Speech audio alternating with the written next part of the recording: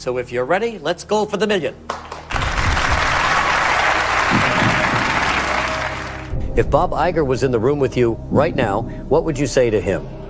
Eat a bag of dicks? Suck on my pee-pee? Disney Plus is gay? Go fuck yourself.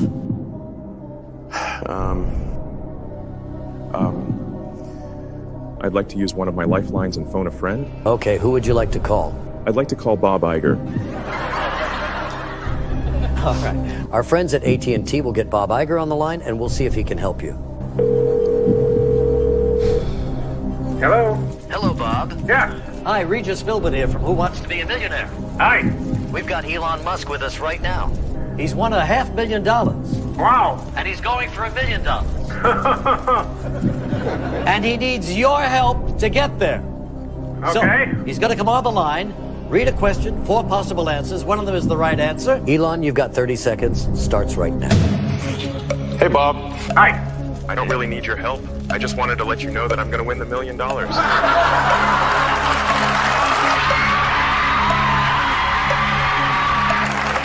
Go fuck yourself. He's won $1 million.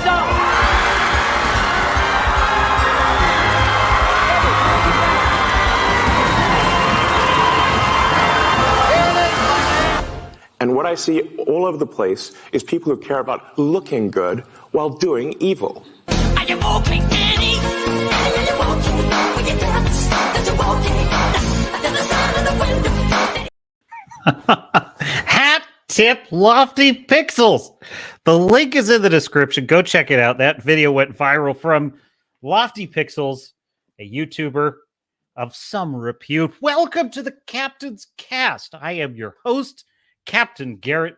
This is the Captain's Cast on the Swords and Starships channel, and we are live on YouTube, Rumble, and X, formerly Twitter.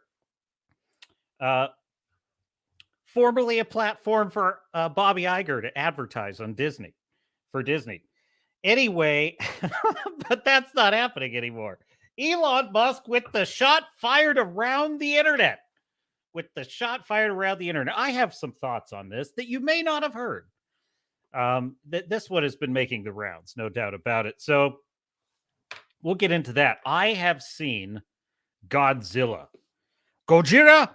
Minus One. And let me tell you something. I am very excited to talk to you about this film. However, I actually am going to be a little bit reserved because it's a limited release and not everyone has had a chance to see it. So I don't want to dig too deep into it. But I do want to give you kind of my initial reactions. Because just to give you a little teaser, I'm going to tell you, we've been talking a lot on this channel about basic story structure, you know, what went wrong with Ahsoka, what went wrong with Secret Invasion. And, you know, when there's so much bad content for an entire year, it starts to, just that effect alone starts to kind of gaslight you. I'm serious about this. I start to get a little bit gaslit, not without any commentary from anyone, just the sheer preponderance of garbage starts to make me think, am I just a negative asshole? Am I just a guy, an old man yelling at the moon? Do I just not understand what makes it so great when Anakin appears and Anakin Vader's and his lightsaber gets all red all the time? I don't, you know, just when Anakin shows up and the shills are excited to see his red throbbing lightsaber. I mean, it's the master of evil. Shouldn't I have enjoyed that? You know, and so I start to doubt myself, my dear sailors and starnauts. And I know that you out there sometimes feel the same. And I'm going to tell you something. Godzilla Minus One, as not with, believe me, that's very affectionate. It's very affectionate towards our good friends in Japan. I will say this film was a masterclass on good story structure, on telling an amazing story. And I'm going to tell you something. It restored my faith in storytelling. It restored my faith in what's possible. It restored my faith that this garbage I've been talking about is garbage, because when you see something this brilliant, it's like, Oh, that is what a good movie feels like. And let me tell you one simple metric. One simple metric I could tell you about, the cinematography and the acting and the editing and the mise en scène. I could wax, philosophical about all those filmmaking techniques ad nauseum. But there's one simple metric that tells me in my gut that is undeniable that this is an excellent film. I wanted to see it again the minute I left the theater. I was like, I got to go and see that movie again. Unfortunately, I could not because of my time constraints. I've wanted to see it again today, but I have to kind of drive for a distance to go see it. But this is a multiple viewing. This is like Spider-Man No Way Home. That's the last movie I saw that I wanted to see multiple times, was Spider-Man No Way Home. So I'll give you some thoughts, like super minimal. I'm probably not even going to go into hardly any of the actual story of it because I don't want to spoil anything for those who haven't been able to see it, but I will give you my thoughts. Definitely. And so we're going to talk about Elon Musk versus Bob Iger and why this is important, because this is actually quite in alignment with, Godzilla Minus One and story structure, storytelling, and the subject of responsibility. What is the role of a captain, or in this case, a chief executive officer, in taking responsibility? So we'll talk about that. And I've also seen a couple of trailers I want to share with you. The Fallout trailer is out. And, well, you just simply have not heard the most valuable opinion until you've heard mine. But I got to share my thoughts with this on you. I got to with you is what I meant. What do we got in the chat? Star Fury is here. Hail, Star Fury. Howdy. Welcome aboard. What went wrong? These people are still breathing to the detriment of the universe. That would be Disney shills, perhaps. Wax lyrical, good captain. Well, thank you, Star Fury. Hey, would you mind if I talked about Godzilla? Because I think over there in the UK, you haven't had a chance to see it yet. But let me know your thoughts. So we are live on Rumble and YouTube. Just waiting for anyone else who wants to pull up a chair. Come on in. Now, where should we begin, my dear sailors and starnauts? Why don't we talk about the subject of responsibility? Bob Iger gave just one of the most corporate, absolutely nauseating, just double speak interviews I've ever seen.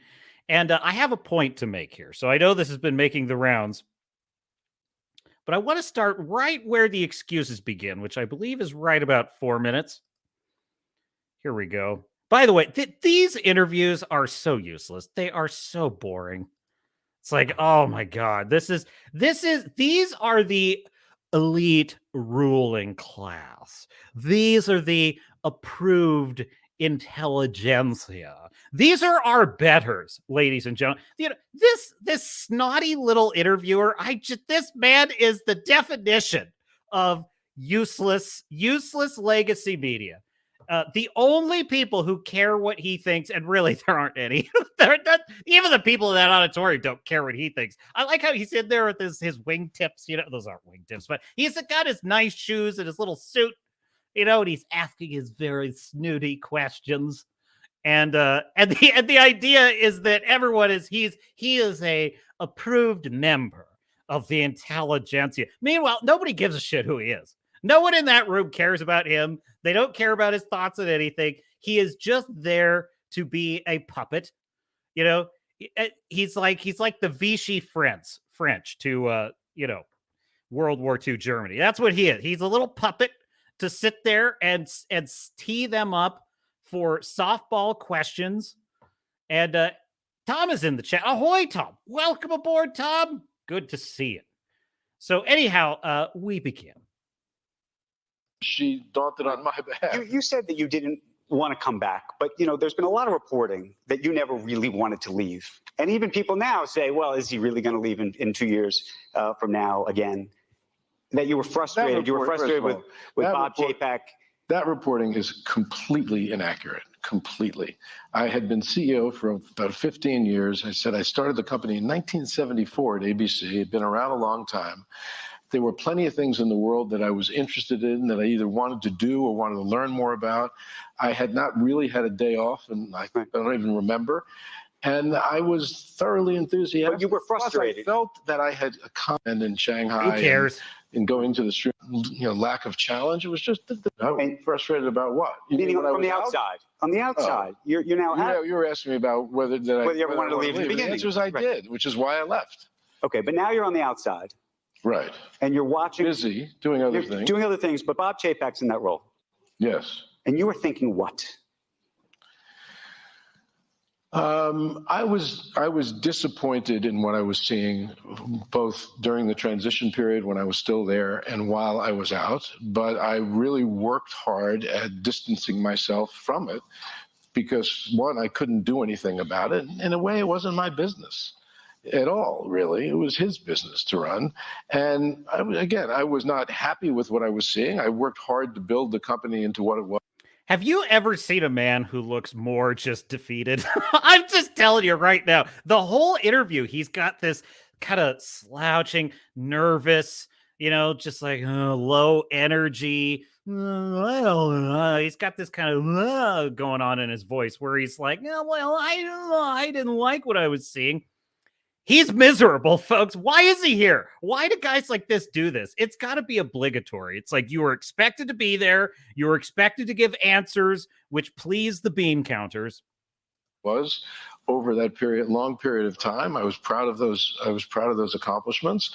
It hurts when something that you've put your heart and soul into and that you care about so much is going through a difficult time. Okay, so let's then talk about succession. Notice how he speaks. This man is an expert at corporate non-speak, right? He says, well, it's so painful when something you've put your heart and soul into. By the way, it's not about you, Bob.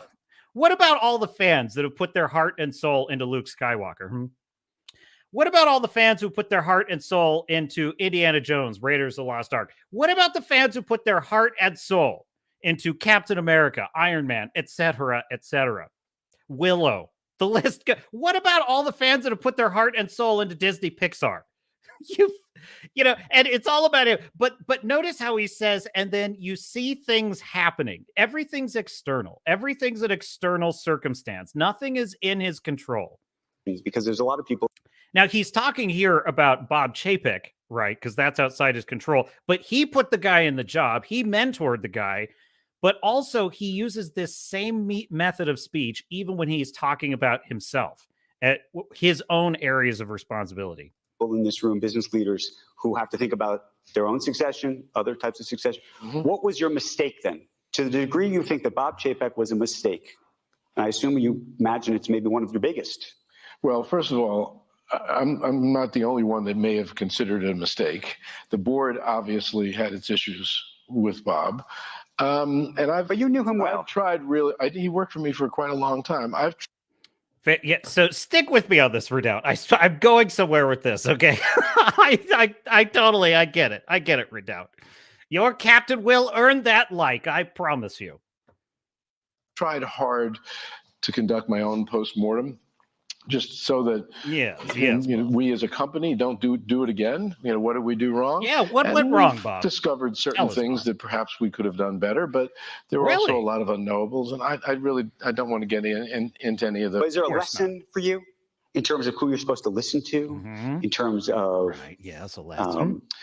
It was interesting when the vice president was talking about it. There's no job that really trains you for this job. He's quoting Kamala Harris.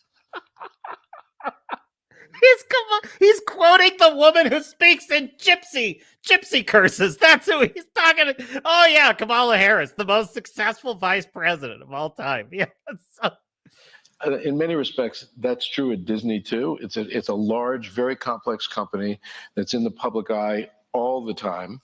There's interest from just about every sector of society in Disney. Really, Bob? And it takes a certain type to be able to not only compartmentalize when it comes to managing issues and problems, but I think it takes a certain constitution, a tremendous amount of energy, a tremendous amount of patience, the ability to communicate on multiple subjects, sometimes back to back to back to back.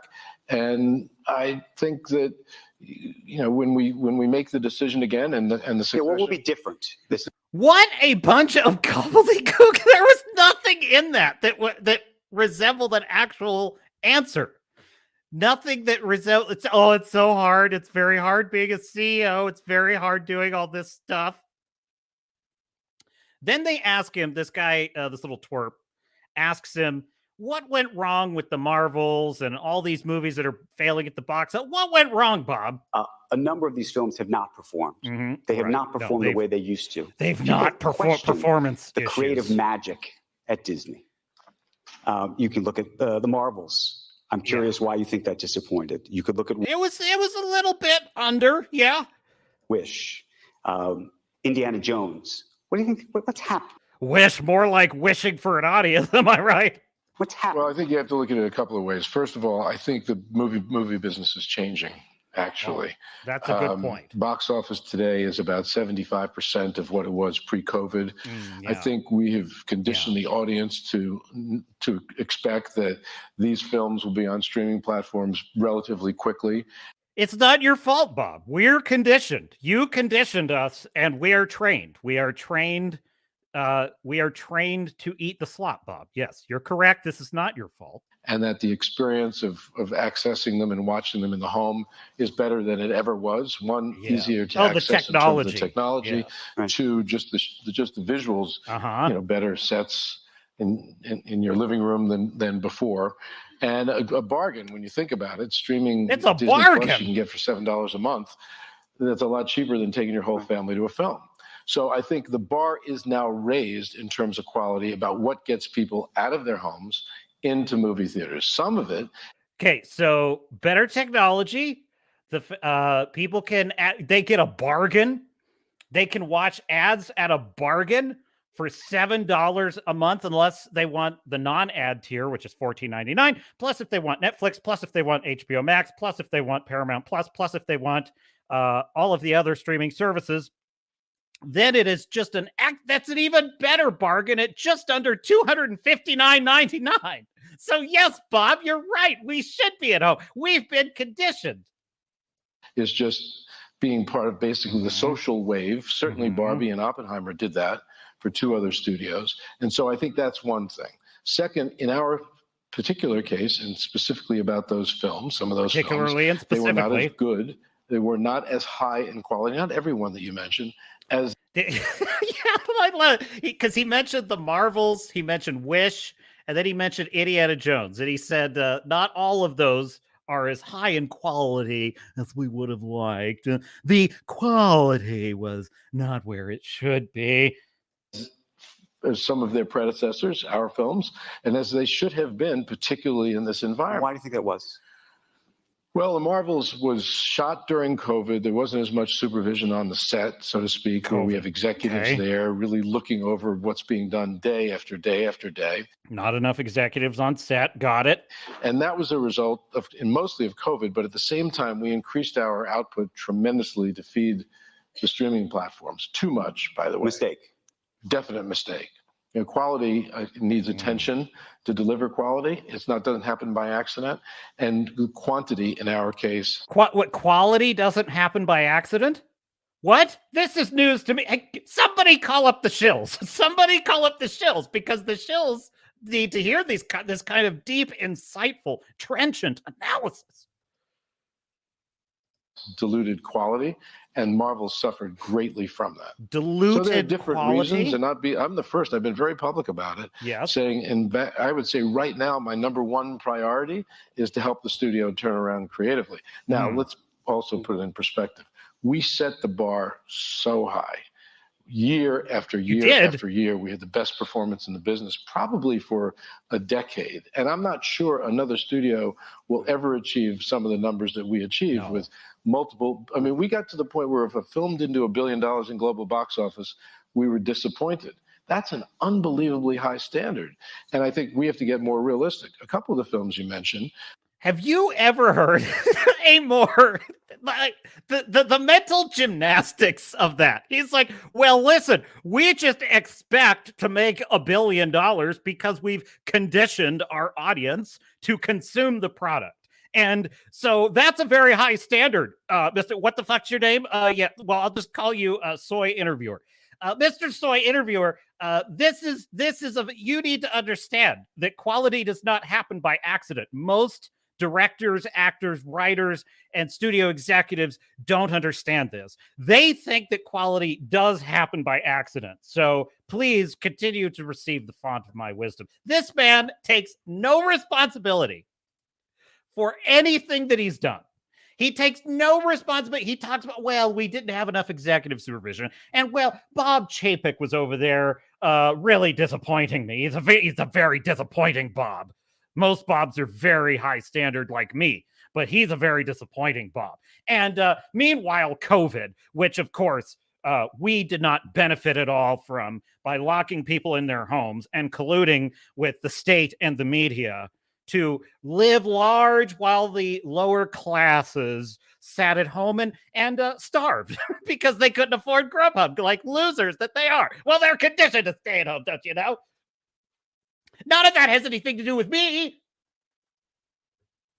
And so, again, for Lofty Pixels, hat tip Lofty Pixels. So if you're ready, let's go for the million. If Bob Iger was in the room with you right now, what would you say to him? Eat a bag of dicks? Suck on my pee-pee? Disney Plus is gay? Go fuck yourself.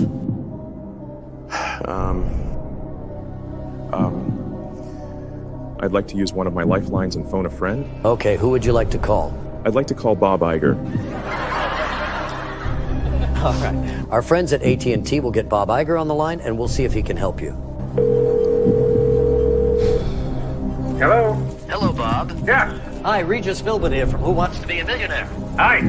We've got Elon Musk with us right now. He's won $500,000. Wow. And he's going for $1 million. And he needs your help to get there.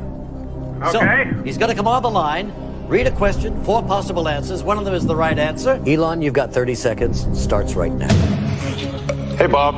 Hi. I don't really need your help. I just wanted to let you know that I'm going to win the $1 million.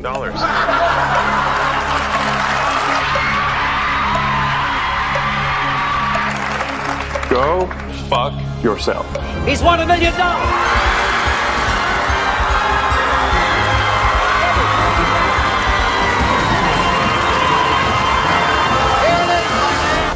And what I He's won $1 million, folks. Good for him, man. You know, he could use it. He could use it. His time is probably worth $1 million a minute, quite frankly. But I just love that. Well, Bob, I just want to let you know I'm about to win the million.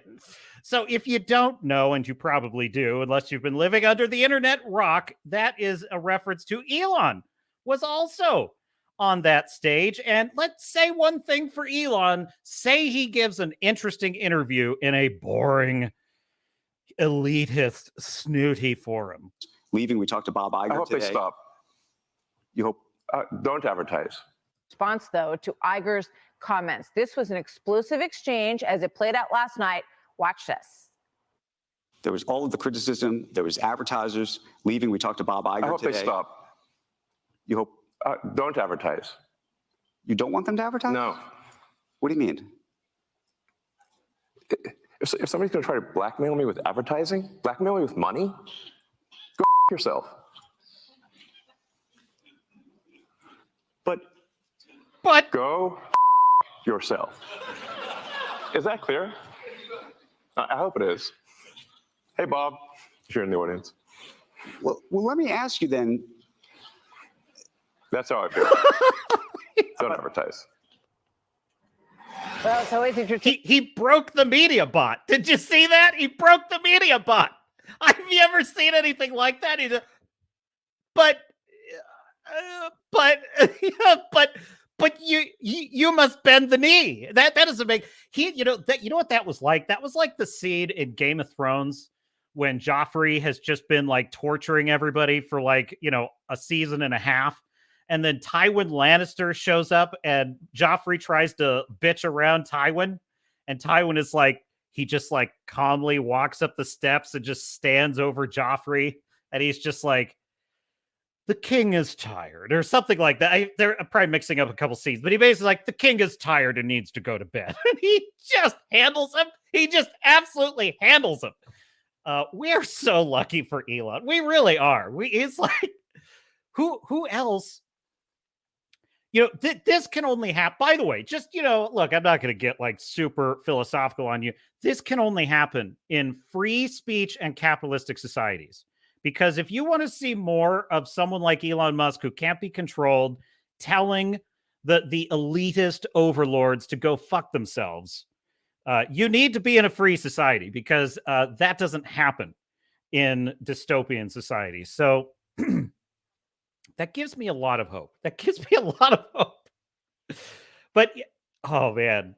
I am totally with you, chat. What a load of horse shit. Bob Iger is a scumbag. He's Bob Iger, Kathleen Kennedy, Kevin Feige. These are scumbags. These are scumbag people. They don't give a shit about their audience. They are climbers. They are knife fighters. They are greedy people.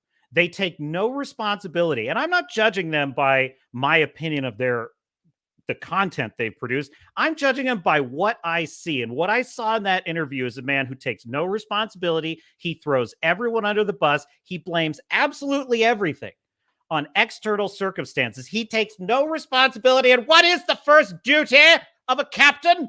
The captain is responsible for everything that happens aboard his ship. And we're going to talk more about that in a second. Star Fury says, Bob, we are all smelling what you're shoveling. You're damn right, Star Fury. Fu Man Blue says, hail to the chat and to the captain. Hail, Fu Man Blue. Welcome aboard. So good to see you. I've got all the founders of Swords and Starships are here today, and it is an honor. It is an honor to sail with you, or fly through space with you, as the case may be. With so I know Star Fury's more of a starship guy. So, oh yeah, dude, that was Lofty Pixels. Link is in the description for the Who Wants to Be a Millionaire, because that was awesome. But what about all the money? What about the beautiful money? He couldn't handle it. He's like, all of our normal methods of control have failed. This is why, I used to kind of go through this thought experiment when I was younger, living in Los Angeles. I lived most of my life surrounded by more people who don't think like me than do. That's been my normal experience in life. I grew up in California. I am used to people not agreeing with my political views and calling, which I would describe as Americanist. I am an Americanist.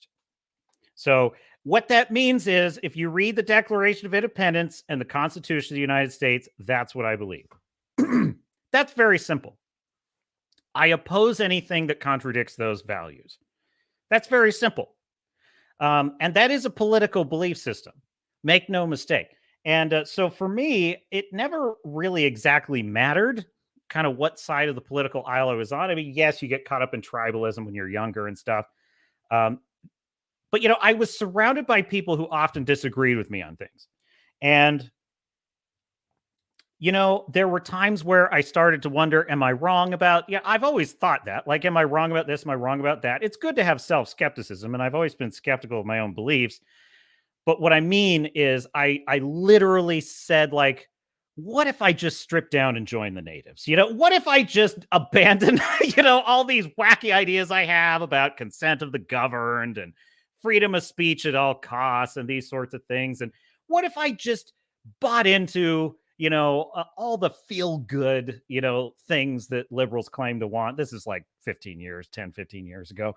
And I would picture it. I would just do this thought visualization of my life agreeing with the crowd and just going along with it. And some of the picture was good, like being being liked at all the parties and having, being on the in crowd and things like that. And that was like about this much of the picture.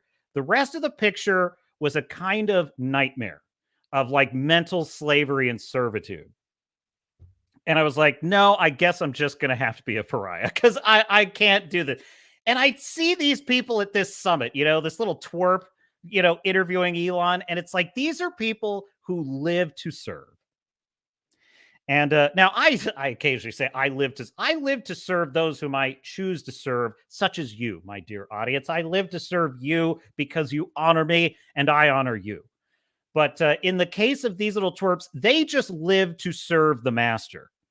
And it is so disgusting to watch this guy. He's trying to hold Elon Musk down. He is looking at the richest man in the world, and he thinks they're equals.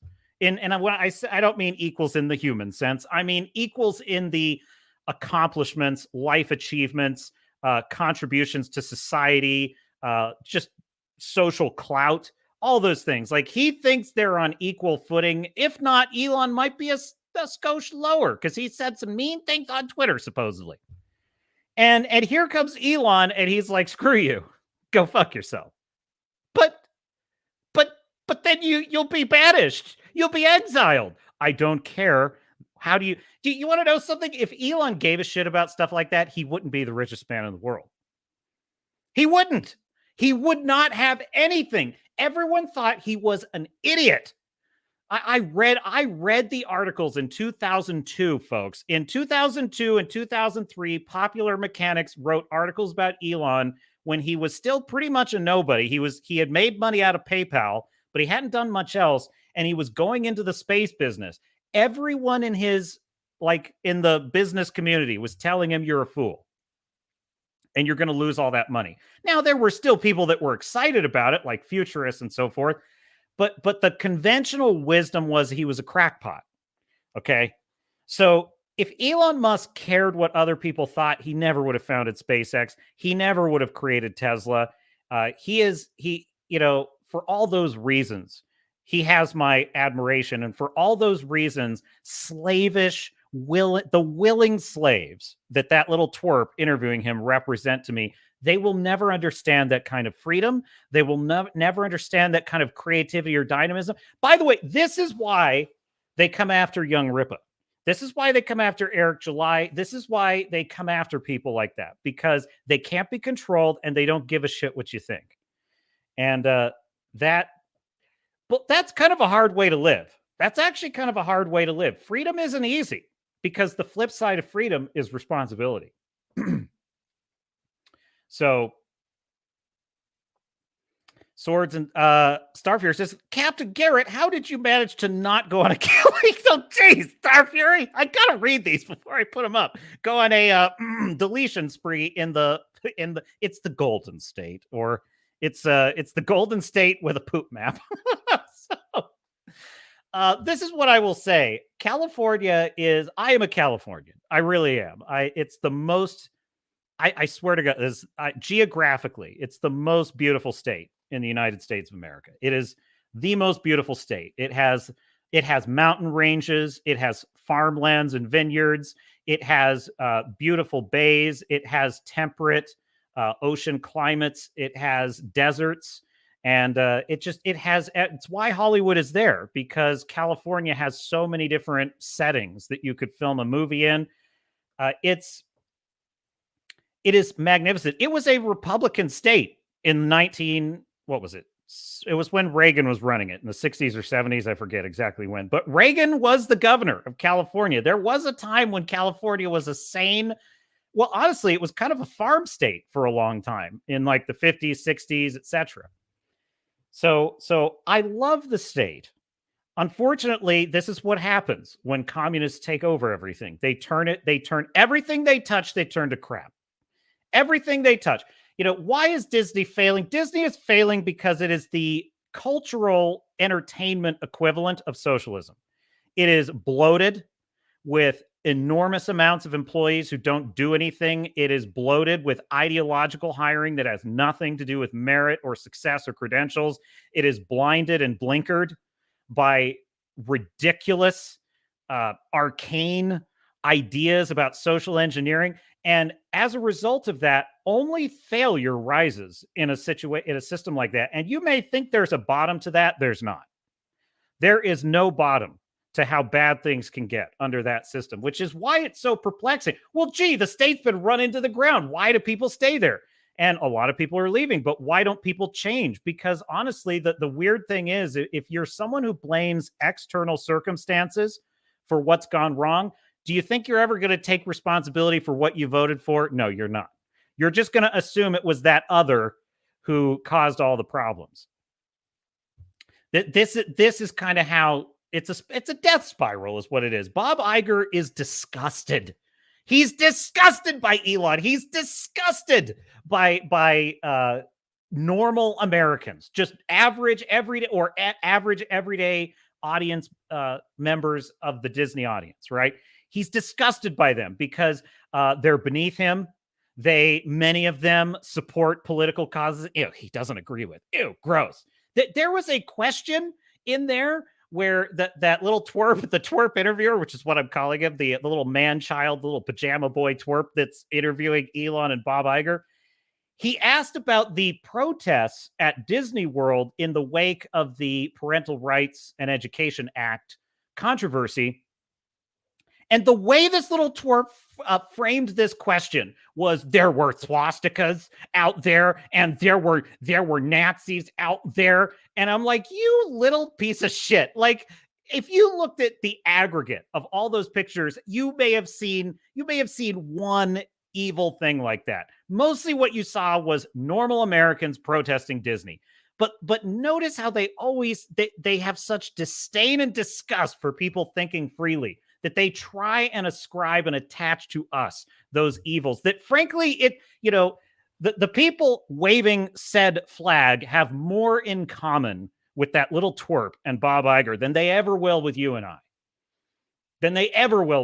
Because only totalitarians who rule by fiat and fear need those kinds of symbols. We who just want to be left alone, enjoy our Disney and our Marvel and our whatever, our Magic the Gathering, whatever it is, and just have a little fun in life, we're the ones that are under siege from these snotty, better than you elitists. And I say, fuck them. So there you go. Captain went on bitter. The captain is quite exercised today. But no, I moved out of the state is the end of that story, Star Fury, but with great pain in my heart. But, the other thing, too, and I will say this, I don't mind. I really don't, as if that's some big achievement. I don't mind living with people who disagree with me. I don't mind. I like conversation with people who disagree with me. That's never been my issue. And I've made great friends who are very different from me politically, although these days they're actually more aligned with me than they've ever been. But I will say that what I can't abide is living under authoritarian rule. That's when it becomes an issue. And so it's like, if all, shall we say, voting were fair, and the people were getting their honest say, and the rules of the road, which are in the Constitution, were not being violated, I would be willing to accept losing. I'd be willing to accept my ideas losing in the court of public opinion, because I am okay with that social contract. But I'm telling you, the way it's gotten, it's like the shell has cracked off the nut, and these wackos will destroy you. They will destroy you. And it's like, well, then if that's how we're going to settle things, then that's how we're going to settle things. So, yes, so long, California. Believe me, it wounds me, Star Fury. It wounds me. Do you realize that California, I don't know if it's still the case, but for a long time, it had between the 5th and the 7th largest economy in the world. I think it was roughly equivalent to like Italy in economy, probably a little larger than that, actually. It's like the equivalent of France, I think. Just the GDP of California. So, Maji Chan is here, and Fu Man Blue says, hard to believe. Exactly, Fu Man Blue. And Maji Chan says, hi. Maji Chan is in the chat. Salute and welcome aboard from the captain. Star Fury says, we appreciate how you honor your audience. Thus, we reciprocate the honor with the proper British you there. Right back at you. Well, thank you, Star Fury. A salute to you and to all of you, swords and starships denizens, to borrow Paul Chatto's term. That's audience members, sailors, star nauts at large. I was thinking about this recently. I was like, it wasn't like I didn't undertake to think about my channel, but I just had this thought of like, wow, there, Fu Man Blue and Star Fury and others show up in my chat. Tom, Maji chat, they just show up in my chat. And I can't tell you what an honor that is. I can't tell you how wonderful that is and how much fun I have hanging out with you every Sunday and how much I appreciate it. Because, I haven't had the time I've wanted to work on this channel and to build it because I've just been dealing with some other things. But I feel an incredible obligation every Sunday to like show up here and return to you the investment you put in this channel as best I can and to put on the best show I have. And so the honor will always be mine. It's an honor to serve with you in the great cause. There's super chats in there too. I'm trying to get to those. Where is it? Here we go. Maji Chan says, I like how Elon told the news guy that the audience is the judge. Elon is a businessman. Absolutely. Elon's philosophy, he mentioned too that Tesla, right, does not advertise. Tesla never had to advertise and throw in all this, marketing. It was word of mouth. Tesla is, and the reason why is because Elon Musk is the first designer of an electric vehicle who did not undertake to design an electric vehicle for the sake of designing an electric vehicle, right? Like all these other companies, like, well, we need to have an electric vehicle. It's almost like the exact situation of woke storytelling, right? Woke storytelling says, gee, we need to have equal representation of all races and ethnicities and genders and all these things. So let's go find a story that we can paste that onto, which is the ass backwards way of doing things, because and that's what all the other designers of electric vehicles did, is they said, well, let's go find a way that we can paste electric onto a vehicle. Elon Musk went the other way, which is he said, I'm going to create a vehicle which is the envy of all other vehicles, a luxury status symbol that everyone wants, and it's going to be electric.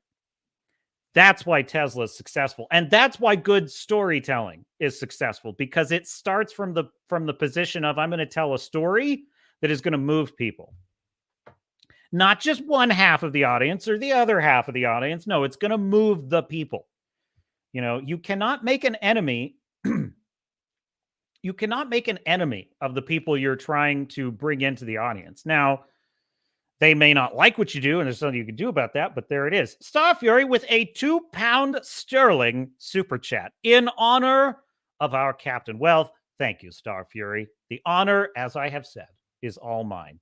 So thank you very much for that generous super chat. I'd live in a hellscape as long as I had good friends there, and I agree. I have great friends in California. So Fu Man Blue with a $10 super chat, which is almost as valuable as the £2 sterling, because I think the British pound is way up. No, I'm just kidding. Fu Man Blue says corpos can't admit that anything is wrong, because if they did, people would want to know why and who is to blame. Oddly akin to modern American government. Well, that's just politicians, right? Like Bob Iger. Guy, he's just slime. The guy turns my stomach to look at him. He's, Bob,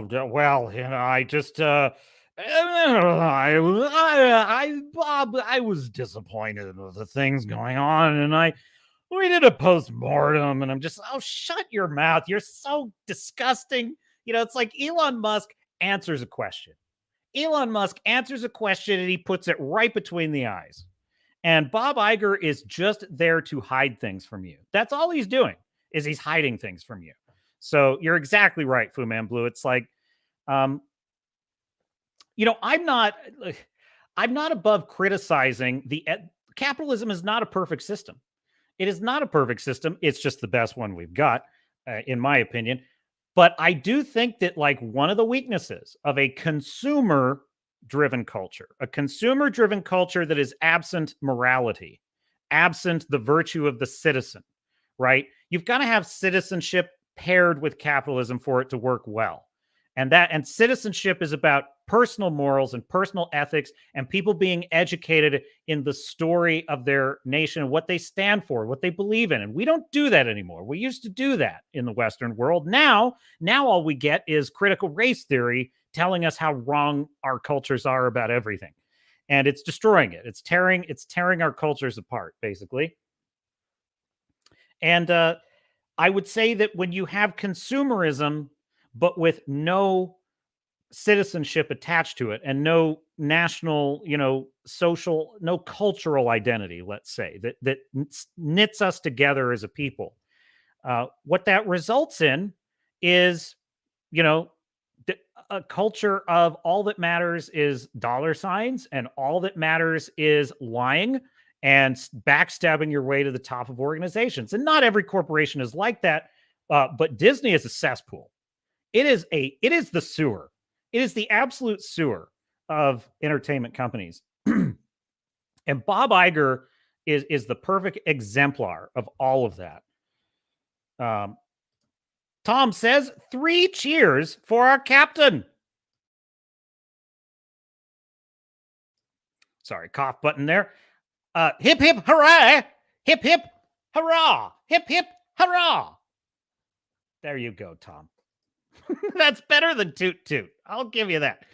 And Fu Man Blue with $2 more. Jeez, Fu Man Blue, we're living large today. I appreciate it, sir. He called Mashi Chan. Did I do that? If I did, oh my God. I should have asked for pronouns. Oh no. What have I done? Madam is what I meant. Salute to you, madam. If I erred, I apologize.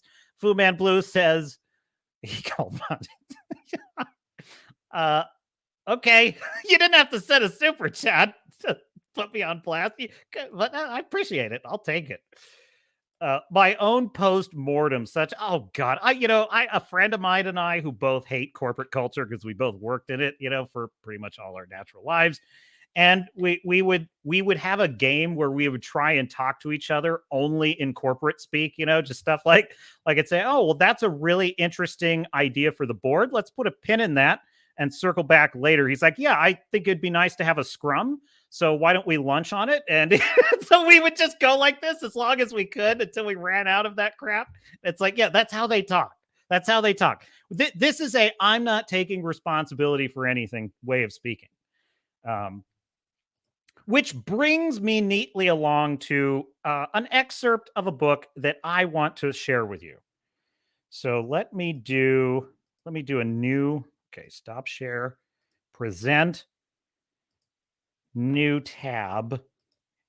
Here we go. Okay, this is an excerpt from the book by Jocko Willink, Extreme Ownership, which if you are a leader, I recommend you read. And I just have a couple of excerpts I want to read. So he's telling the story about how when he was a Navy SEAL, he was part of a mission that went very, very wrong in Iraq. And this is what he says. This is during the battle. At that moment, it all became clear. In the chaos and confusion, somehow a rogue element of Iraqi soldiers had strayed outside the boundaries to which they had been confined and attempted to enter the building occupied by our SEAL sniper team. In the early morning darkness, our SEAL sniper element had seen the silhouette of a man armed with an AK-47 creep into their compound. While there were not supposed to be any friendlies in the vicinity, there were many enemy fighters known to be in the area. With that in mind, our SEALs had engaged the man with the AK-47 thinking they were under attack, and then all hell broke loose. So basically, they had friendly Iraqi soldiers stumbled into this situation, and you basically had a firefight between friendlies. He goes on. When gunfire erupted from the house, the Iraqi soldiers outside the compound returned fire and pulled back behind the cover of the concrete walls across the street and in the surrounding buildings. They called in reinforcements, and U.S. Marines and Army troops responded with a vicious barrage of gunfire into the house they assumed was occupied by enemy fighters. Meanwhile, inside the house, our SEALs were pinned down and unable to clearly identify that it was friendlies shooting at them.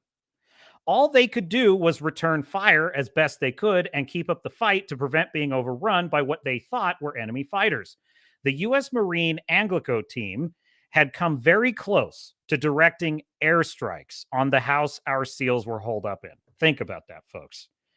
U.S. Marines and Army nearly called in an airstrike on a house full of Navy SEALs without realizing it. He goes on. When the 50 caliber machine gun opened up on their position, and by a 50 cal is a massive round that will just blow you apart.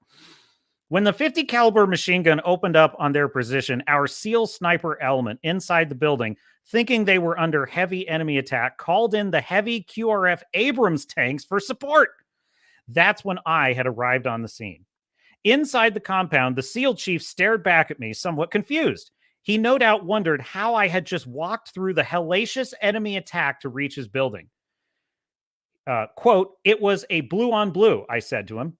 Blue on blue, friendly fire, fratricide, the worst thing that could happen.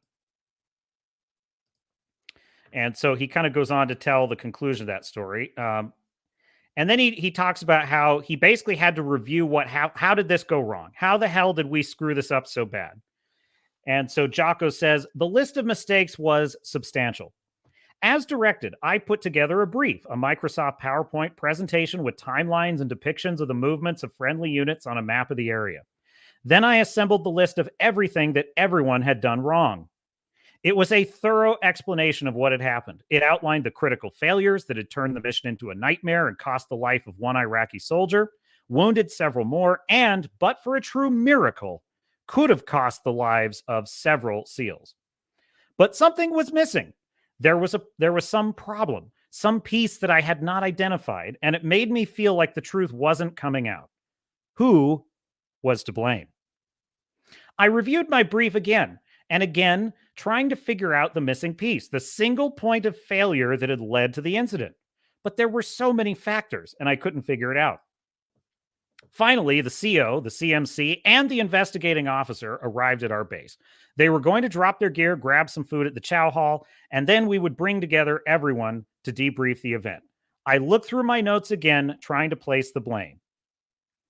Then it hit me. A few minutes later, I walked into the platoon space where everyone was gathered to debrief. The silence was deafening. The CO sat in the front row. The CMC stood ominously in the back. The SEAL that had been wounded, fragged in the face by a 50 caliber round, was there, his face bandaged up. I stood before the group.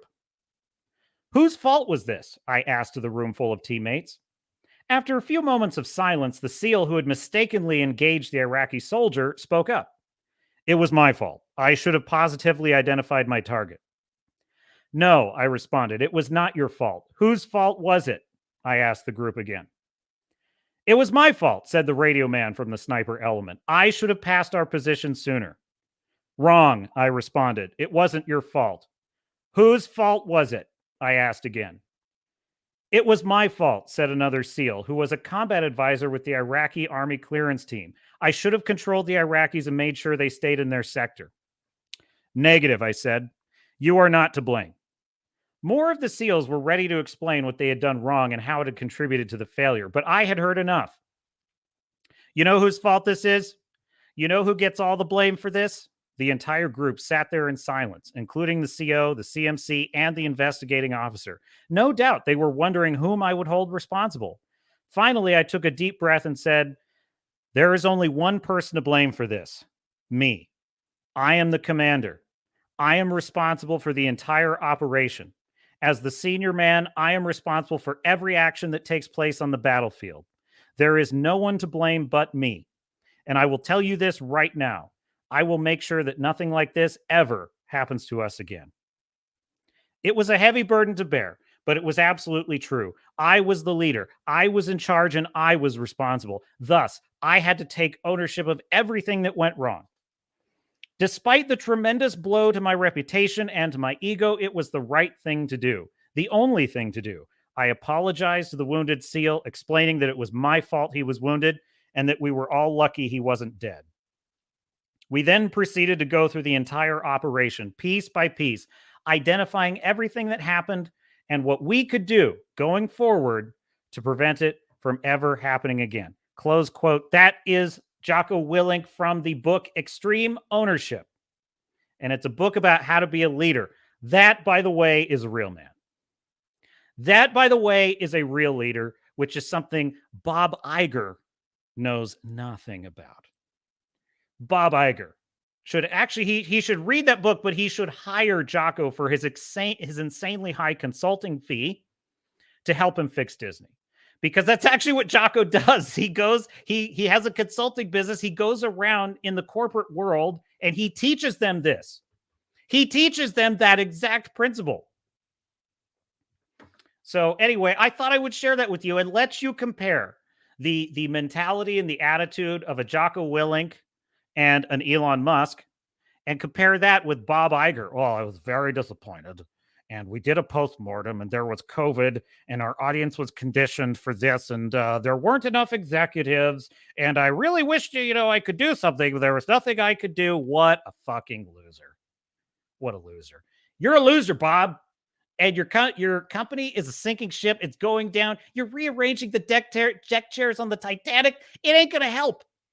It ain't going to help you, Bob, because you don't understand how to hire people in a meritocracy. And you don't actually understand art, and you hate your audience. You hate your audience, Bob. You can't have a successful media company when you hate half the people that are in your audience.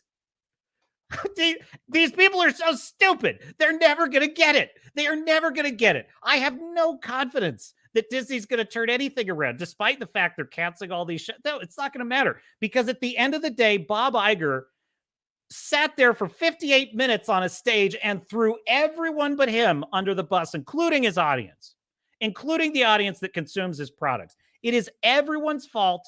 It is COVID's fault. It is, he assigned fault to about 50 people in circumstances in comparison to Jocko Willink, who was responsible for a man almost being killed. He got shrapnel in the face and he said, there is no one in this room to blame except me. I am the leader. I am responsible for every action that occurs on the battlefield. Can you imagine that? Taking response. In other words, if a lone soldier goes rogue, screws something up and gets a bunch of people killed, it's still the commanding officer's responsibility. That's a level of ownership that a guy like Bob Iger doesn't understand, because he's a scumbag. He's a scumbag. He's a climber. He only cares about lining his own pockets. He only cares about his legacy and his reputation. And he'd love to run for president too, which that should turn your stomach just about more than anything else. He thinks he runs Disney into the ground, and he probably thinks he could run this country. And what does that tell you about the kind of people that politics attracts? So anyway, there you go. Fu Man Blue. Jeez, you're going crazy, Fu Man Blue. With a $10 super chat says, when I first heard the term cultural appropriation, I wondered what culture I had as a member of the melting pot that the U.S. is supposed to be. It makes me feel oddly isolated. And you know something? I'll tell you exactly what culture you're a part of. You are a part of the American culture. And the American culture descends in part from traditions of English common law in many ways. So, but it itself is a kind of melting pot of thought, which is, it is a belief in the freedom and the primacy of the individual and the consent of the governed. That is our culture. And that is the culture that the woke oppose. And we're losing it.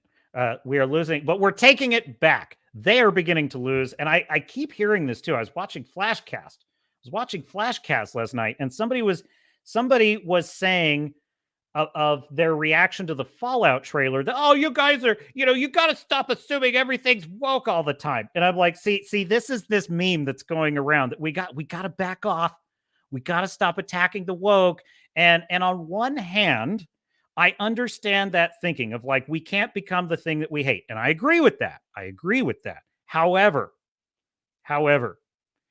you do not let your enemy get off the ropes when they're on the ropes. You just don't. And I'm telling you that this is not coming from us. This is coming from them. They're embarrassed. They're losing the argument over wokeness, and they're losing it badly. They're losing it badly. And that is not the time for us to start buying into the idea that it's not working. It is working. It is working. So there you go. I thank you, Fu Man Blue. I'm so honored to have you guys here. It's such a pleasure. So, a moving tale of accountability. Thank you. Yes. I read that book, and I'll tell you something. I read that book when I was struggling as a leader. For the first time, I was leading a team of people at work, and I was struggling badly. And I picked up that book, and you know something? That was really when my attitude shifted, and I started to become a good leader. Was literally at that moment. And it was eye-opening for me too, because I'd always thought of the military as kind of separate. I'd always thought that like a military command structure would be different than like any other kind of leadership structure. And his point in that book is no, there's no difference.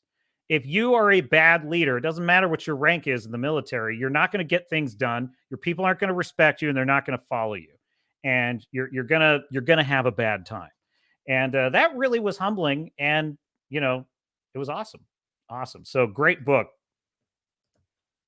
Fu Man Blue says, I guess my culture is administrative, since apparently my kind are only able to oversee the purity of diversity that exists in other cultures. But perhaps. What is your kind, Fu Man? I'm not asking, I'm not putting you on the spot. I'm just like trying to parse through that. Anyway. Where should we go next? I have so much of the stack of stuff, folks. I am loaded for bear today. I am loaded for bear. I don't know. Okay. Fair enough. We had Elon's answer. Oh, yes. Okay. Yeah. There was this great clip on Filmthreat. So maybe we'll talk about that in just a second. Okay. I have a couple of things to talk about. But let's talk some Godzilla, shall we? Let's just do a little Godzilla Minus One. I am not going to go too deep on this one because it's a limited release and not everyone's had a chance to see it. And I want you to see this movie. I want you to see this movie because, folks,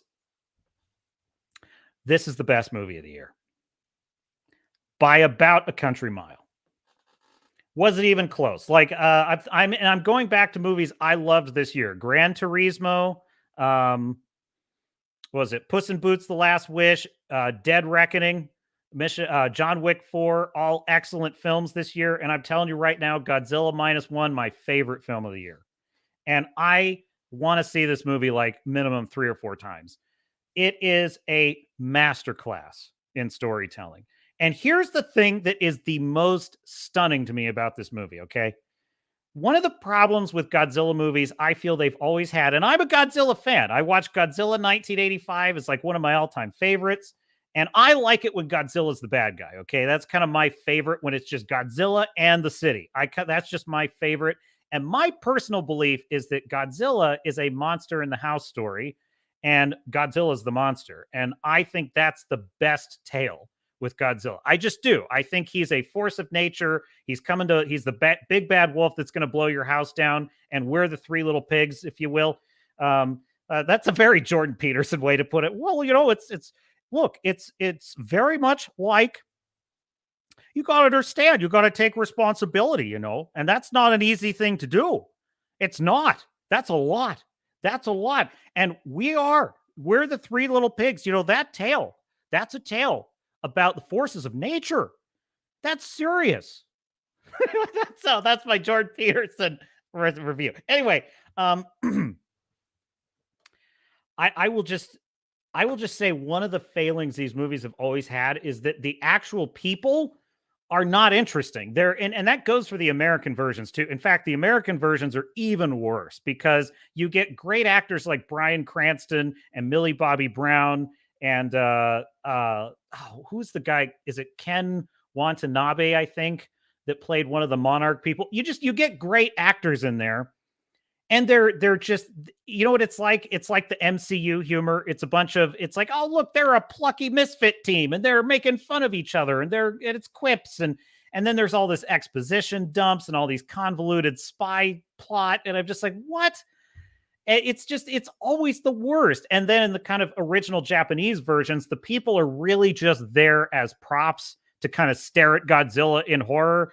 And it's very rare that there is really even anyone interesting. What's amazing about Godzilla Minus One is I have always believed this was possible, and this is the first one that's ever pulled it off, which is it told the story through the human's eyes, and not just through humans' eyes, it told the story through a human protagonist's eyes. And it was brilliant. It was his story, and that would be the protagonist is, that's right, Koichi Shikishima. Koichi Shikishima is, it's all in subtitles, by the way, and I quite enjoyed that because I thought hearing the actual performances of the Japanese actors was excellent. You know, if there's one critique I have of this film, I did not see myself in it, okay? I was not represented. It was a very non-diverse cast. It was all Japanese people. There wasn't like one person that wasn't Japanese, and I feel that's very racist, and that's very bad. That's very, very bad, but I'm willing to forgive it this time, because they don't know better. But this is how sick they are. This is how sick the woke mind virus is, right? No, it was not a diverse film. It was an all Japanese cast, and as it freaking should be.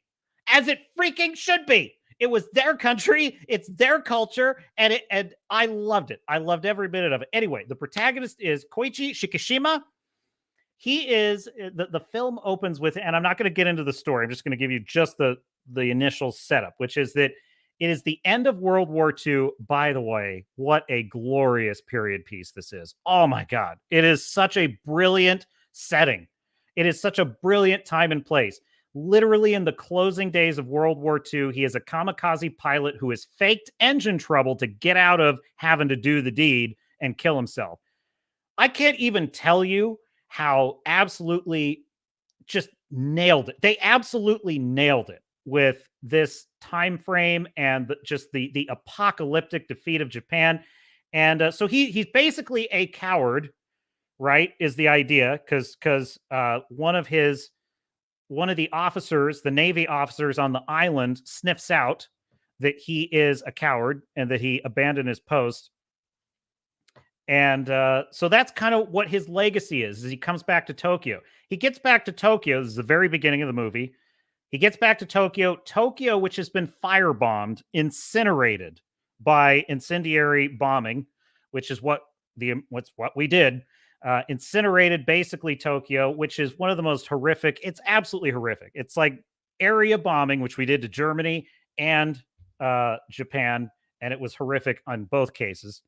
And like it's the whole city is ruins. It's just ruins. And the people are living in the burnt out ruins of their houses. There's a air of just defeat and sadness just throughout.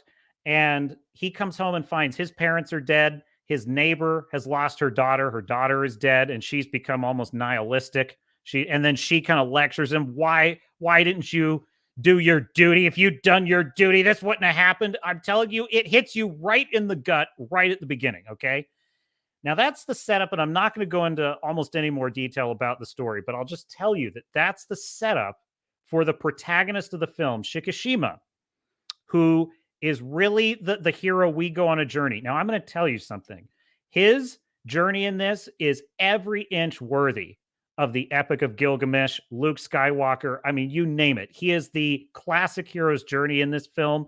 It is brilliant. It is moving. I'm going to be honest with you. I cried like a baby more than once in this movie. It was brilliant. The sound design is incredible. The music is haunting. I want the soundtrack to this film. It's excellent. The visuals are stunning. This movie was made. What is the budget of this movie? Because I hear different numbers. Godzilla Minus One budget. I think it was 15 million. Yeah, they're saying 15 million. I can't believe that, folks, because it looks amazing for a movie that was made with $15 million, which is only a little bit more than like what? The Sound of Freedom, basically. I mean, you get Godzilla. He looks, I don't know if I would say he looks better than ever, but he looks as good as I've ever seen him. I personally think, with one exception, this is my favorite visual interpretation of Godzilla. I will say one thing, and I don't know, I might be wrong about the lore, but his eyes look a little weird to me in this. And I think it's because he has very human eyes. And I find that odd. And maybe he always has, and I just haven't noticed it before. Sometimes it adds to the fear and the horror of it, but also sometimes I feel like it doesn't look like those are the kind of eyes he would have. You'd expect like lizard eyes or something. That's my only small little critique. But he looks great. And you know, the amazing thing is all of the characters in this film have kind of a cohesion. They all have a place in this world. There's a cast of supporting characters that are every inch. They are worthy of like a Joss Whedon Firefly ensemble cast. Like that kind of story, or like a James Gunn Guardians of the Galaxy, where you have multiple characters that all have their little role to play. This film does that with the people. It's freaking great. There is a scene in which Godzilla appears on sea, and it is one of the most nerve-shredding, edge of your seat chase sequences I've ever seen in a movie. It was unbelievable. It was unbelievable. I've never seen Godzilla this way, and I've always wanted to. I've always wanted to see Godzilla from the human view, looking up at him in horror at what he is. There's so many great things. It's a philosophical allegory, not just about nuclear arms races, but it's also kind of woven into the story is the kind of Japanese psychological wrestling with the war, because it's not just about, oh, we were defeated and mauled by the American military, which is true. But it's also about, what were we fighting for? Like, why were we killing ourselves? Was it worth literally becoming suicide bombers? Was that a good thing to do? Like, there's so many deep philosophical questions that this movie poses, and Godzilla is almost like an avatar representing all of those things, both the good and the bad. He represents, like, you know, do we still have what it takes to fight, you know, to get back up and fight again? Like, oh my God, it's just, this is science fiction par excellence. This is how it is done, folks. This is how it is done. And so for the captain, 10 out of 10 bars on the epaulets. I don't even have to think about it. It's the best film of the year. I want to see it 3 more times. It is absolutely brilliant. And the destruction scenes in it are just, it's horrific, folks. Like, Godzilla is a horror monster in this movie. Not quite as horrific as the Shin Godzilla, which I love Shin Godzilla, but Shin Godzilla was more of a creature horror. This is more like the horror of the destruction that he represents. And it is so well done. I just can't even believe it. And there was one more point I wanted to make about this, which is, it'll come to me. I'll check out the chat first, but please go see this movie. I will do a much deeper dive maybe next week. I'll go deeper into it, and I'll tell you about the story elements and the things I really loved about it. And just like, and we could chat about that. But I don't want to spoil anything for people who haven't seen it, because you need to see it. And what really impressed me about this is it put the focus on the human element. Right. And some people may disagree with me on this. Some people may think that, like, no, it's about Godzilla and it should be about Godzilla. I personally think that the proper way to view Godzilla is always through the eyes of a moving and a inspiring protagonist. And, you know, I've been talking a lot on this stream about the crucial things you've got to have to really get invested in the characters. And one of the things we talked about last week was the save the cat moment. I'm going to tell you something right now. Shikishima has a save the cat moment in the first 10 minutes of this film that is brilliant. Absolutely brilliant. Almost every character in the film has an amazing save the cat moment that makes you root for them, that makes you invested in them, that makes you curious about what's going to happen. And I love that Shikishima he's a mixed bag as a character. He's kind of one part coward, one part hero.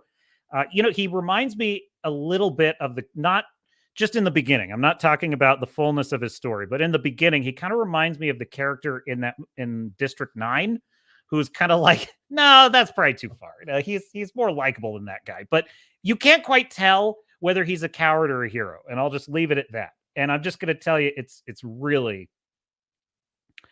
well done. It's just such a brilliant piece of filmmaking. It's amazing. And the period looks glorious. The period and this is the other thing too, is this is a very little known kind of backwater of World War II history. We see a lot of World War II movies about the D-Day invasion. We see World War II movies about the French resistance fighting the Germans and things like that. We almost never see stories about Japanese people living in the wreckage the year after. Like, that is such an incredible setting for this movie. And it makes Godzilla that much more terrifying because they're not using modern weapons. They're using World War II weapons. How are they going to beat this thing? Which is a great question. And, I was kind of analyzing it, and I was like, Godzilla, when Godzilla's the bad guy, is clearly a monster in the house story. So I was kind of thinking, well, is this a monster? But I actually don't think it's a monster in the house story. You could define it as that. I actually think it's better defined as a dude with a problem story. A dude with a problem story, and really a pretty epic one. Which the rules of a dude with a problem story is you've got to have an innocent hero. And he's not perfectly innocent. So that could be a strike against it because he did kind of chicken out. But I would argue in the fullness of the story, he is. So an innocent hero who is dragged into a mess without asking for it or even aware of how he got involved, a sudden event that thrusts our innocence into the world of hurt, and it comes without warning, and a life or death battle is at stake, and the continued existence of an individual, family, group, or society is in question. And I would argue this film is about all four. This is about the survival of an individual, a family, a group, and a society all in one. It is a primal story. It is just magnificent to watch. So yeah, I think it's a dude with a problem because the focus is on Shikishima. He is the protagonist of the story. I want to talk to you about Act 3 so much, but I'm not going to talk about it because I want you to go into it fresh. So that is now the monster in the house would fit because obviously we have Godzilla, who is the monster in the house. The house is being Japan, right? But yes, we have a monster that is supernatural in its powers and is evil at its core. And I would say that definitely fits Godzilla in this movie. A house, right, which is Japan. A sin. Someone is guilty of bringing the monster into the house, a transgression that can include ignorance. Now, that's why I think this film is slightly not correctly defined as a monster in the house, because while there is an implied sin, which is nuclear weapons testing, the classic thing of like, man's inhumanity to man and our inhumanity to the environment angered and created Godzilla. You could argue that, but I don't think it's a huge focus of the story. Interestingly enough, a lot of Godzilla movies are kind of preachy in that way. They're kind of preachy about, environmentalist themes and stuff like that. You would expect this film to not only be preachy about that and like nuclear arms proliferation, but you almost would have expected this film to be kind of preachy about, just the aggression of American firebombing of Tokyo, which is, by the way, a fair thing. And the film does have themes that relate to that. But I didn't get a sense at all that this film is out to like make a case about how wronged the Japanese people are. I actually felt like it was kind of a mixed bag. It was like, yeah, we suffered greatly by just savage firebombing, and that was horrible, and the nuclear bombing attacks and all of that was terrible. On the other hand, we were sending our sons to just die as suicide soldiers, and what the hell was up with that?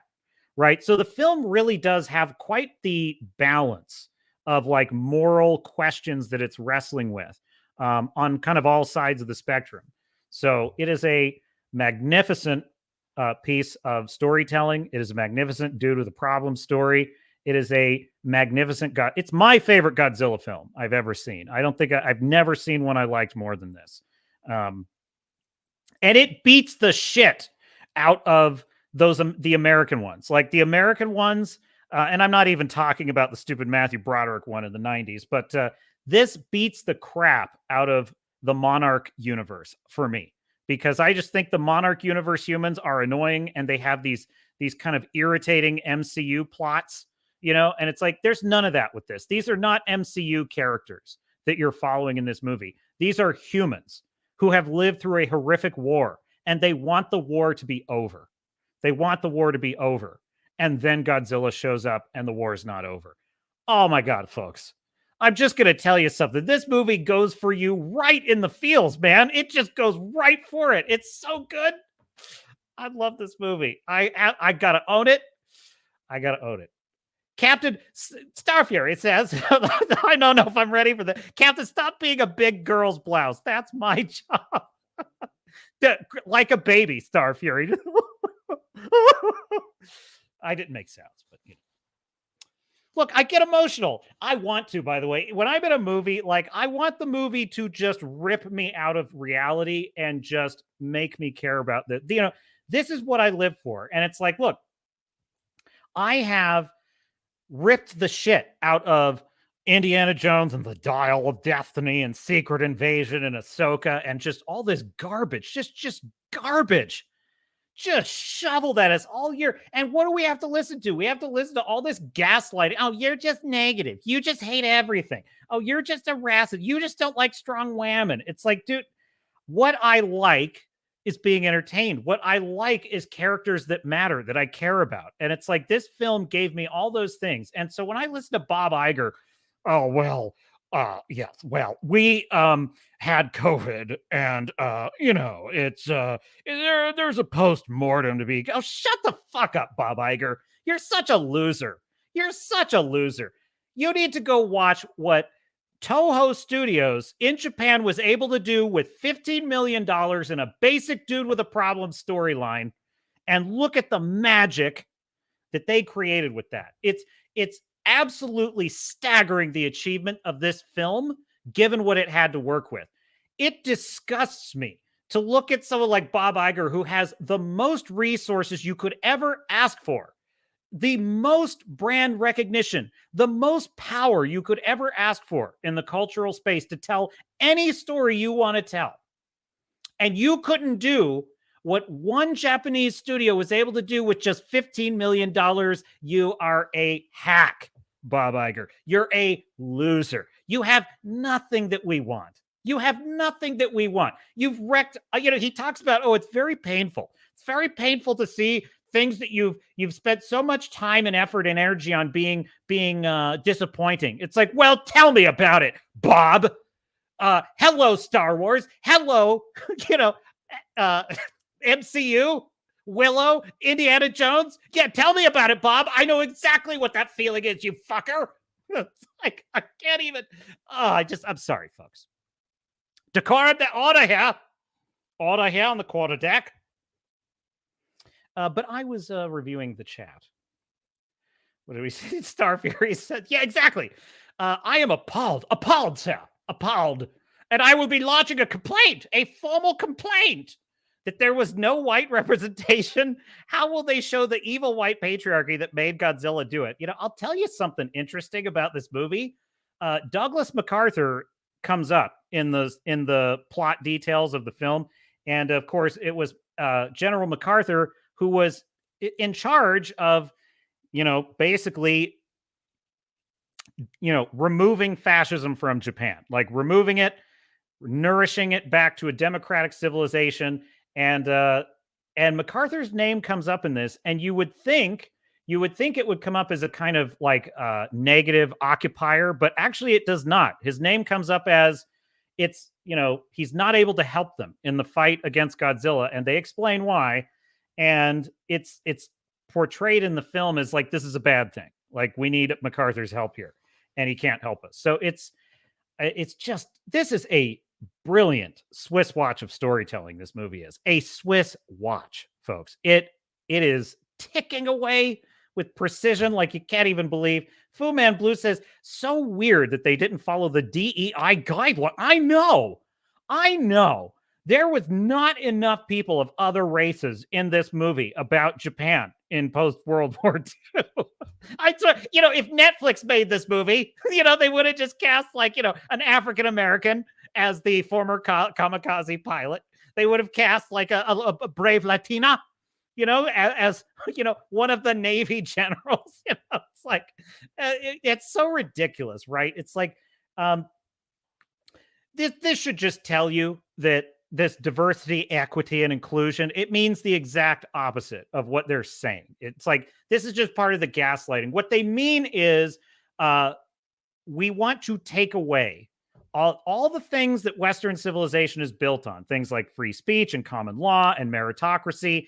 They're trying to take those things away. And so they've built a narrative which recasts all those things as part of a legacy of, racism and all that crap. So it's a lie. It's a lie. It has nothing to do with diversity and equity and inclusion. That's a nonsensical attitude. We aren't diverse in the way they mean it, which is equal parts of every single culture, equal parts. Basically what they're saying is we want to homogenize all of humanity. We want to make humanity totally homogenous, but we're not. We're heterogeneous. We are different cultures, different heritages, different countries. And that, ironically, is a good thing. That is a good thing because it means that we have different perspectives, different cultures, different, the world would be boring if everywhere you went was like California. My God, that would be a nightmare is what that would be. It's like, oh, I want to go to the south of France. It's like, well, the south of France is LA. It's like, well, that would suck. We need different cultures, right? So it's weird. It's weird that they want like every Netflix show, every Disney movie, they want it to be like equal parts of everything, but that's not reality. They always say we want to make it look like the world as it is today. Well, the world doesn't look like that. It's like the world doesn't look like that. That's weird. So anyway, yes, your point is well taken, Fu Man Blue. Star Fury says, yay, giant monsters. And not only giant monsters, but giant monsters that are scary as shit.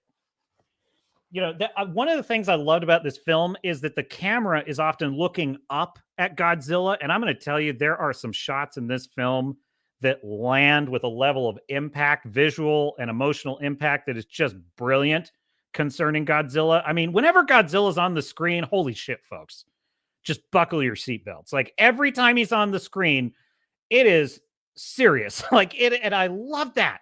I love that. He's almost like a walking metaphor for a variety of things, being nuclear bombed, being carpet bombed, being attacked by an enemy. He's kind of like all of those things rolled into one. He's like an alien invasion, a nuclear attack, all these different things rolled into one. There's some imagery in this when he's attacking the city that are, they reminded me of like images of 9/11 almost. I mean, I know it's kind of trite, but you get what I'm saying. It's not like they were obviously trying to do that, but they wanted to, I think they wanted to present a vision of Godzilla from the view of what it would be like to be attacked by him, which is that it's horrific. The city is in flames. It's a nightmare. It's so great. And if you love giant monsters, you're going to love this because he is just, oh my God, when he starts to light, you see it in the trailer, when he starts to light up, for his death ray, it's so good. It is so good. I was sitting in the theater there were definitely some nerds in the theater that are huge Godzilla nerds. And I'm going to tell you something. They were clapping. They were just, oh, there it is. Oh, that's so cool. Oh, by the way, this film has an original soundtrack that is glorious. I mean, glorious. However, they also incorporate the original soundtrack of like the very original Godzilla film, the dun dun dun dun dun dun. And when that theme comes up, it is so good. And my fellow nerds in the audience were just so happy. They were so happy. They're like, oh, that's his theme. That's his theme. Dude, fan service. This movie was also fan service. So it was excellent. This is, by the way, what actual fan service is. This is actual fan service. Yeah, it's like they always say, like, well, what do you want? It's fan service. No, put a chick in it, make her gay. It's not fan service. That's not. I mean, that's like that's Tumblr service is what that is. Fu Man Blue says, hell yeah, we love big monsters. We sure do, Fu Man Blue. The only thing, Star Fury says, that would make it better is if there was a giant mecha fighting Godzilla. Now, that's an excellent point you raised, Star Fury. Some have said, well, I'd rather see a movie about Godzilla fighting another monster. Now, personally, I like it better when it's just Godzilla versus the city and the people. And this is, by the way, the story I've always kind of wanted to see with Godzilla, which is, so this movie was made for me, definitely made for me. That being said, my more objective view on this issue is you always have to start with Godzilla as the enemy. Then you can have the movie where he fights another creature. And I would like to see that. However, I would want to see the same director, because who is the director of this one? Did I have it? That would be, and written and directed by Takashi Yamazaki. I would want to see Yamazaki he should just be in charge of whatever is Godzilla just from here on out. Like, just have him run it, because he would do it brilliantly. Now, this film is a dude with a problem story. I think if you want to do Godzilla versus Mechagodzilla, you turn it into a superhero story, and Godzilla is the superhero. That being said, I don't know how you make the people interesting in that environment. So I'm curious. I would be very open to seeing how they could make that work. I've never seen the humans in a Godzilla film be the heart and soul of the film. I mean, you could almost tell this story without Godzilla. They are so moving and interesting, their story.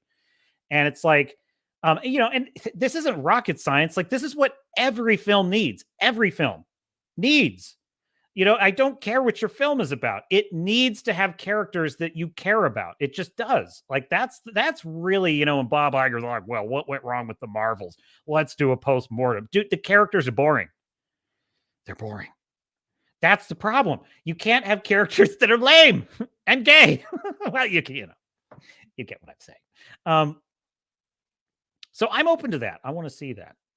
Star Fury says, do you wear tops or shirts? Yeah, this is a weird thing. I did not know that over there in the aisles that you refer to shirts as tops. No, in America, tops are exclusively that's what women wear. Women wear tops. Because, it's like, tube tops, halter tops. Those are all women's clothes. So, like, men don't wear tops. And they don't.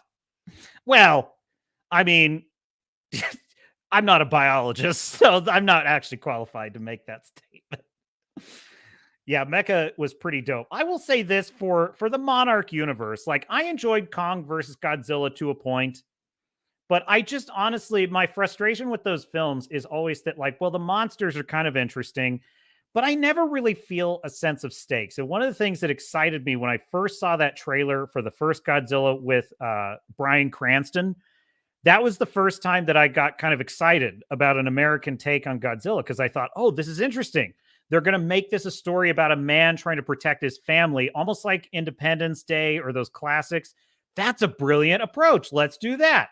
And then I get into the movie. He dies right in the beginning. And then we get Millie Bobby Brown and this convoluted plot. And I'm like, huh? So it's just very disappointing to me when they can make the monsters interesting, but it's like the humans just sort of get in the way. And honestly, the whole Monarch thing was kind of a clever idea if you were going to connect all these and to kind of explain, where do these things come from? What are we doing about it? Like, that's all fine. What's so weird about the Monarch subplot in these movies, the American ones though, is that they are so convoluted.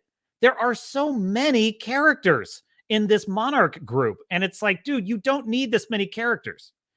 And more than that, these movies do not have a hero. They don't have a protagonist. If Millie Bobby Brown is supposed to be the hero, make her the hero.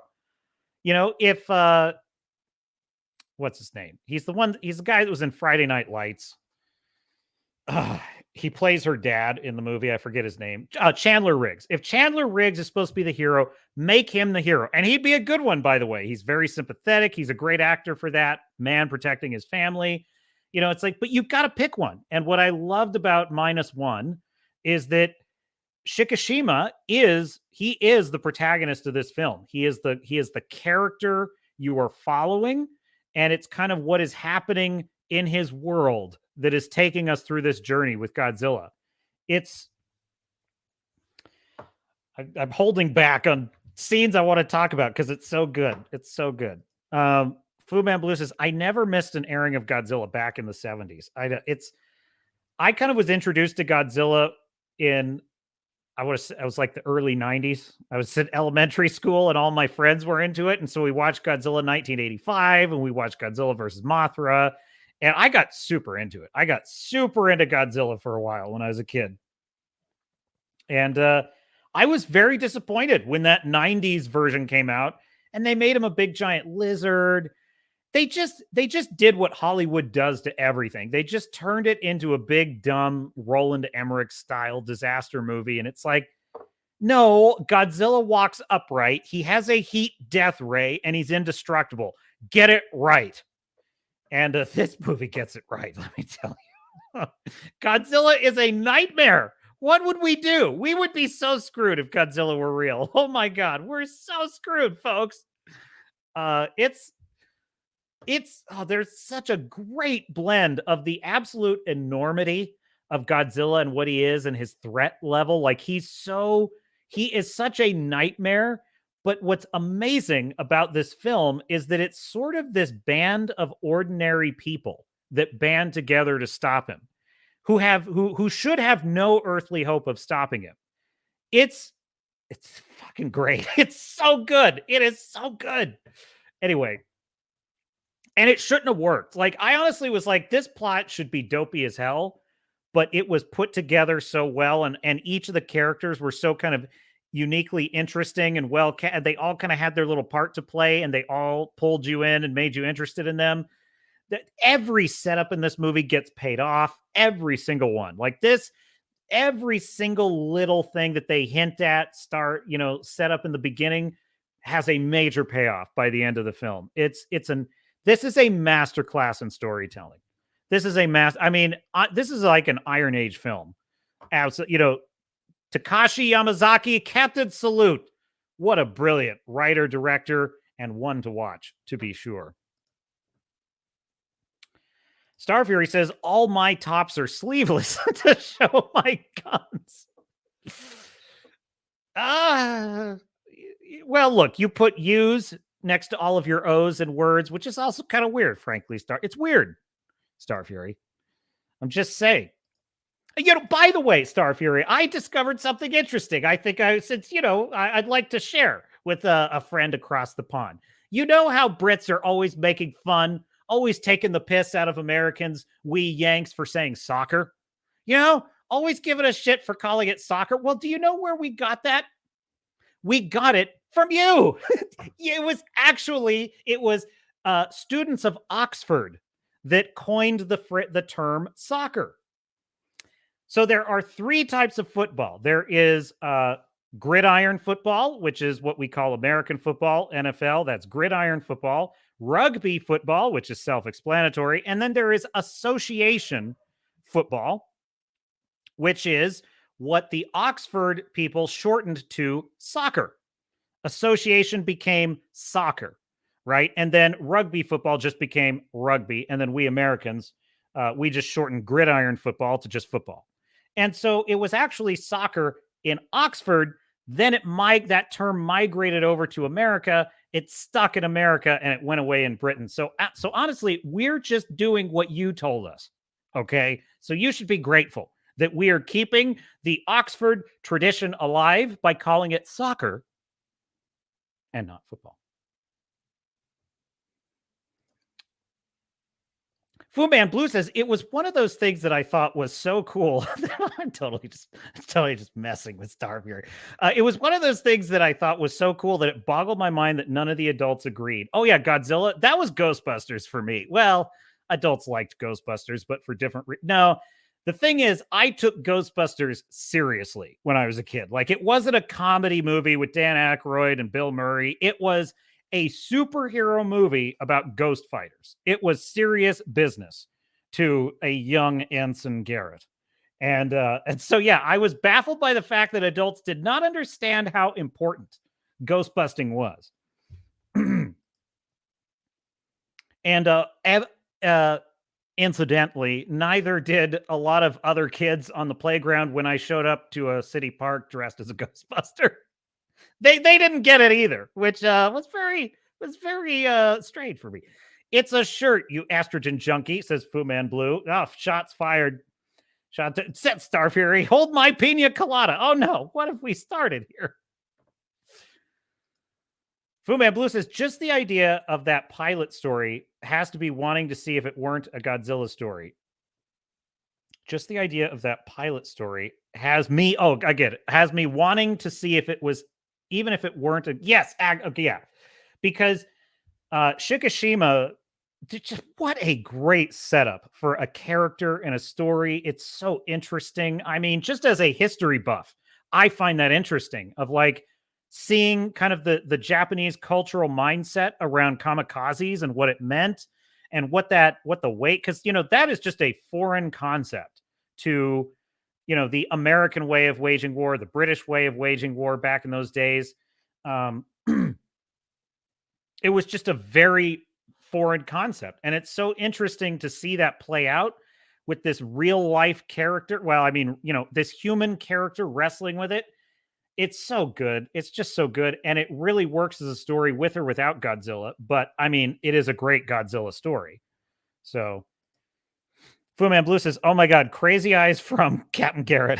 Nobody mentioned Bob Iger's name again. Oh, dude. I mean, yes, the Crazy Eyes. Captain's a little, you know, I'm definitely an odd duck, Fu Man Blue. I'll never claim otherwise. So DEI is the death of meritocracy. I agree. And yeah, most movies fail, says Fu Man Blue, at scaling when people are in the foreground. Probably. I mean, there's a lot. I think that when you're doing, you know, I watch these American Godzilla movies and they're just they remind me of kind of the dumber Roland Emmerich movies like Moonfall, you know, and there's all this CGI destruction everywhere and all the cities are just being leveled. Oh, perfect example. The sequel to Independence Day Resurgence or Regurgence or whatever it was. And it's just like, oh, look, it's such a big ship that it's got its own gravity. And it's like pulling up the Empire State Building and then the Empire State Building's falling down. I'm like, oh, come on. Like, who cares? This is not doing anything for me. Like, it's all just a bunch of CGI gobbledygook. There's no reason, you know, for me to, it's just disaster porn. That's all it is. It's just disaster porn. So what's so interesting about the way Minus One is shot is that it's like, no, you're in the disaster and Godzilla is up there as the disaster. It's a great, but that's not to say that they don't do really good wide shots of Godzilla, because they do. But you know, this is something that is very missing in a lot of Disney films. It was very much missing in the film Wish, which is, where is the camera? Right? Like, you've got to think about that. Like, where is the camera? This is one of the reasons why Battlestar Galactica, the reimagined series, was so great, is that they made a decision that, like, whenever you're seeing the ships in space in Battlestar Galactica, the question is always there of, like, where is the actual camera? And so when they were doing those CGI sequences of, like, the Vipers fighting the Cylons and all that stuff, they imagined that there's a film crew in another Viper who's filming the shots and like zooming in and zooming out. And it just gave it such a visceral feel. It just gave it this almost like war documentary feel in that show. And I don't think I've ever seen a space show shot like that ever. I mean, not shot in air quotes, but you get what I'm saying. Like, even like Star Trek, Star Wars, Babylon 5, you know, you never saw space battles quite like you did in Battlestar Galactica because of that idea of, like, where is the camera? It's got to be somewhere. It can't just be this God's view, right? So I just think, you know, Godzilla Minus One did a great job of that, of like saying, where is the camera? Who's carrying the camera in this scene? How are we getting this shot? Right? Even though it might be a CGI shot, it's like we're still imagining that someone's got to film this thing. And it Wrangler's in the chat says, hail, guys, hail, Wrangler. Ahoy. A captain salute. Redoubt Production says, I'm missing all this Captain Crunch chaos for all thou away from my computer. Well, don't worry, Redoubt. You can catch it on the restream. By the way, I will. So in the future, I'm going to start moving the replays of the stream. I haven't decided what I want to do. I think what I might want to do is unlist it and then give you a link to a website where you can, I know this sounds convoluted, but go to a website and then link back to the stream if you want to watch it on the restream. I don't know if that's better or to put it on a separate channel. I think I'm probably going to put it on a separate channel called Swords and Starships Live. That's kind of my idea. Because the problem is when you leave live stream recordings up, it just kills you in the algorithm these days. So stay tuned. I will make sure that I leave information in the description on how to, well, that's not going to help you. I'll put it on the About page on Swords and Starships. I'll make sure you know where to find this live stream after it's over. But I may have to make that change. On that in the future, Wrangler says it's not fan service, it's clam service. That's pretty. I like that. But it's not clam service though. Taking all of the beefcake, as Chris Gore would put it, taking all the beefcake out of Marvel. It's not clam service. That's not what women don't want. All the men. It reminds me of like that girl that got totally banned from TikTok for her review of Wakanda Forever, where she's like, where are all the men? Where are all the men? It's so funny. It's like she went to a Chippendales show and it was like there were no Chippendales. Where are all the men? I came here for men. Where are they? And she got in trouble for that. It's so ridiculous. It's like she's entitled to that opinion. So funny. Even women are not allowed to be pro-male. Did you notice that? Have you noticed that? Like, even women are not allowed to be pro-man anymore. It's a very sad state of affairs. Fu Man Blue says fan service is another term that the child minds came up with, like toxic fan. The minute you start making sequels and remakes, your number one goal is to serve the fans that made a sequel possible. Fan service to me is doing a quality product that, and we're usually talking about something that's an adaptation when we're talking about fan service or a sequel, that honors the original or the source material. That would be my definition of fan service, a quality product that honors the original or source material.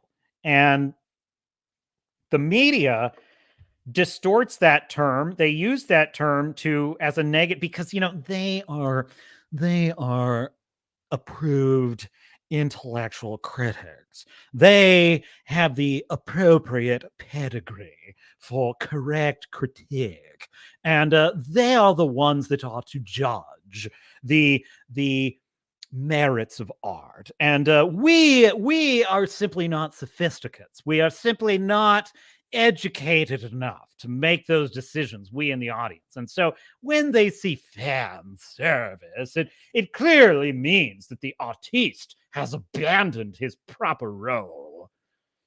And that's why they hate fan service. They hate fan service because in their view, you have to subvert expectations. That's why they love The Last Jedi. They love The Last Jedi because it basically just ripped apart everything fans loved about Star Wars and left it rotting on the side of the road. And to them, oh, that's art. I'll tell you something. You look around these days, architecture, it's ugly, folks. It borders on gross. I see things, just take the rainbow flag. Stick with me on this, okay? In the early days, the idea was the rainbow represents everybody's allowed to play. Everyone's in the party, right? And that was the ostensible idea. It was meant to represent beauty, you could argue. Now it's just this god-awful just tapestry of all these clashing colors. It's like, it's ugly. It's ugly. The rainbow is a naturally occurring phenomenon in the sky that is naturally beautiful to humans. So my point is, regardless of your opinion of any of those symbols, my point is they're uglifying everything they touch. Everything is getting uglier. It's like some of these music performances at like the Grammys. It's like they're trying to one up how disgusting they are. Like the Met. The Met is a perfect example. I see all the ridiculous clown costumes they show up, these celebrities and rich people show up, and and my only reaction is, these are the people we're supposed to look at as having taste?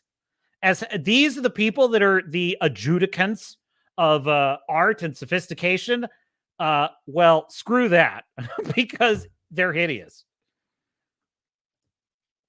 Look, I'm all for freedom of expression. I'm just saying what they're expressing is ugly. That's it.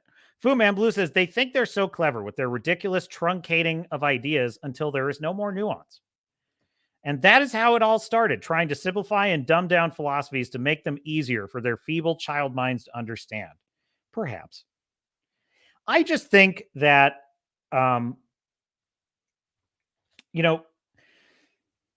there's a lot of factors. There's a lot of factors that come into play with a lot of this stuff. I mean, on one level, a lot of artists are trying to sort of make their mark and be original. And sometimes that becomes an end in and of itself. And I think that actually explains a lot of Rian Johnson.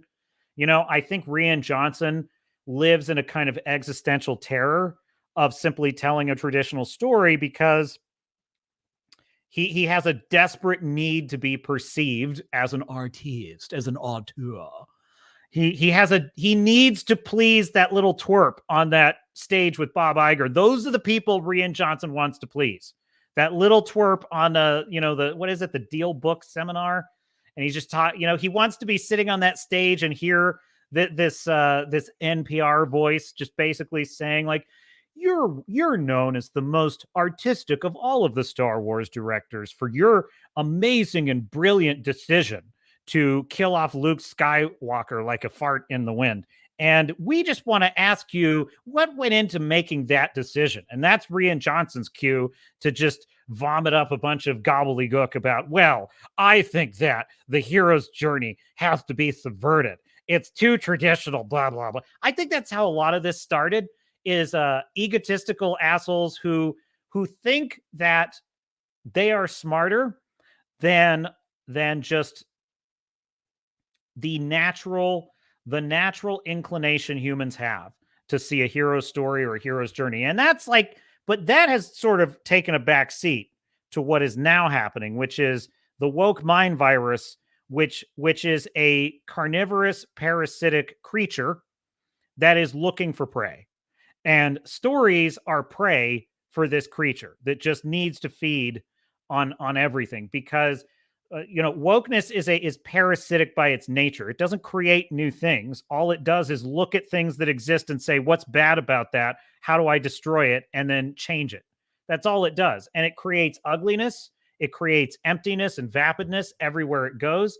Bob Iger wants to sit there and do a postmortem. Here's a postmortem for you, Bob.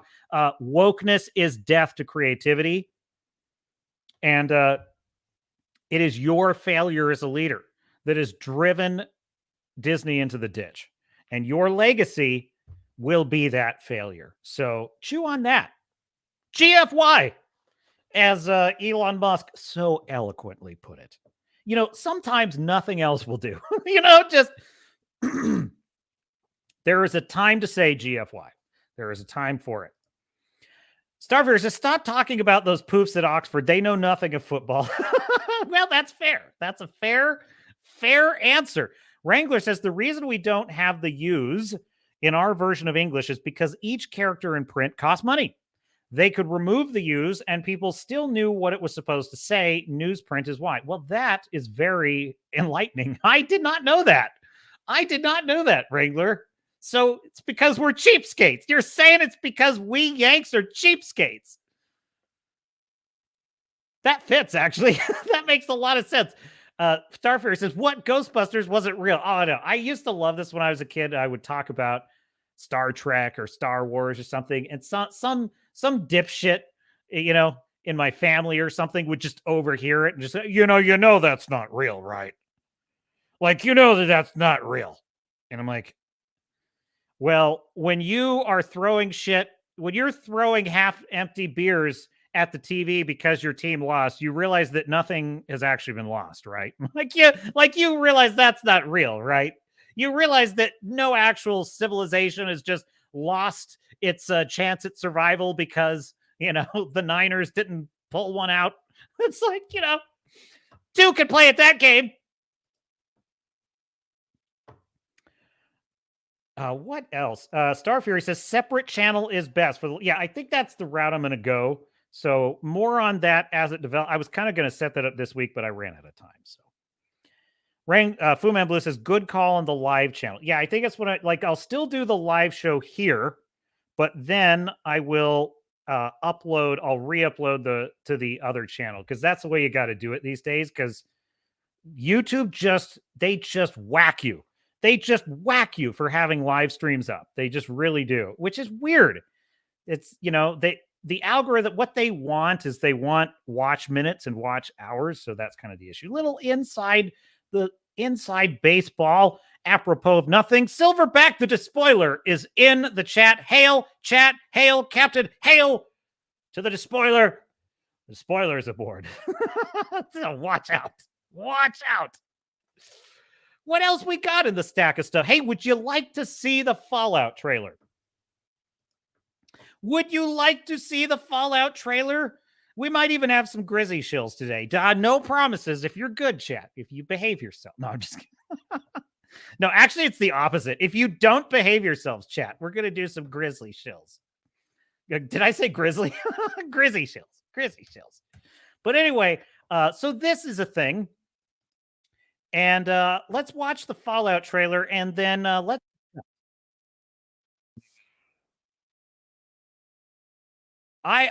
almost tempted to just give you all my thoughts before I even run it, but let's run it before I opine.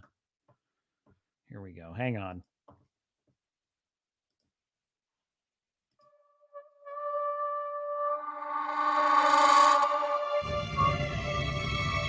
I know that I've lived a relatively comfortable life. Stop! Lucy!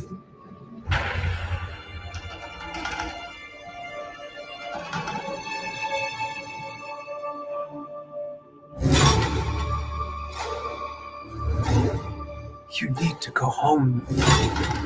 Vault dwellers are an endangered species.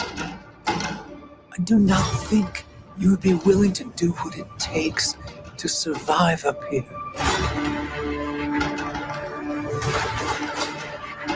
If you insist on staying, then you will have to adapt.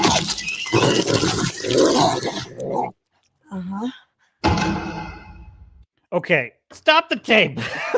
So right there, a couple of things off the top. I'm not a fan of the vault dweller suit there. I do not like how that looks. It looks cheap, and it looks Party City to me. There's just something off about it. There's just something off about it. I feel like they could have, if they can make the Spider-Man suit look good, they can make that suit look good, and it just does not. It's not a very good-looking actress, but is not looking good. I do really like that Benjamin Linus is in this, but what's his actual name? The actor played what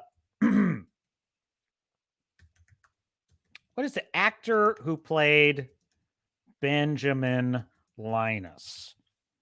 That would be Michael Emerson. He's just been out of the news anyway. So Michael Emerson is this kind of a creepy wasteland dweller. That's kind of interesting.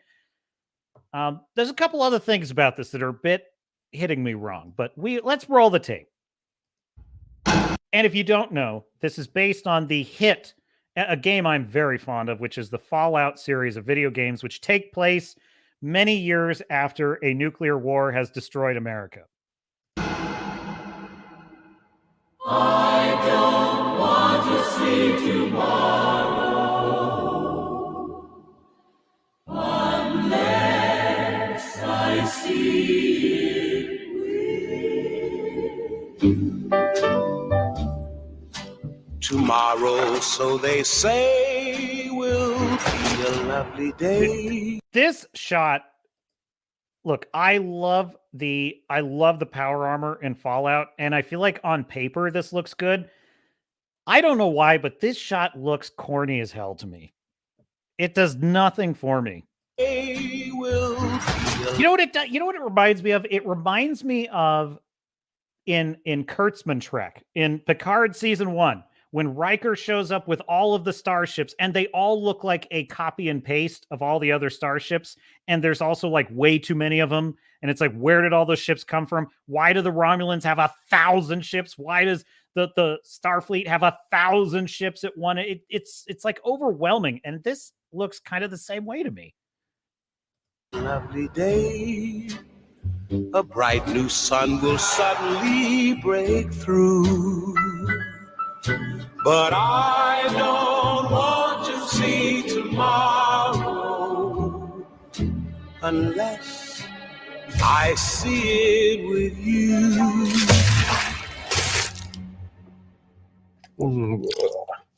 I grabbed a moldy one.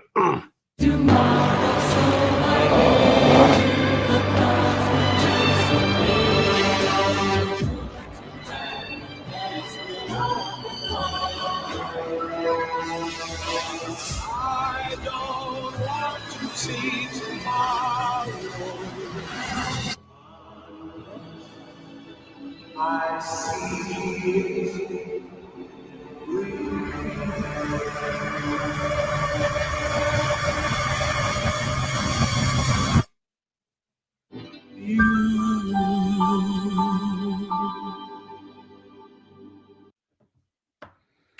Well, chat, what do you think? What do you think? I wish I could tell you I was blown away by this. I wish I could. Tom says the suits look like they're made of styrofoam, too light. I agree exactly. Everything in that looked saccharine. It's like the only word I can think of, like saccharine, kind of fake, like slightly off-brand. Which is weird. Fallout has such a distinct, it's kind of steeped in this 1950s propaganda era of kind of like the Cold War paranoia, but also like the peak of almost like kind of the Mad Men, peak advertising craze of like everything so happy and sort of propagandistic in advertising. And so there's that element of it. The problem is, I think that the tone of the trailer seems to be tapping into that, but then also trying to have it both ways. It's trying to both make it kind of this happy clappy, oh, this is really funny, like the guy spitting, oh, I got a bad one, one-eyed guy. That is totally a gag. Like that's totally a gag. That's basic. That to me is an MCU humor gag. The scene where he's like, well, you're going to have to learn to survive in this wasteland. And then the dog is eating a rad roach. And she's like, and it's like, again, I feel like you're playing this for laughs, and that's not Fallout. Like that's not what it's supposed to be. The idea is that, in the actual game, you are part of a serious world that has gone through a serious catastrophe with serious stakes, and you are surrounded by the ruins of a society that had a very cavalier attitude about war and nuclear war specifically. And you're also kind of, you're looking at ruins with old posters of happy people drinking Nuka-Cola. So the idea is the juxtaposition of the way the world really is, juxtaposed with how advertising of the pre-war era made it look like it was. And to what extent did that fantasy result in the horror that you're now living in as the player? That to me is what Fallout really is about. This looks like it is saying, no, we're going to take the happy, stupid, slappy, tongue-in-cheek advertising of the pre-war era, and we're going to project that onto the future, where things are not taken seriously. It's all kind of a big nihilistic joke. The tone hits me all wrong with this. Starfury says a classic hero shot that just happens to look shit. I'll say, and look, No, the fact that a woman is a protagonist does not mean that this is woke, and I would not suggest otherwise. But have you noticed that if there is an original property in which there is to be a protagonist, what are the odds it's ever going to be a man? Like basically zero. Unless the literal source material had a male as the protagonist and the company and the showrunner are willing to preserve the source material. That is the only circumstance now where there is going to be a male protagonist ever. Okay. So I'm not saying that she's going to be bad or that she's not going to work as a protagonist or that it's woke because she's in it. I'm just going to say it's getting a little boring, folks. It's getting a little boring that every single protagonist, every single one has to be a female all the time, always now. It's getting boring. Okay. That's all I'm saying. Now, I happen to think this show is going to be a woke dumpster fire. I think it is going to be absolute trash. I just feel it in my gut. This one is going to be like The Witcher. It's going to be just like Wheel of Time. It's going to be just like Rings of Power. It's going to be just like them, folks. I could just tell it's going to be, because there's something weird about something like Fallout where there actually is no reason not to have maximum diversity. Like Fallout is the perfect world for a diverse cast. It really is. There's no source material where there's like established, races or genders or anything for anything. It's a free for all in Fallout. What's so odd to me about the way the woke mind works is that actually makes it even worse, because now they view it as their duty. It is their duty to tell the wokest possible show. I really think that's the way they look at it. When they see a property that doesn't have a source, when it has a source material like The Witcher, it's like, okay, well, we're stuck with a male hero who's The Witcher. So how can we surround him with as many woke characters as possible and sort of get away with it? That's kind of how they think about it. But when they've got one where they're not shackled by a source material, then it's even worse. Because then they're like, well, now we have to make this as many gay, transgendered, binary characters as possible. And we better not see an effective male in this one, because there's no excuse on this one, folks. And I really feel that's how they look at it. I just think that Jonathan Nolan does not bode well given his former credits in Westworld. I just think, I wish they just didn't make it. Just please don't make Mass Effect. Please do not make Mass Effect. I don't want to see it. I don't want it on screen. You will ruin it. They will ruin it. These wackos will destroy everything they touch. Folks, they would love to get their hands on Mass Effect. They would love it. They would just love to rip that to shreds. Fu Man Blue says, I'll watch it. I will too. I'm not saying I won't watch it. And if I am dead wrong about it, I will tell you. Gen V is it's funny. They were talking about on Flashcast last night. They were talking about how we're not actually saying that woke stories can never work. I would say my attitude is woke storytelling is by its nature bad because it prioritizes propaganda over storytelling. But more broadly speaking, progressive themes do not make a story bad. And I agree with that. And their point, I believe it was Yellow Flash and then Tom from Midnight's Edge, I think, was saying that, look, a woke story could work if it was a well-told story. And I would say the closest example of that I can think of is Gen V. Gen V is a fairly progressive woke show, but it works because the characters are likable. You get invested. It's a well-structured story. It has, except it ends with a dumb mystery box cliffhanger. So, but up until that point, it was a pretty good show. So I'm not opposed to the idea of Fallout being good. I'm just telling you, the pattern is repeated over and over and over and over. How many times have we gone through this? How many times? It's like Doctor Who. They thought that, Davies coming back was going to save Doctor Who. And it's even worse. It's even worse than ever now. Doctor Who is sitting there explaining pronouns and apologizing for being male presenting. It's a freaking nightmare, folks.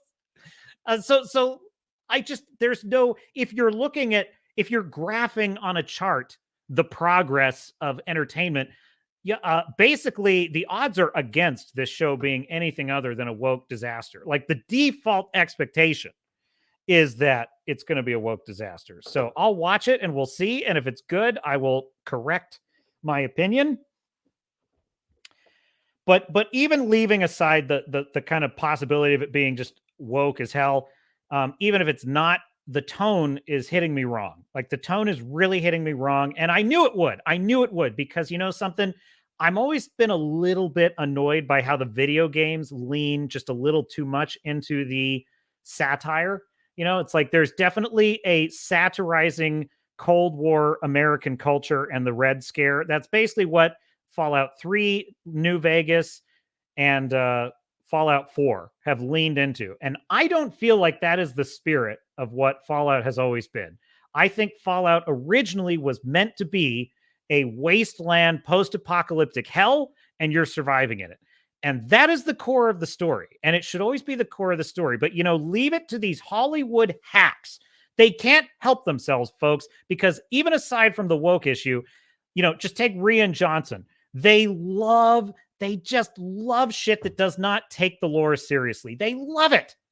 They can't help themselves. And it's like Fallout is a golden opportunity to not take anything seriously. And I cannot tell you how much it irks me, her reaction in that scene at the campfire when the dog is attacking the rad roach, and it's like, okay. And it's like, it's played for laughs. It's played for laughs. It's like, you're in a fucking wasteland. There's mutant monsters. Take this shit seriously. It's just like in the Marvels when you've got Kree warriors are attempting to murder Kamala Khan's family. And it's like, it's a big jokey, laughy scene.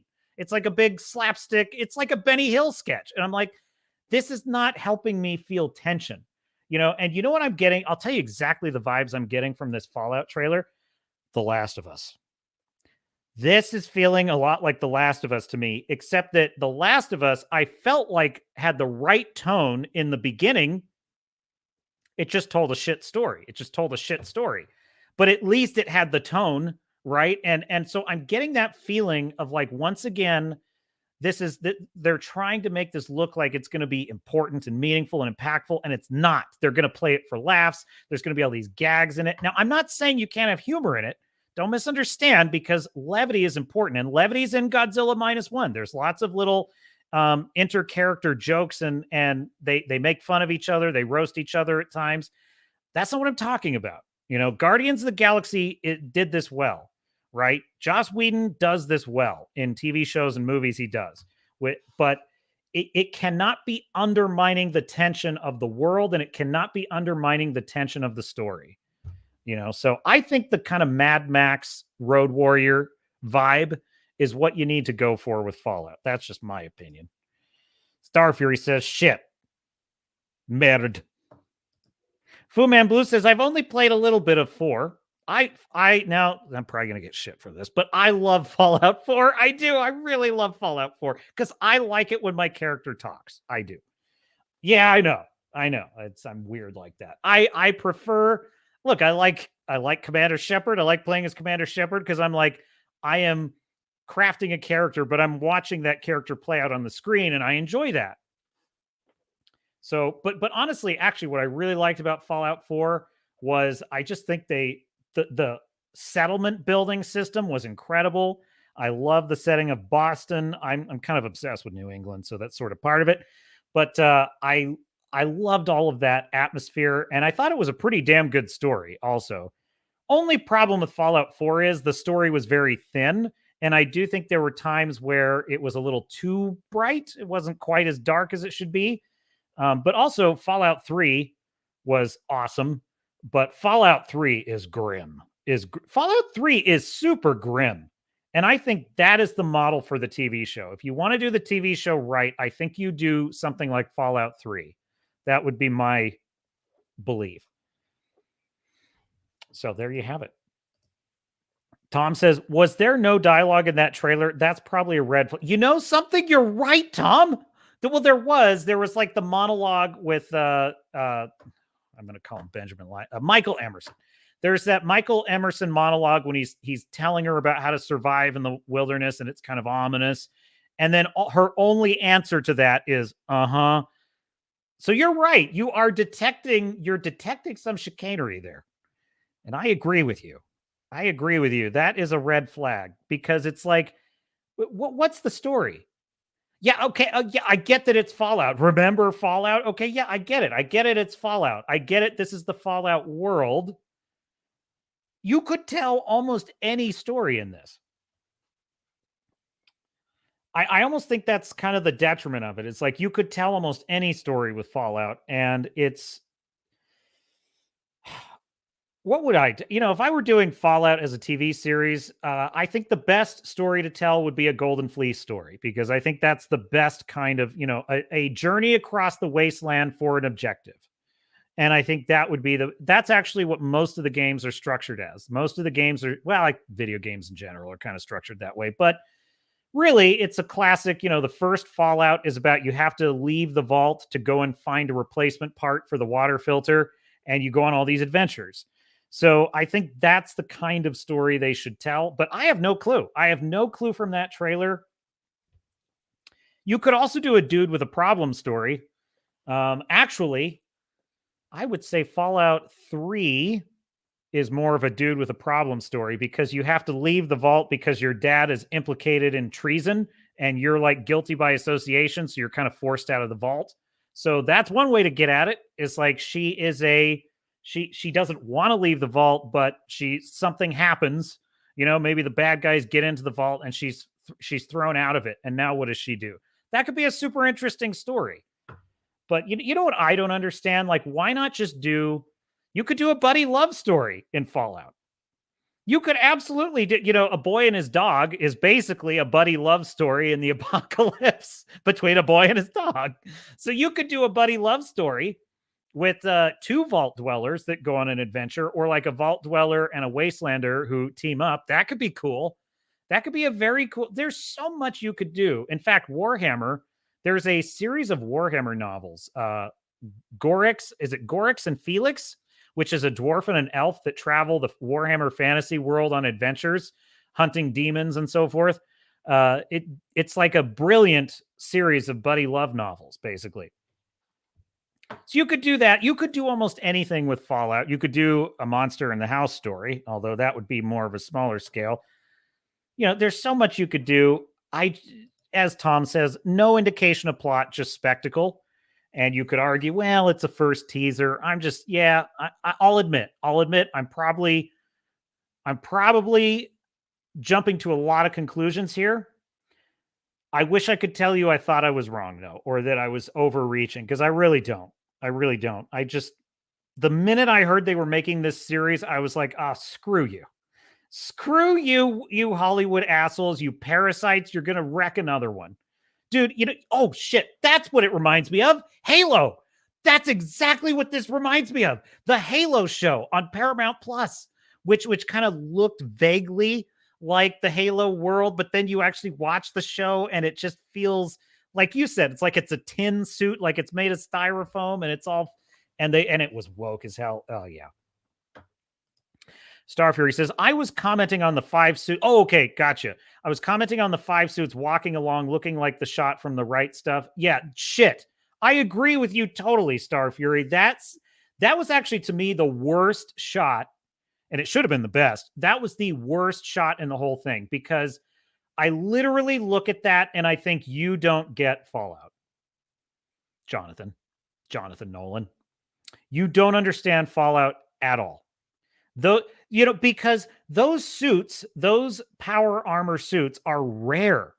Okay. The history of those suits was that just before the nuclear war, China had invaded Alaska. We're going into Fallout deep lore here, folks. Buckle up. China had invaded Alaska to steal our resources, and we were losing. We were losing the war. And so but that was a miracle weapon that was invented at kind of the 11th hour, and they sent it into battle, and it worked. It worked brilliantly, but they were rare. And in the Fallout Wasteland, they're even more rare and prized because they're extremely hard to find. So in an actual battle scenario pre-war, and certainly post-war, You would never see 6 of those lined up like that, all looking shiny and beautiful, and no other soldiers. Like, okay, I'll just give you an example of how it should look. Okay, you want to see how it should look? Let's see here. I can find this real quick. Fallout 4, which, by the way, Fallout 4 is one of the best openings of the series, I thought. Here you go. Here you go.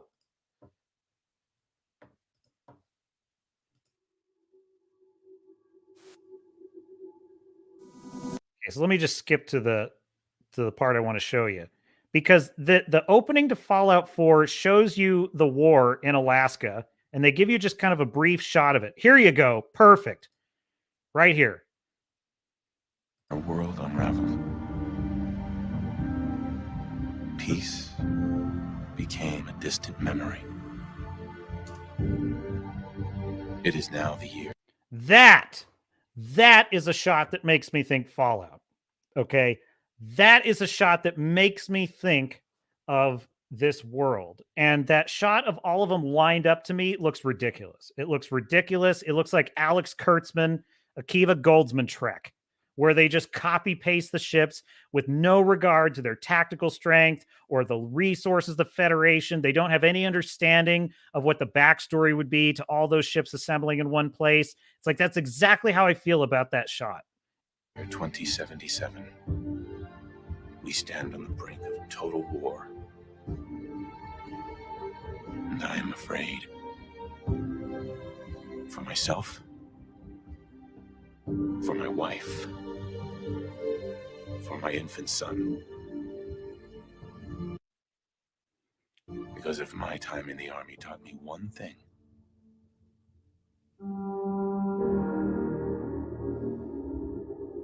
it's that war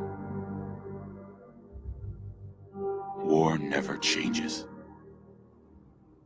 Dude, that is brilliant. Notice how he's telling a story also. He's telling a story in a monologue. He's saying, I'm worried about my wife. The world's on the brink of war. I'm a soldier coming home. I don't know what I'm going to do. Notice how that trailer of the show had none of that. It had none of that. It didn't explain anything. It was just like, oh, you're going to have to survive in the wasteland. Oh, okay. That sure looks funny. Well, why is she sitting across the desk? It looks like the DMV in the wasteland, and with this one-eyed guy, and he's spitting out coffee and so, oh, I got a bad one. It's like, you know what that reminds me of Mandalorian season 3 is what that reminded me of. But this shot here from the video game Fallout 4, notice how there is one suit of power armor, and there's multiple soldiers walking with that suit of power armor, implying that these suits were rare in the pre-war era when they were being used in their heyday. Okay? So compare that with this shot here. Let's see if I can find it again. I have another comment about this too. I'm going to get to that in just a second. But like, where is it? Where is that? There it is. Here it is. Look, this is so dumb. This is... Oh, God. It just pair it with the music. And it's just like, I compare those two things we just watched, right? Tell me the feeling you get when you're hearing this sort of somber music. The world is on the brink of war. I'm worried about my wife. What will happen to the future? Then you compare that with this dopey copy-paste job. It'll be a lovely day. By the way, what is it with like, how can I say this? Just dipshit looking characters being shoehorned into every, like, what is this guy doing here? What is it? You know what he makes me think of? This is going to be the comic relief character. This is going to be the dopey Jack Black comedy relief kind of character who undermines the tension at every turn, who oh, what are we going to do? I don't want to go out there and fight. And that's going to be his role. And his role is just to be like a dumb male who doesn't know what to do. Like, you notice this? And going back to Tom's point, like, listen to this monologue. Does anything actually get established in this monologue?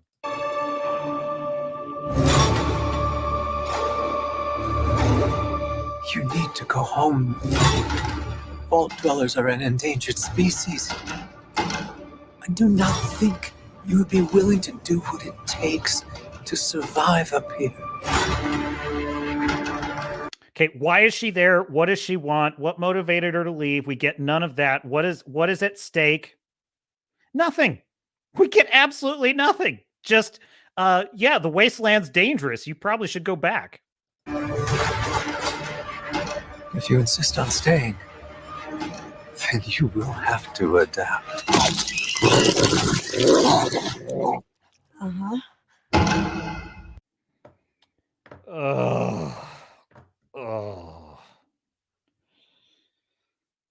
Oh, they just can't take anything seriously, can they? This is MCU humor, is what that is to me. When I say, now listen, is there a chance, a small one, a chance that your captain could be wrong? Well, it's been known to happen. It has rarely, but it has been known to happen. And I will admit if I am wrong. But I'm just saying, I got a bad feeling about this, folks.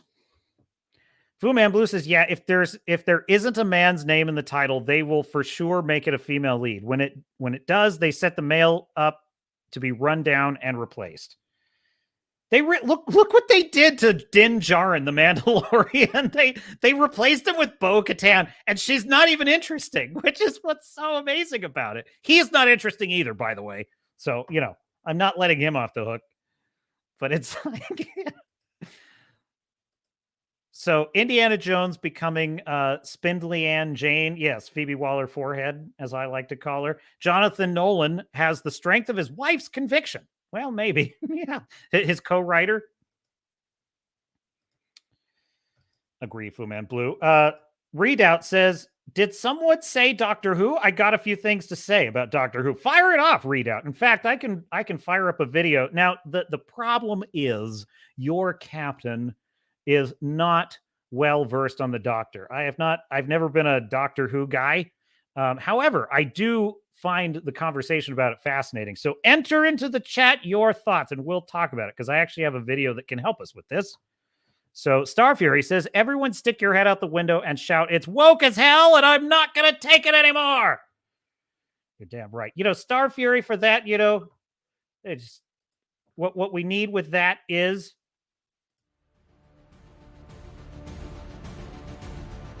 it's woke as hell, and we're not going to take it anymore. We of the Fellowship say to Bob Iger, GFY.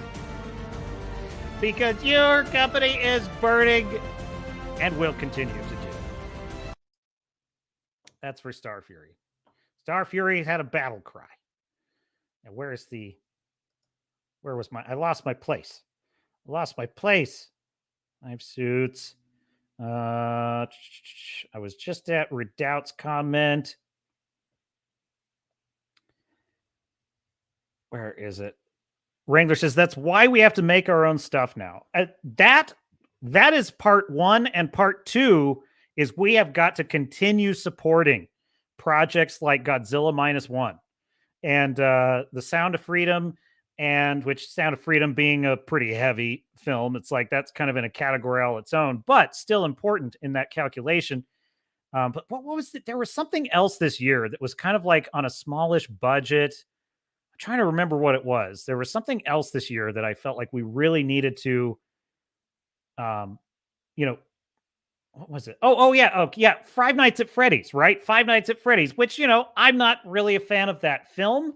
But I am a fan of, the fact that it loved the fans and it honored what the fans wanted to see. And they made, it was a very good looking movie for the $20 million budget. My only issue with Five Nights at Freddy's is I just felt the story took some turns I didn't think worked for it.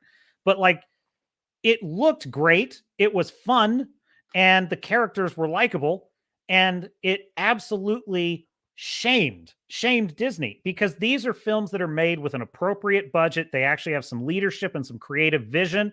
So we got to keep supporting these kinds of things. And that is the other part of what we got to do. And it's not really like something we have to go out of our way to do because we're doing it. We are the story lovers. We love stories. And so we continue to support. And on this channel, it's like, nothing makes me happier. Dude, you may think that your captain sits in a movie theater and is like, okay, I hope this sucks so I can go meme on it on my Captain's Cast. No, I got out of that -1 trailer and I was like, I can't wait to talk about this on the Captain's Cast tomorrow. And I was going to talk a lot more about it, but then I thought, oh, wait, some people can't see it yet, so I'm not going to talk about it too much this week. But next week, we're going to hit Godzilla again and I'm probably going to see it at least one more time before the next Captain's Cast, because it is the best movie of the year, folks. It is the best movie of the year. That is what I want. That is what I want. That is what I love. That is what I live for. And I'll tell you something. It's fun to meme on the Marvels. It's fun to make fun of this shit. But the feeling I get watching Shikishima's journey in Godzilla -1 was just miles above.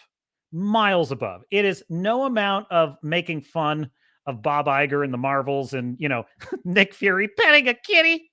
Nick Fury petting a kitty. No amount of that compares to the high that I felt watching Godzilla -1, because it's a movie that was moving. It was powerful. It made me feel something. It was awesome. It was just awesome. So that is what I live for. And so we got to keep looking for that and supporting that. And as Star Fury correctly observes, absolutely, I salute our Iron Age brethren, as do we all. In fact, yours truly is an Iron Age creator. And if you would pardon me for but a minute, I can tell you a little bit more about that if I can find it. Oh, where did I put it? There it is. This video is sponsored by the High Seas action-adventure novel Blood and Oak by me, Captain Garrett. Here's the story. When his sister is kidnapped and sold into slavery by the Barbary Pirates, a daring young Navy officer embarks on a suicidal quest for rescue and revenge. This is a story of bloody naval warfare set during the age of fighting sail, with ruthless rogues, smugglers, cutthroats, and pirates, with deadly sword fights, and tall ships slugging it out with cannons. Available now in Kindle, print, and audiobook. Go to www.bloodanoak.com. And when you get there, there's a free special gift waiting for you from me. Get your copy now. The link is in the description. And now, back to me. So yes, hail the Iron Age, and Eric Mar is often in the chat. If you're out there, Eric Mar, aka Black Knight, also a fellow bard who has written the Star Shatter series. So there you go. So we will continue to support the Iron Age. We march on. And Bob Iger, you may think you've beaten Elon, but I think that we will inflict defeat after defeat after defeat. So make your next woke trash fire, and that one's going right down after the last one. So I look forward to it. I look forward to it.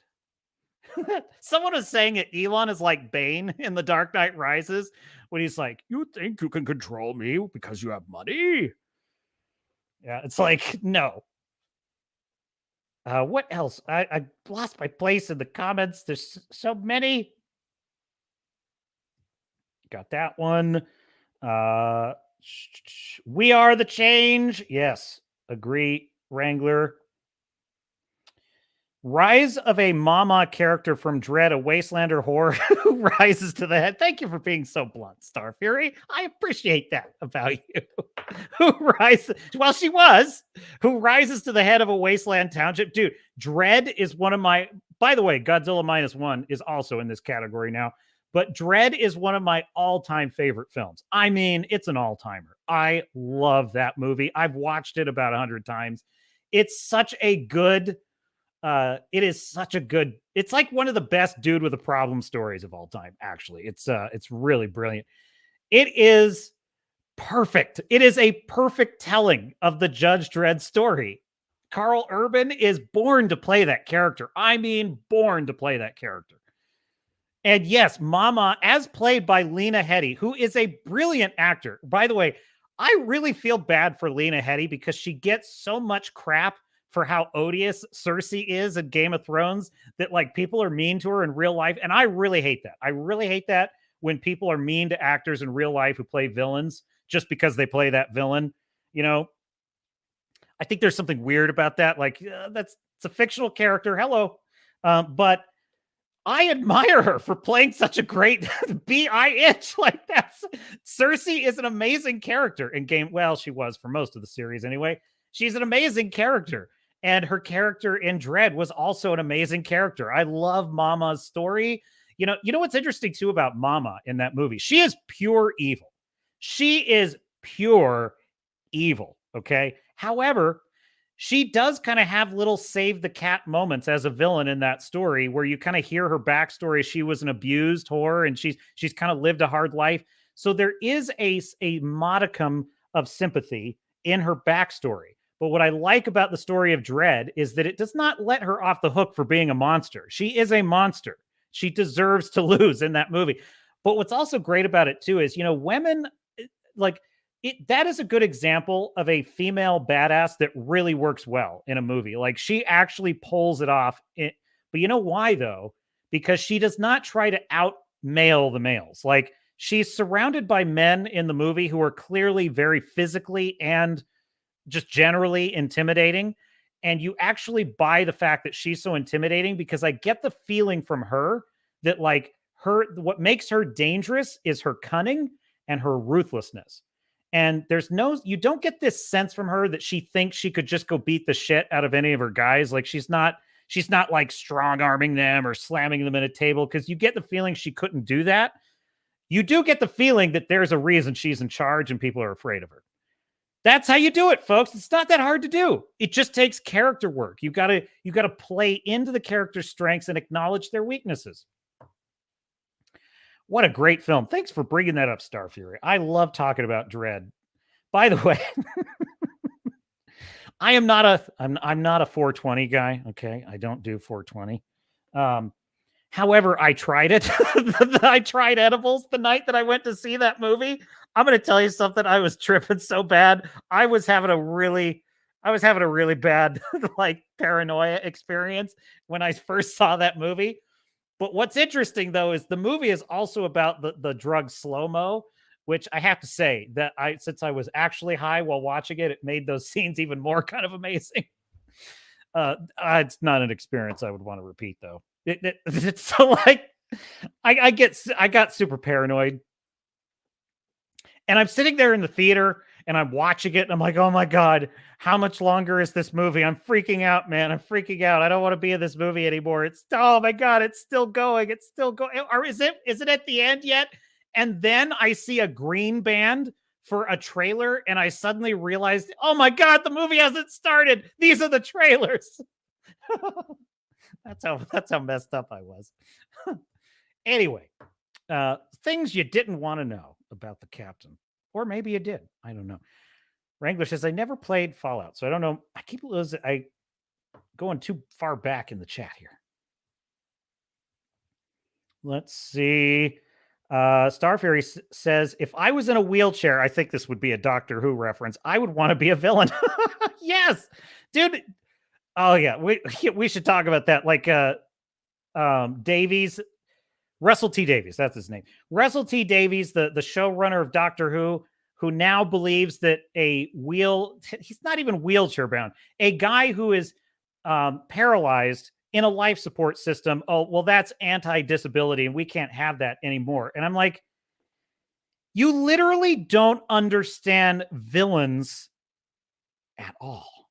Like, one of the reasons why villains are so interesting usually is because they have some kind of limitation that has become their sort of chip on their shoulder or an axe to grind, or it feeds into their megalomania. Like, that's a classic trope of villain. For example, Mr. Glass in the movie Unbreakable with Bruce Willis, he has glass bones, so he's in a wheelchair, but like his weapon is his mind. Like, that's classic storytelling, folks.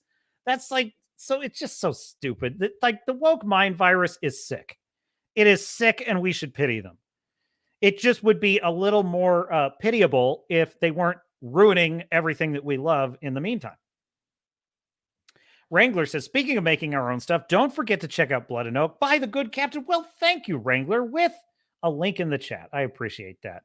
Readout says, Chinball destroyed Doctor Who's chances of new storylines with the Timeless Children revelation. Davies ensured we could never go back and enjoy the older stories by undoing the Dr. Donna plot point. You know, I have heard so much about the Timeless Children, and I kind of read about it, and I'm like, I still don't understand. Like, I'm trying to, 'cause having not watched it, like, I'm trying to understand why this is so world breaking. And then I watched Critical Drinker's review of the Timeless Children, and that like cleared it all up. I'm like, oh, got it. Like, that's so terrible. It's so terrible what they did. So we're gonna pull up some stuff on that. Are the Marvels, says Wrangler, are the Marvel Flurkins subject to Bastet? You have to help me with that one. You know, I have another observation too, though, by the way, on that subject, Wrangler. What is this weird obsession with cats in every movie? What is this? Like, there is the weird obsession with kitty cats being put into everything now. And I'm starting to think it's because our civilization is crumbling. I'm starting to think our civilization is in its last days. You know what I'm saying? Like, did the Romans become obsessed with their pets before the end? I just think about this, you know? And the reason I bring it up is because I'm sitting in Godzilla Minus One, and there's a trailer for this really dumb looking movie, but it's got Bryce Dallas Howard in it and Henry Cavill. And it's basically about a spy thriller novelist who writes James Bond. She writes this James Bond character, and then she winds up kind of being in her own book somehow because, like, it turns out she was predicting a bunch of, who fucking cares? It's so dumb. She's predicting all this stuff that's really happening in the spy world. Well, for some reason, one of the characters in her book is a cat that is permanently encased in a suitcase with a window in it. What? But then there's all these scenes in the movie of the cat like landing on a trampoline and then flying up for laughs, like meow, and it's a CGI cat, and I'm like, what is this? Like, what is this? Why are we obsessed with cats and everything? It's so weird, folks. I don't know what's happening to the American mind. It's decaying. It's like, it shows to me like how bereft of ideas they are. And, you know, like one of the strangest things I think I've ever seen in marketing ever was that 24-hour live stream that Marvel did of the Flurkin cats. And I'm like, they just televised feeding cats on the internet. Folks, what are we doing? What are we doing? What are we doing? Our civilization is dying. It's like unbelievable. Readout says, buy that book, by the way. Buy it. Barbary Wars don't get enough recognition as they should. And it won't be the last. There's 2 books in the series. That would be Blood and Oak. And yes, oh, dude, the Barbary War is so forgotten in history. Like, people don't realize that North African, and let's just face it, Muslim invaders from North Africa invaded Italy. They invaded the south of France and Spain. They even went on shore raids in Ireland a couple of times to take people into slavery.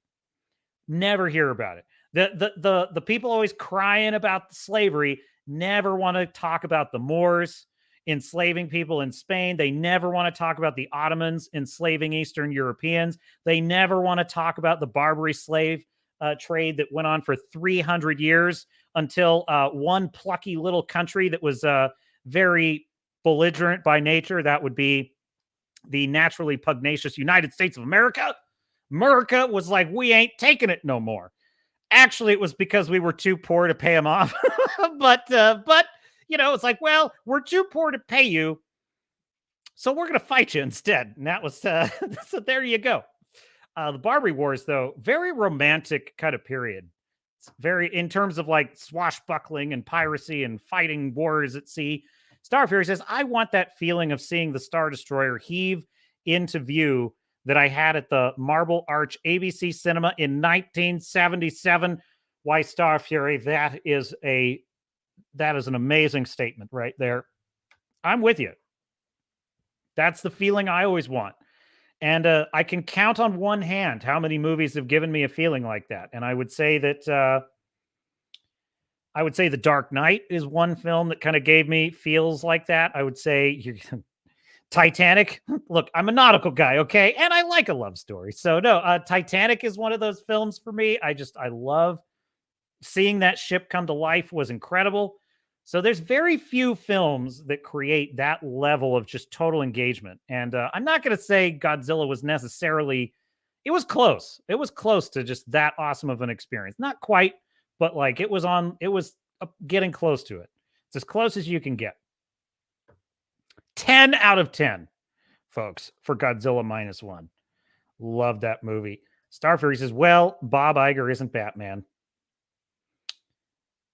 Metroid Dread, Wrangler says. I should check that out. Definitely. Starfury says, Lena Headey is a magnificent villain. She should be praised to the nines. She is here. I love a good villain. In fact, I thought Sigourney Weaver would be a good villain in The Defenders on Netflix, but that didn't really pan out. But I thought she would have been. Star Fury, the captain was tripping balls. Well, look, I was hanging with a bad crowd, and I still hang with them. So, Fu Man Blue says, it's hard for normies to overcome the paranoia that comes from a lifetime of being told that it's criminal to feel that way. Oh, meaning about in films, just loving that experience. Yeah, I feel bad. I feel bad for the modern crowd because they're like, oh, his lightsaber turned red. Oh my God, it was life-changing. Oh, geez. You need to get out more. Man, you guys are on fire tonight. Readout says, for 50 plus years, we have followed the life of the Doctor through nearly 40 seasons of television. Then Chinball decided to burn it all down in one fell swoop. I think that's a good segue for the video I want to show, because I'll tell you something, Readout. While I can't exactly identify with that single character having that long of a legacy, Star Trek is very similar in one way, which is that the story of the Federation and the Starfleet captains spans 50 years. Because we go from Captain Kirk in the 60s all the way to Captain Archer's prequel in the early 2000s. That's 50 years of, I would argue, good Star Trek storytelling. For the most part, there were some uneven periods in there, but for the most part, good Star Trek stories. And so while it's not a single character, it is the archetype. It's the archetype of the Starfleet captain, the ship, and their crew, right? And that story doesn't really change. And until Alex Kurtzman, and actually really J.J. Abrams, came along and turned it into a big, dumb action spectacle with no substance and no philosophical depth, it's like, it breaks my heart to see what Star Trek Discovery and Strange New Worlds have done to Star Trek. It's glossy garbage. All of it is glossy garbage. And sometimes it's not even that glossy. And that's honestly what I think of when I see Fallout. I see that Fallout TV show, and I just think that is Kurtzman Fallout, is what that looks like to me. So I definitely feel your pain. And I'll tell you something else.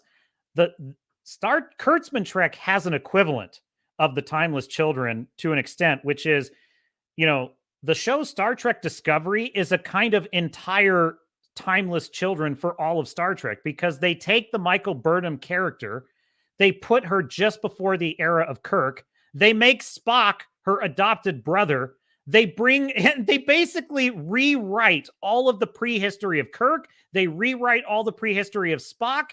And then they do a spin-off show called Strange New Worlds. And they bring in not only James T. Kirk himself and turn him into just basically a frat boy who's being lectured to by all the women all the time. Who is an idiot, by the way. He is a dumb idiot. Then they bring in his brother. Kirk has a brother, and they bring him in. It's unbelievable, folks. So trust me, if you're following any of the new Star Trek and you're a Star Trek fan, you are feeling the pain that Doctor Who fans are feeling with the Timeless Children. Although I will say, being able to do all the destruction that Star Trek Discovery and Strange New Worlds and Picard were able to do to the Star Trek storyline and canon, That level of damage being done in one episode in Doctor Who is kind of an impressive achievement when you really think about it. So I can sort of relate to what Doctor Who fans, Whovians are going through. We Trekkies, we send our respects. And you may be a Trekkie as well, but you know. My Wrangler says, my book is definitely cat themed, but the whole concept for the story started with me and the Sonnet joking about using cats as ammunition in a potato gun. Hey, look, I love cats. I'm a cat guy. I like kitty cats. I like dogs. You know, I like all the animals. But that don't mean that they should be in all the freaking movies all the time. Like, it's weird. It's like, did James Bond tool around with kitty cats? No. That's for good reason, folks. It's like,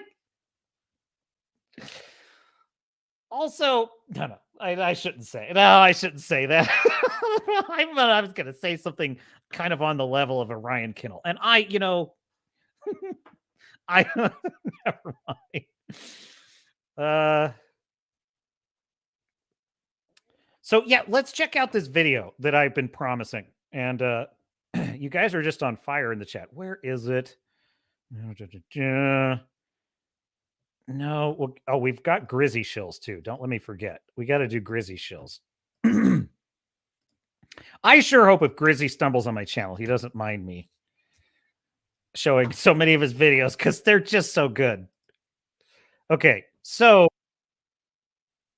I believe I have the right time code here. Let me just double check real quick. It should be at 34 minutes. All right, so Hat Tip, Geeks and Gamers Daily, they had a discussion on Doctor Who that I felt was quite illuminating. And I think it will help inform our conversation about what's going on with Doctor Who, which has just had the, 50th anniversary special? And it was a total disaster. Vince McMahon ultimately bought that company. And, you know, it's Doctor Who fan that anyone's ever seen. Yeah, I mean, I literally have seen every episode. We do have a Doctor Who fan if we want to get Jed in here to help us commentate this part. We can. You know? Trending hashtag. It's probably not a good sign. Yeah, so I'm with Jeremy here. Like, he doesn't know anything about Doctor Who. So they bring in Jed, who does know a lot about Doctor Who, and he just broke it down brilliantly. So if anyone is like, what's going on with Doctor Who? Well, here you go. We know it's like the 60th anniversary for Doctor Who. They're doing these 3 special releases, and one of them featured David Tennant, who's, I don't know anything about Doctor Who, but I do know that people love David Tennant's Doctor, and he gets a lot of love and a lot of respect. And they were bringing him back, and apparently it was all to just shit all over him and continue to make sure you understand that the female Doctor is the best ever. Jed, explain this clip. I'm going to play it. Explain what this means and why they disrespect David Tennant like this. Hello. Just passing by because I got a bit lost. It's funny. 60 minutes ago, I was this really brilliant woman. And I've got this whole flashback again. I mean, why? Well, there's a lot going on in this clip here. So this isn't actually from the 60th anniversary. It's from a few-minute-long Children in Need charity special that came out about a week or two ago that showed him going back to the origin of the creation of his biggest villains. It's basically the equivalent of a time traveler going back to meet baby Hitler. That's basically what this scene is. And then all it does is campy music and say, oh, it's this brilliant woman. She'd probably be able to handle the situation better. And it was all done so that the creator of the Daleks, the Hitler in this situation, could be taken out of his wheelchair that he was in for most of his life, because being in a wheelchair is offensive. It associates disability with evil. And they're changing the canon so he was never in his wheelchair. He's not just in his wheelchair. It's a life support system. It's used to artificially extend his life from a normal human lifespan to thousands of years. So he's all decrepit. His skin's decayed. His eyes don't work. But now he just looks like an SS soldier in a uniform. And that's what he's always been now, according to Russell T. Davies. So there's a lot going on in just that few-minute charity special that this clip's from. And then, you know, this is the other thing too, is like, you know, is this what women want? Do they really want to see male characters? Not only do they get a female doctor, but then when the male doctor comes back, he has to become a total sycophant and start gushing about how much better women are than men and how sad he is he's not a woman anymore and how wonderful and on a pedestal all women are. And like, what the hell is this? Who wants this? Like, if I were a woman, I would want this. This is weird behavior. This is the woke mind virus, folks, is a sickness. It is a freaking sickness. Like, it's one thing to have a doctor who's a female. Like, just let her be a female. Let her be a good character. Why even bring it up in the next one? He's back. He's there. It's so weird, the world they want us to live in. And what we really need in Doctor Who is a lesson on pronouns. I saw this. Okay. I'm not, again, I don't know anything, just like Brian. I know nothing about Doctor Who. I don't think I've ever cringed harder at a scene in anything that I cringed at this right here. This is unbelievable. I mean, I cringed pretty hard here, but I actually cringed harder at the next one we're going to show. So I haven't seen that next one. We'll lead it up to the worst of the worst. Okay. What we really need is a lesson in pronouns and assuming people's pronouns, by the way, from a fucking trans person. Yes, I promise I can help him get home and then you'll never see me again. You're assuming he as a pronoun. True. Yes. Sorry. Good point. Are you he or she or they? My chosen pronoun is the definite article. I am always the me. Oh. So this clip doesn't actually show it, but in a second he says, I understand that because it's the same for me. Canonizing that the doctor's pronouns are not he, she, they, or whatnot. They are a definite article as well, like the meep. It is the doctor is the name and the pronoun. It's so fucking stupid. And this this actor,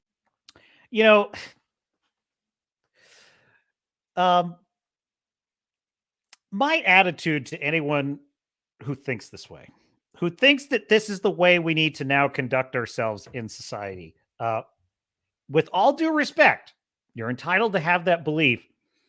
This is a bizarre way to think.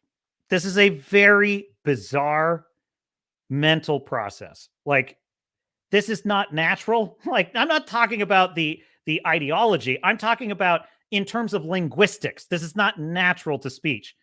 Speech is intuitive.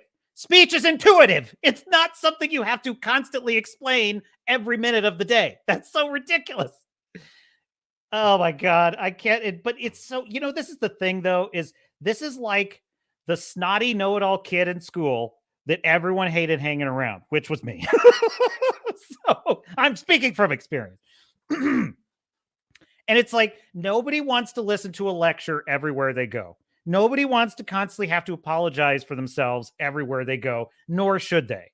And it's like, why do you think that this is a way of living that's going to be enjoyable for humanity? It's like, just be who you are. Be who you are. And if you're hanging out with people and they're disrespecting you for whatever reason, just don't hang out with them anymore. That's the choice that you have in a free society. But to go around being a hall monitor for everyone else's thoughts is freaking weird. It's frankly fascistic behavior. And it's so, by the way, it's so dumb. It is like Jeremy said, this is so cringe beyond belief. I feel sorry for people who think that this is stunning and brave because they have a very big lack of self-awareness.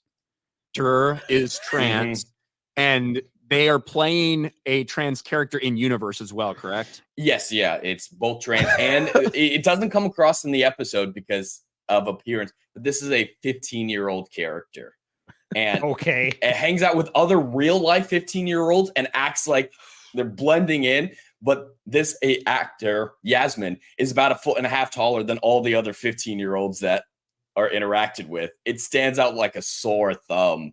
It's pretty funny. Okay, so explain to me that knows nothing about how bad of shape is Doctor Who and compared to Star Wars and Marvel. Oh, it is in worse shape than them all. It's not even close. So yes, a Doctor Who has always dealt with social issues like classic Star Trek. If you've seen classic Star Trek, there's always been a little bit of stuff like that, but this is taken it way too far. And this episode is the wokest thing I've ever seen. I've seen a lot of woke stuff working with you guys and being in this sphere for a while. If Captain Marvel, the first one's like a 6 or a 7, this episode was a 25. Like, it far and away blew away any competition. Because this clip doesn't actually show the worst in the episode. This one you're about to show, it is not the worst in the episode. It canonizes that in this universe, being non-binary and trans is a literal superpower that saves the city of London. I'm not kidding. Oh, so yeah. Can you find that clip? I can try to find All right, it. so I have not seen what we're about to watch right here. I haven't seen this one. The second clip's the only one I saw going around. All right, so this is worse, I think. Here we go. Yes, we know. We know everything. Thanks. And you know nothing. It's a shame you're not a woman anymore. You've got all that power, but there is a way to get rid of it.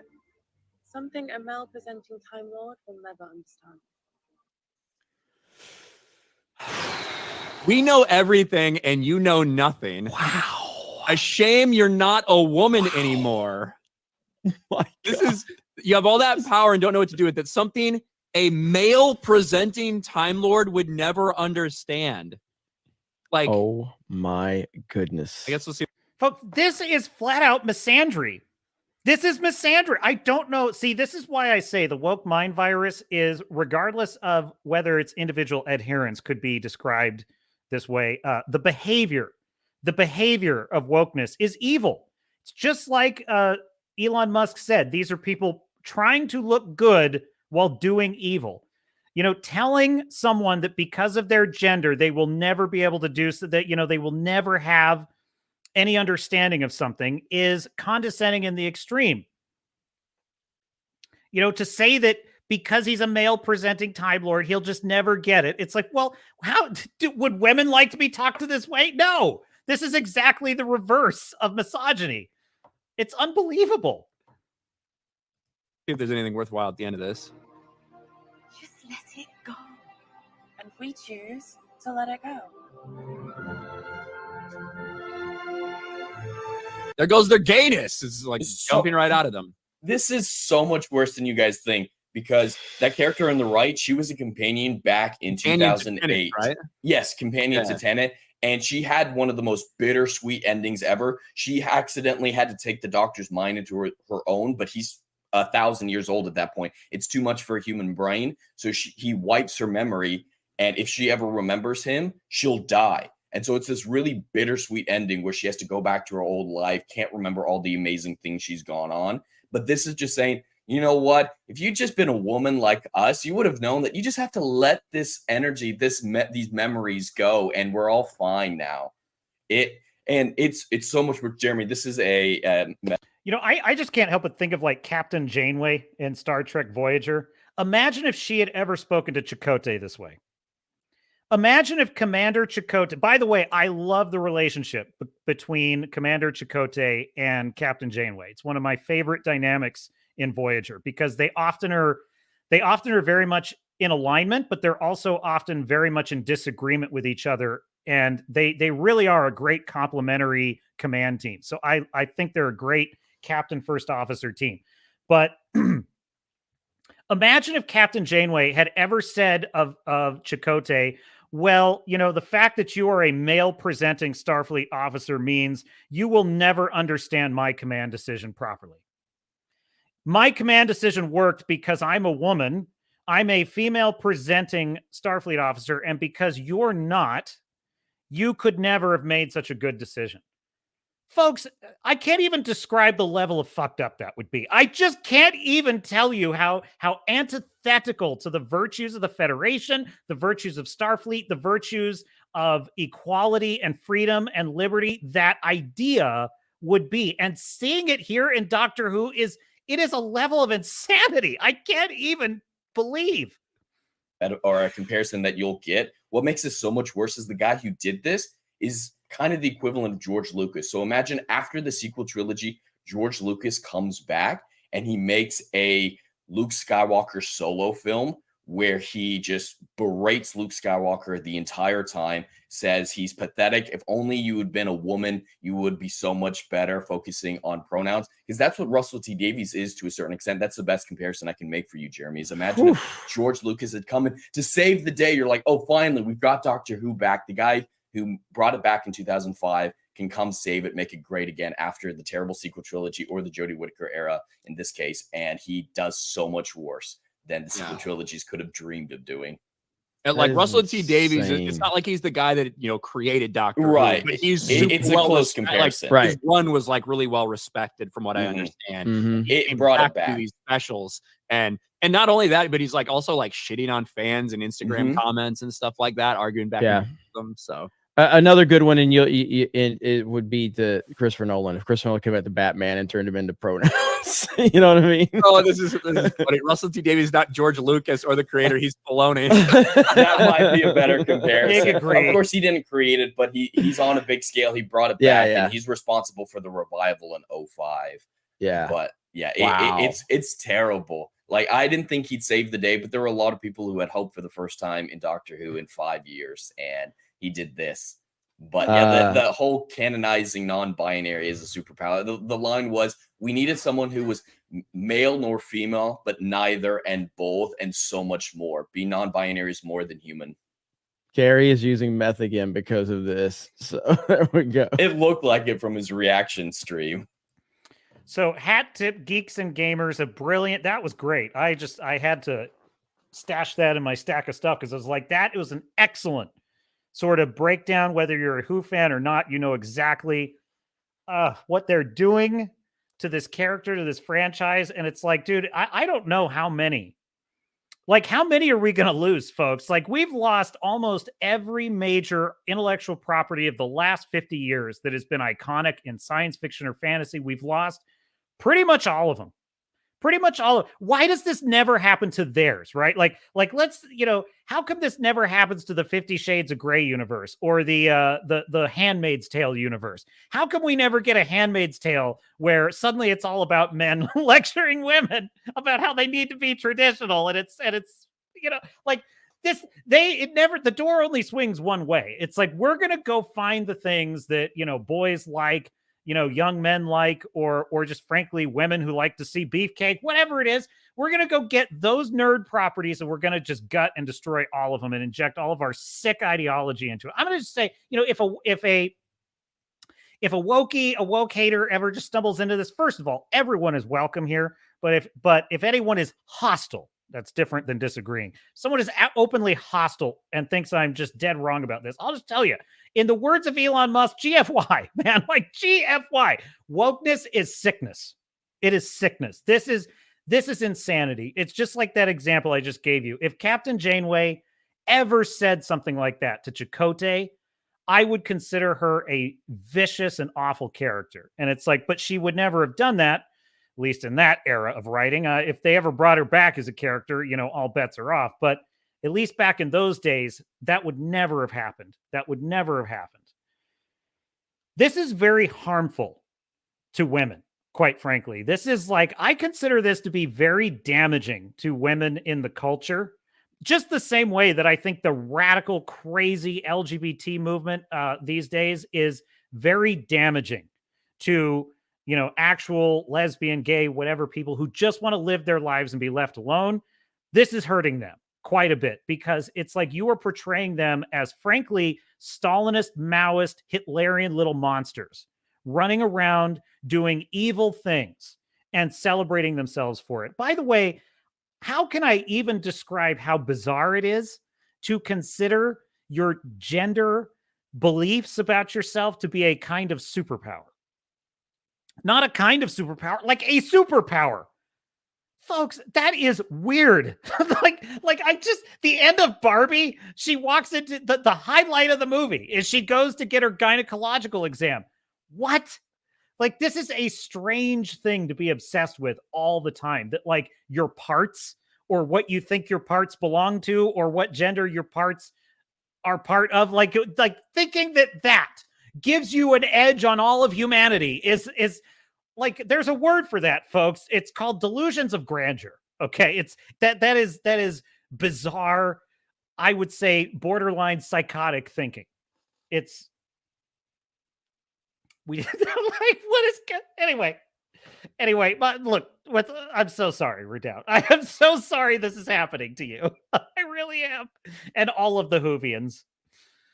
Redoubt Production says, where is the Whovian side of me that hurts seeing the biggest plot points dismantled? Then there is the historian. And then there's the historian side of me that suffers knowing how much history was just desecrated.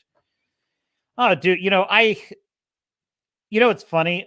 Before Star Trek Picard season 3, I stopped watching all Star Trek Next Generation. Star Trek Next Generation used to be my favorite of the Star Trek series.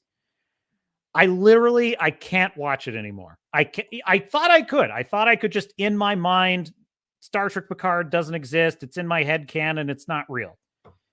I couldn't do it. I could not do it. I would watch Picard giving a brilliant moral speech about something, and all I would see is this doddering old man watching as some samurai Romulan is lopping heads off. And I'm like, oh God, I just can't even unsee it. And I'm thinking, and so I started to where I would only watch Deep Space Nine and Voyager for the most part, because I just couldn't even bear to look at Picard anymore. And it's, which of course I love Deep Space Nine and Voyager and all the others, but it's just like, it does something to you to see all of the lore just wrecked and torn to shreds. But honestly, I don't even watch much of any Star Trek anymore, because it's gotten to the point where, like, you know what, for me, it's over. Like, it's over. It had its day, which is hard for me because I don't let go of things easily. Okay. Like, it was part of my adolescence. Star Trek was, I won't say childhood, because I wasn't really that into it as a child, but like right about the time I hit adolescence, like Star Trek was a kind of therapy for me. Like, it gave me a picture of humanity that was hopeful and beautiful. And, but not, always rose colored, because it was also about danger, death, working through things like mortality and being what it is to be moral, what it is to do the right thing. Like, those are all very important themes in Star Trek. And the idea that humans could sort of work their way through these things and find a better way, it's like, that was just very hopeful to me. So I never wanted Star Trek to go away. I never wanted to let it go. But I got to a point where it's like Kurtzman Trek has so killed it that, Star Trek Picard season 3 was kind of a nice anomaly. And it was a nice walk down memory lane is kind of the way I look at it. One last hurrah. Okay. But it's dead. Like, to me, but I think of it also as that book has closed. And I put it on my shelf and I don't really want to read it anymore. And that's really how I feel about Star Trek. It's kind of how I feel about Star Wars now, which is really sad. That is extremely sad. It's like, it's a book I read and it was a classic. And now I want to put it on my shelf and there it shall remain. And I'm just feeling that way about so many of these franchises anymore. And then I see this scumbag, Bob Iger, up there talking about how hard it is for him to be an executive and how painful it is for him to see things not going well. And I'm like, you got a lot of fucking nerve, Bob. You got a lot of nerve. So I'll just leave it at that, because Captain, I'm not going to let these people like ruin my good time, but I'm just saying, for Whovians, I feel your pain, because it's like, you want to believe that it's not going to poison the well, but it does that. And look, there's a great line in the movie, The Mask of Zorro, which I'm a great fan of, when Alejandro is being trained by Diego de la Vega as the new Zorro, and he's kind of losing it. He's getting super angry, and Diego de la Vega is like, you got to control that anger. And he says, how can I control my anger when all I see is Captain Love and, who murdered my brother, and I just hate him. I hate him so much. All I feel is this hate. And, Diego's like, we lose the ones we love. There's nothing we can do about it. Put it aside. And he's like, how? He's like, with this, you hide it. And he gives him the mask. But I love that line where he just very simply states, like, look, that's life.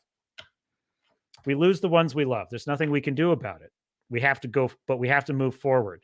And that's kind of how I think of it with these franchises. It's like, yeah, this happens. Bad things happen to good franchises. There's nothing we can do about that. We can move forward. But folks, if I can offer a silver lining for you, if I can brighten that gray cloud just a little bit, I will tell you something. They are paying a dear cost for their destruction of these properties. They're paying dearly. Disney has lost an amount of money that most studios can't even imagine. Everything Disney has done this year, with I think the exception of Guardians Volume 3 might be the only exception. everything they've done has been a failure, or at the best, and at worst, a catastrophic embarrassment, the likes of which may not have ever been seen in the case of the Marvels. So yeah, they've taken a wrecking ball to all the things they love, and guess what? They're paying a dear price for it, and well, they should. So I don't think that Bob Iger, I don't think this little war with Elon's going to go the way he thinks. Wrangler says, or actually, let me get this one first. At least they haven't ruined Janeway yet. Captain Sisko's character is kind of safe, but I won't be surprised when they eventually try to retcon him as well. God, I hope not. But I'll just say that I don't see them digging up. I shouldn't even say this. I don't see them digging up those characters because I don't think those actors are, first of all, very interested in ever revisiting it. But even if they were, I really do think that like Alex Kurtzman does not like Star Trek. Akiva Goldsman does not like Star Trek. The people that make this stuff don't really like it very much. They may say they do. Oh yeah, I saw a couple episodes of Next Generation. It's like, no, you didn't. Like, it's like, no, you didn't. But I don't think they like it enough to think those characters are valuable. Now, of course, in the case of Janeway and Sisko, they're going to see the diversity quotient. They'll see that, which is pathetic. That is just another pathetic sign of how limited and dim their worldview is. That's what they would see first, is the race of the captain or the gender, which I find disgusting in the extreme, because that's not what you and I see as Trekkies. What we see is characters who had magnificent stories behind them, and I don't think they see the value of that. They never have. And so I don't know if that makes any sense, but that's kind of why I feel like they're not even going to bother. At this point, I think they're just mulching over what they've got in the pipeline. I don't think that Star Trek is going to... I don't see Kurtzman Trek going on much longer because I don't think there's anyone watching it. I mean, maybe Paramount Plus they just want that sludge pipeline to keep flowing. And if so, what I think there will be more of in the future is stuff like Lower Decks. That's what I think they're going to keep doubling down on, is stuff like Lower Decks. They'll keep doing shit like that. Just garbage. But yeah, I love Captain Sisko. I love I call them the original five: Kirk, Picard, Sisko, Janeway, Archer. Those are the good captains. I love all of them. I have to say, I kind of liked Anson Mount as Christopher Pike in Discovery in his sort of guest season, but like in the same way that I thought Margot Robbie was good as Barbie. It's like, but he's within this garbage Kurtzman Trek storyline. But actually, Anson Mount as Captain Pike could have been a really good Star Trek captain. He actually really could have been. He had that kind of brightness, that verve, that zeal for life. He was sort of a classic hero. They totally cucked him, by the way. They're turning him into a total dithering loser in Strange New Worlds, because I watched the season finale of the last episode. They literally have a scene when Christopher Pike is watching a colony being bombarded on the view screen, and they're like, "Captain, what do we do?" He turns to the camera, looking at his crew, and he looks horrified and afraid. And that's the end of the episode. And I'm like, these fuckers, they never stop, do they? But he could have been a good one. Dude, Sisko is the man. I love Captain. You know what I loved about Captain Sisko is that he was the one captain that was a family man. And I thought that was such a really interesting dynamic. I love his story. I love the arc with him and the prophets. That to me is one of my favorite kind of little subplots of a Star Trek series, is basically Sisko going from an atheist to being a total believer and literally a prophet. And a representative of these gods by the end of the story. I thought that was super cool. I love his relationship with Kira, who's also just a character I love. So yeah, I love Deep Space Nine. I came very late to Deep Space Nine. Like I ignored it for years because to me, Star Trek was about being on a ship and exploring space. But, one day a friend of mine was like, "You've never seen Deep Space Nine?" I'm like, "Nah." He's like, "Dude, it's new Star Trek. What have you got to lose?" And I'm like, good point. And so I started watching it. And I was like, damn, this is great. This is a great show. Yeah, the Dominion War, amazing. Star Fury says, Swords and Starships, you bring a smile to our Sundays after generally a week of garbage from the mainstream media. Well, thank you, Star Fury. I appreciate that. I certainly hope so. That is my goal. I mean, yeah, I got a little bit. Look, that Doctor Who situation is so bad. Even I got a little bit down for a second there. Don't forget, folks, they're losing. Do not forget they are losing badly. Now, they may not always show it. And I'll tell you something. Russell T. Davies he is unhinged. He is unhinged. He's out there on Twitter, he's doubling, tripling down and being a dick to the audience. I think, what was it? Someone on Twitter, and I'm not going to look for the tweet, but basically it was a very respectful criticism. We prefer civil discussions and civil criticism. Isn't that what they say? Like Nia DaCosta? I try to ignore the haters and just engage with the civil critique, right? That's what they always tell us, right? That's part of the gaslighting.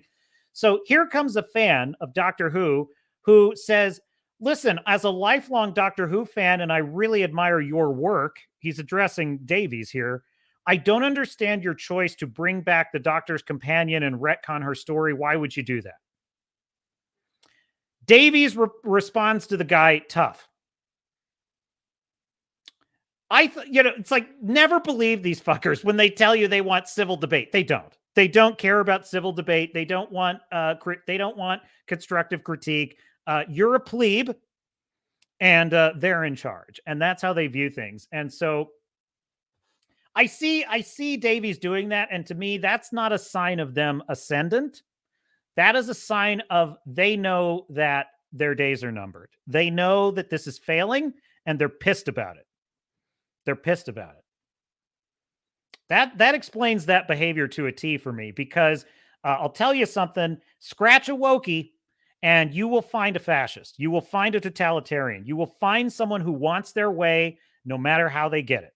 And it's their way or the highway, and you will either be swept aside or you will fall in line. And that's how they think. That's how they operate. They don't feel that they don't owe anything to the audience. They don't owe anything to the fans.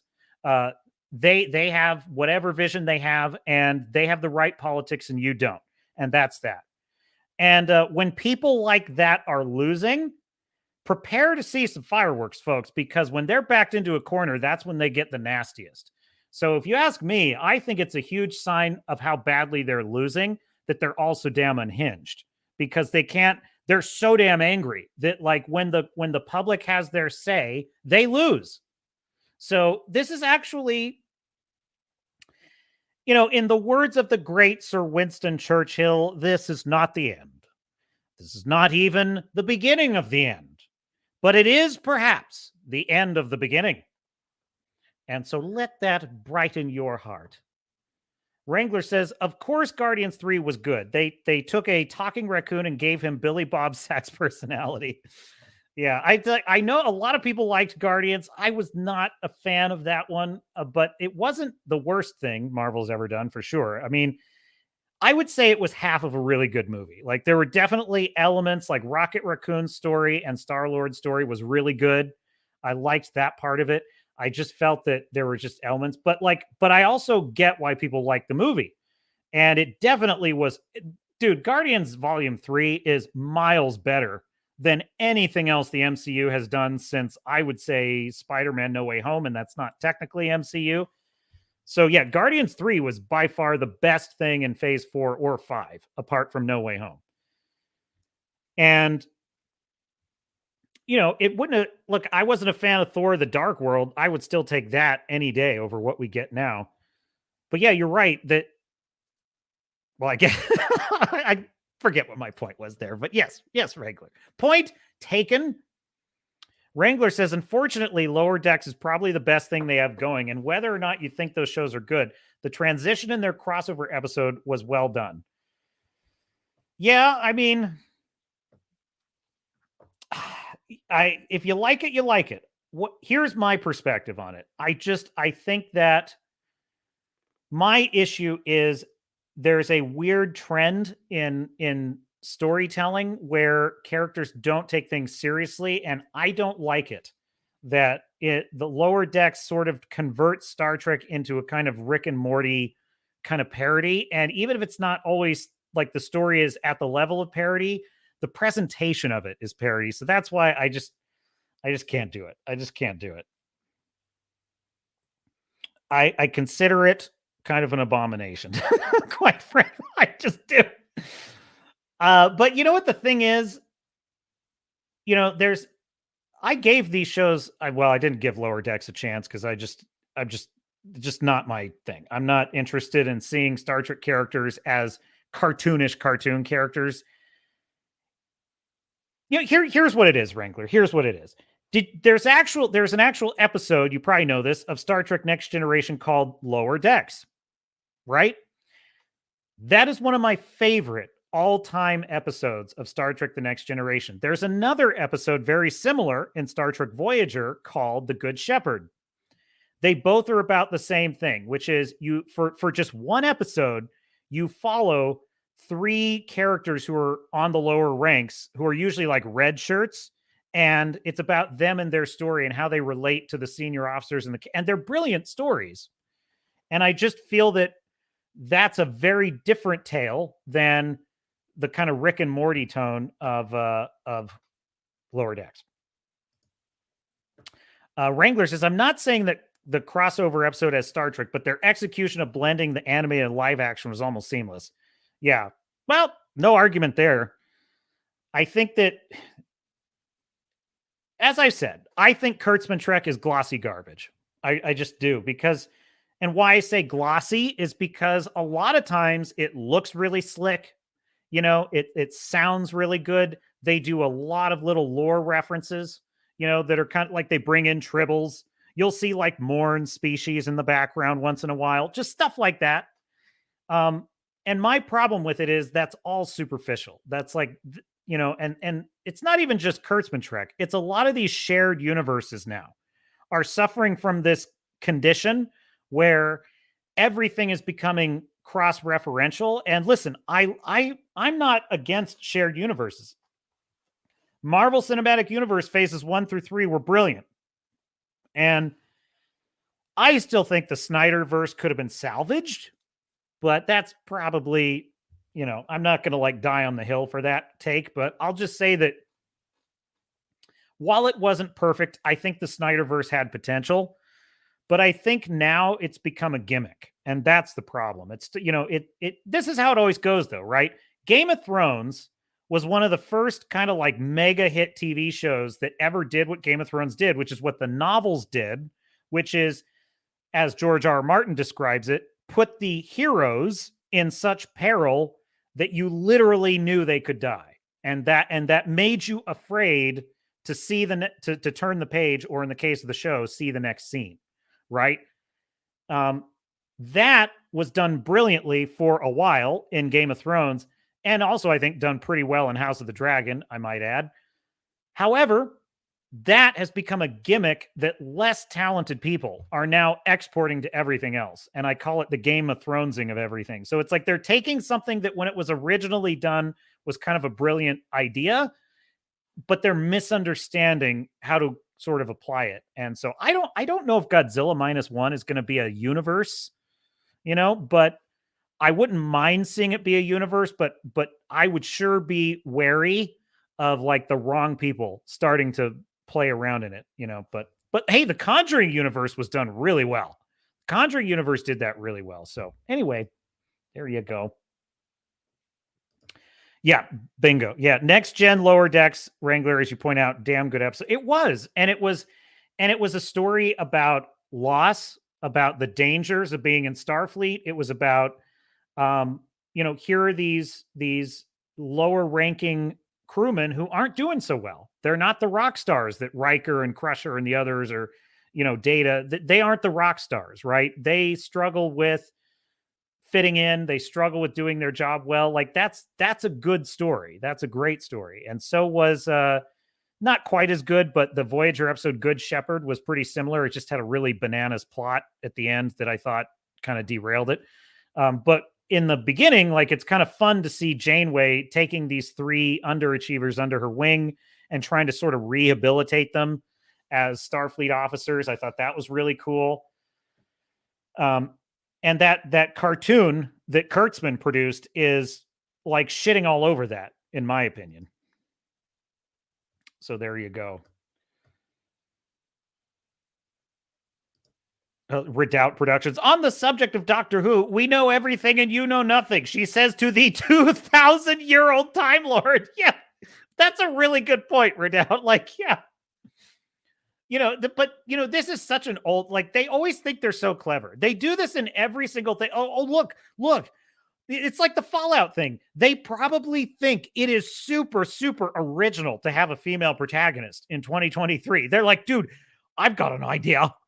It's like, you know, and it's like they do this in every single show. Luke Skywalker gets lectured by Rey. You know, it's like Picard gets lectured by Raffi. You know, it's like they do this in every single property now. You see like the old legacy character being lectured to by the newcomer, the MCU, that's the MCU. It's like you see Nick Fury getting lectured while he's petting a kitty. You see him getting lectured by all these other characters that nobody cares about. You know, it's so... Dude, that Secret Invasion was the Nick Fury apologizing for his existence tour. It was like, dude, I got to tell you, I don't know. It's becoming quite the competition these days. But like, how many times can Nick Fury literally apologize in an episode for everything he's done and for everything that he is? And also be reminded that he's black in Russia. Dude, it's such garbage. So my point is, like, they think this is new every time they do it. Like, they think they're the first people that ever did this. And it's like, and you know something? When you get right down to it, it's because we're boring. We're so fucking boring. Get him, Az. Get him, Az. We miss you, Az. Rest in peace, Az. R.I.P. Az. Oh, by the way, hail to the 199. I forgot to mention that. A little bit of housekeeping. But yes, there you have it.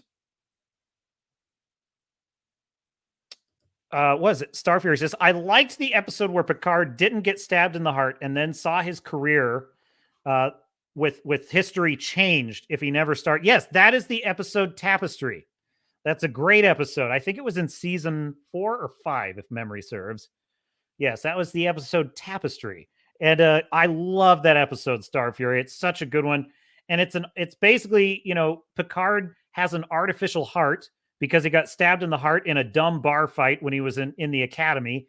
And he is dying. He's on the operating table because the artificial heart has failed.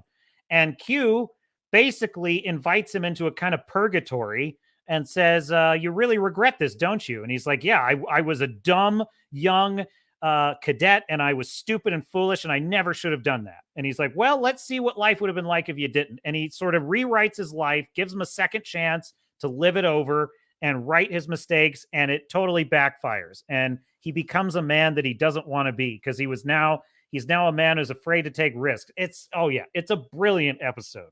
It's so good. It's one of the all-timers. Right, yeah, Q is John Delancey as that character. Q is just something else, Wrangler. He is so good. Yes, not counting season 2. I have a friend of mine who started watching Picard. He texted me and said, I'm watching Picard season 3. And I'm, oh, okay, cool. He's like, it sucks. I hate it. I'm like, oh, well, you know, they can't all be winners, I guess. But then he texts me and says, you know, all this crap about the, you know, what was it? ICE breaking into a clinic in Los Angeles and arresting all these illegals. This is crap. This is garbage. And I was like, dude, you're watching season 2. I told you not to watch season 1 and 2. What are you doing? It's the worst Trek ever made. That is my genuine opinion. Picard season 2, followed closely by season 1, is the worst Star Trek ever made. It is so nihilistic, dystopian, awful. Beyond just being bad in like every way that a show can be bad. But yeah, so I'm like, what do you, no, watch season 3, disregard season 1 and 2. So there you go. But yeah, I love that Q comes back in Picard season 3 and totally retcons that. Like, I know that you Whovians were wishing for what you needed. What you needed was the Terry Metalis of Doctor Who. That's what you poor Whovians needed. You needed a Terry Metalis to come in there, give you a 60th anniversary Doctor Who that was everything you ever wanted, and retcon the Timeless Children while you were at it. Like, wouldn't it have been great if you had an analogous character to like Shaw in Picard season 3, who says to Picard, forget all that weird Borg shit on the Stargazer, just totally throwing away what happened in season 2. Wouldn't it have been great if he's like, forget about all that weird shit on Gallifrey. That never happened. Like that would have been so good. I would have wanted that for you, Whovians. You have no idea. Look, I'm probably like the worst at this. It's a meme, Wrangler. It's a meme. It's a meme. Okay. I know you're probably memeing, but I'm just on the chance you're not memeing. It's a meme. But you have to follow the Friday Night Tights lore.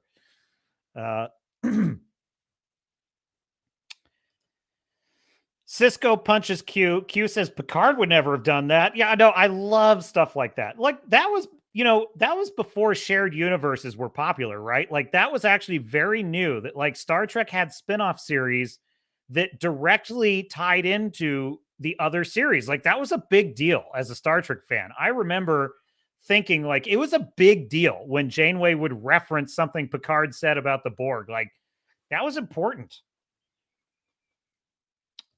Yeah, I'm not Picard. Yeah, there's a little bit of meta in that too, because at the time, this was the first new captain since Picard and Kirk. And so that's a little bit of like the character proving himself kind of. But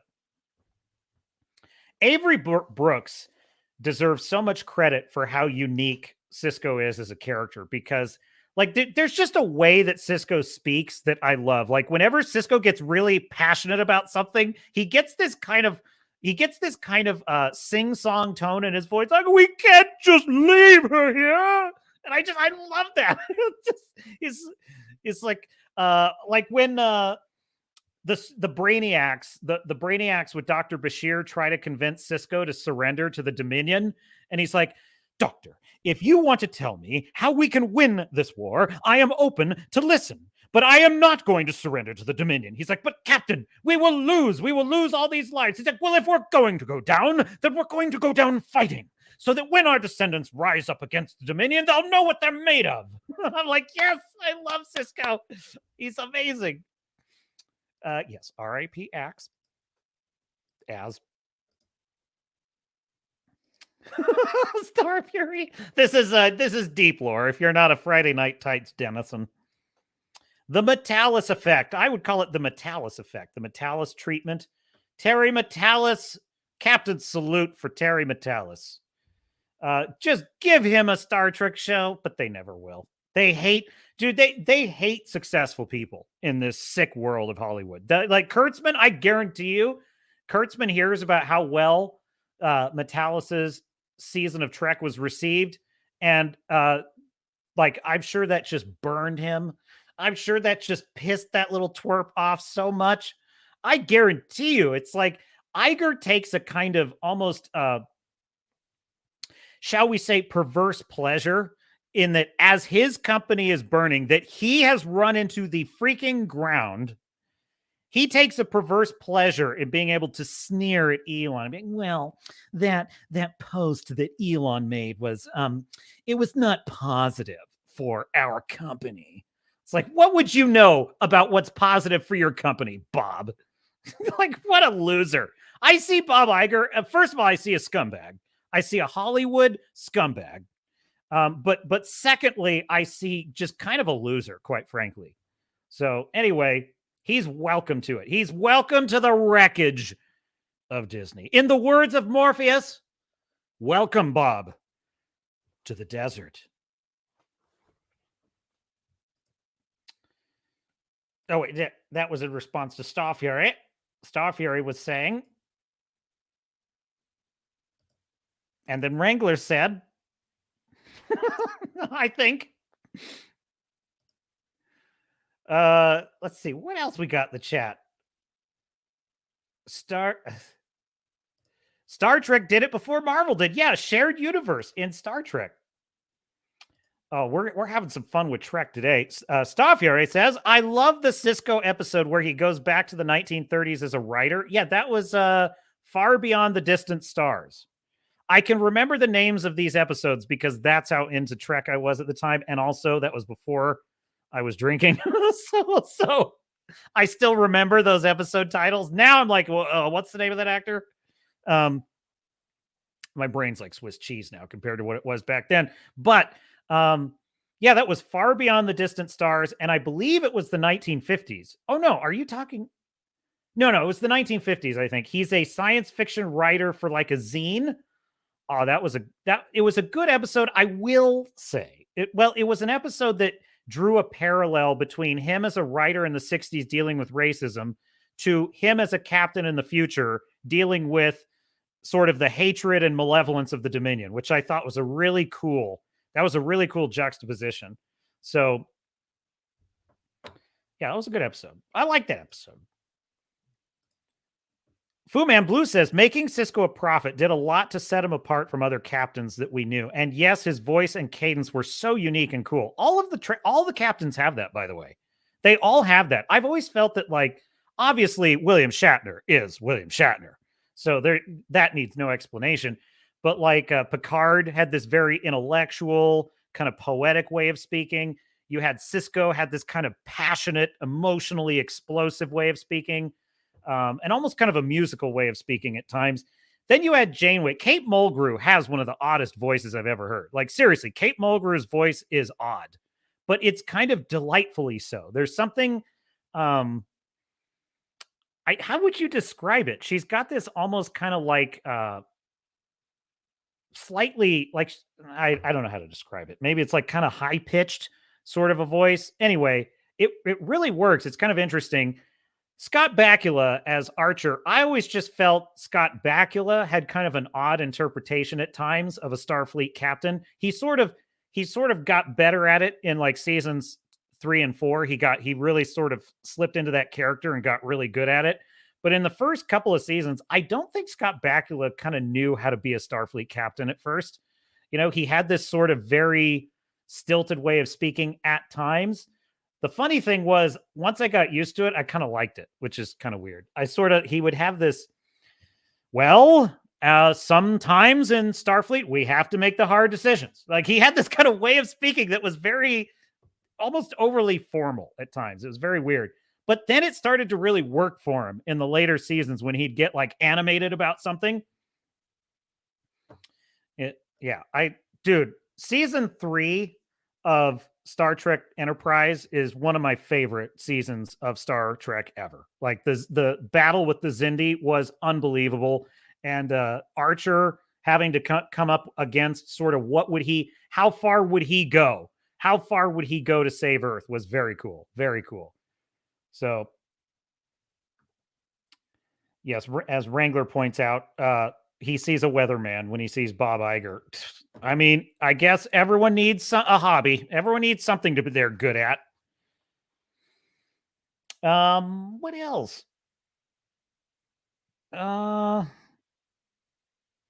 You might be talking about. Oh, yes, you're talking about Sisko when he pretended to be a Klingon. He did that so well. They should have given him a Klingon role. They could have. They absolutely could have. Man, if you're a non-Trekkie, welcome. Enjoy. What else? That's a good analogy. If you're talking about Scott Bakula's Archer, he had a school principal kind of voice. I would agree with that. He had an almost kind of school principal way of talking. Not in a condescending way most of the time, but just an oddly formal diction. Starfury says, Janeway had a high-pitched, gravelly voice. Yeah, almost like a smoker's voice, but a high-pitched, but not like an unpleasant smoker's voice. It's odd. She's got one of the oddest voices you've ever heard, but it really worked. It really worked for the character, especially if you've ever, this is deep lore, folks, but if you've ever seen the test screening of the first person they cast to play Janeway, which was not Kate Mulgrew, it was, I think it was she was like a French-Canadian actress, and she had a French accent, and they cast her to play it. She had this very wooden kind of, boring approach. And then you see Kate Mulgrew side by side, it was like night and day. She was so much more forceful and animated in that performance. So, by the way, Jennifer Hale, who voices the female Commander Shepard, does a great job. Like, her voice performance as female Shepard is one of the best female voice performances I've ever heard in a video game. She's more emotional, I think, than even Mark Muir. Like, you know, a little more forceful at times than he is. Wrangler says Captain Archer was a little awkward, but he got hands-on involved with everything. Most captains after him would delegate more. Yeah, and which was appropriate, right? Because he's meant to be, you know, he's like in the World War II era. Kirk is in like just roughly analogous to like the Vietnam era, and then Picard's up here in the modern era. And so it's like Archer was meant to represent a more rugged kind of Star Trek captain, and he did a good job of that. But he also had to represent that humanity is more enlightened in this time. And so he really, I think, threaded that needle pretty well. Occasionally it was a little campy, but then again, every Star Trek series has a little campiness in it. There's no doubt about that. Oh, old man Nixon, you are so right about this. We almost had the Earth-Romulan War, but that show was canceled. I know. Pour one out for what we did. And by the way, Jeffrey Combs as Shran was going to be a permanent member of the crew. He was going to be on the Enterprise crew. What we were denied. We were denied something so magical. I really think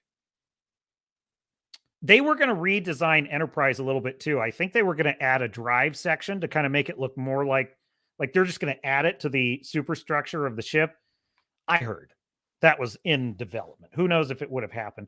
A whiskey woman's voice, Wrangler says of Kate Mulgrew, and all this time she claimed it was coffee. Well, that could be. That could definitely be it. That's also one of my things. She's like the only Star Trek captain who drank coffee. No, Sisko drank Ractagina, which is Klingon coffee. So technically, Sisko was also a coffee drinker. Dude, we're in deep Star Trek. You're right, Star Fury. Genevieve Bujold. That was the original casting for Captain Janeway, and she was awful. She was awful. She did the whole pilot episode, Caretaker. She did like at least some of the early scenes of Caretaker, and she was not working out, and so they recast to Kate Mulgrew. Dude, if you can find that footage on YouTube, it's interesting to see like what Kate Mulgrew brought versus what Bujold brought. Star Fury says, I always romance Garrus as a femshep. Too much information. Well, it's your profile. I think it's the other way around, Star Fury. I think you're Garrus romancing femshep.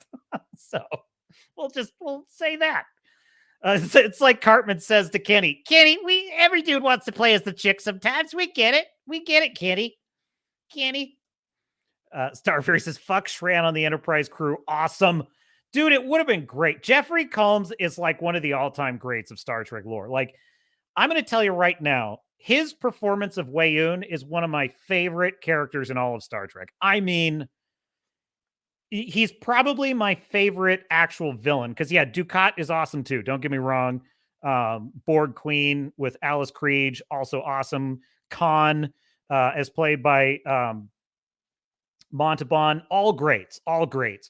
I'm going to tell you right now, Jeffrey Combs as Wei-Yun is one of my all-time favorite villains in all of Star Trek. He is so brilliant as that character. I love every single scene with him as Wei-Yun, every single one. It's just, there's this amazing scene where I love it when the Deep Space Nine is occupied by the Dominion, and Kira is trying to negotiate she's trying to get Rom released from prison because he was caught trying to sabotage the Dominion's attempts to take down the Federation minefield. She comes in and she says, Wei-Yun, you've got to let him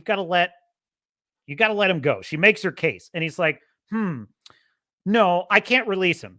And she's like, why not? He's like, well, because you can't release a prisoner and then have him executed. It makes no sense. I just love that so much. You're going to execute him. Well, the Dominion takes a very dim view of terrorism, I'm afraid. Like he's so pleasant while he's sinking the knife in. That's what's so great about Wei-Yun. He is the perfect example of a kind of middle management fascist. Like that's basically what Wei-Yun is. He's a middle management state apparatchik who is meant to make you feel at ease while he's plotting your enslavement or destruction. So that there's another great scene where Jake Sisko, as a reporter, is trying to get an interview with Wei Yun, and Wei Yun is walking with his bodyguards, and he's like denying him all these interviews. And he says, "What, Mr. Wei Yun? Like, I want to get your side of the story." And the Federation wants to know, and he's like, "No, I don't think so. You keep writing negative stories about the Dominion." He's like, "Well, I'm just trying to tell the truth about the occupation." He's like, "No, see, Jake, that's where you're wrong. You keep calling this an occupation. This is not an occupation." And he's like, "Well, I'm just telling them my stories. I want the people to read the truth." He's like, "Well, they're not reading them because I'm not sending them." And he's like, "You're not sending them?" He's like, "Jake, tell me you're not that naive." Anyway, that's probably too much. The captain loves Wei Yun. I love Wei Yun. He's such a great character. Yeah, he's got that. He's a mid-level. But the other thing about Wei Yun, though, is he's good at what he does, though. That's the difference, though. The Vorta, that's what the Vorta are. They are administrators and diplomats. That's their purpose in the Dominion, which is freaking brilliant, by the way. I just think that's so well structured as a story backdrop. But he's good at what he does, because we do occasionally see Vorta that are bad at what they do. We occasionally see Vorta that aren't that great. So when you see Wei Yun working a room, it's like he knows how to actually make deals. He knows how to disarm people. He knows how to misdirect people. He knows how to make friends when he's got to make friends. And he knows how to crush enemies ruthlessly when he's got to crush them. And so he's great for a lot of reasons. Wrangler says it can never happen, but I would love to see a circumstance where Quark has to somehow outwit Khan. Hey, look, there's plenty of time travel in Star Trek. There's no shortage of that. I'm okay with that. Let's see it. So yeah, Quark having to outsmart Khan. Yeah, Quark would be. That would be very dangerous. Quark is at his most dangerous when he's up against someone who can't be bargained with. And Khan is someone who can't be bargained with. So that would be a hell of a matchup right there. I just love the episode, The Pale Moonlight, when Sisko is so desperate that he has to bribe Quark to conceal a crime. And Quark is so happy. He's like, "Captain, are you offering me a bribe?" He's like, Sisko's like, what do you want? It's so great. What a great character is Quark. Regler says, I always wanted to see an epic rap battle of history of Quark versus Mr. Gold from Once Upon a Time. Disney needs the Vorta, says Starfury.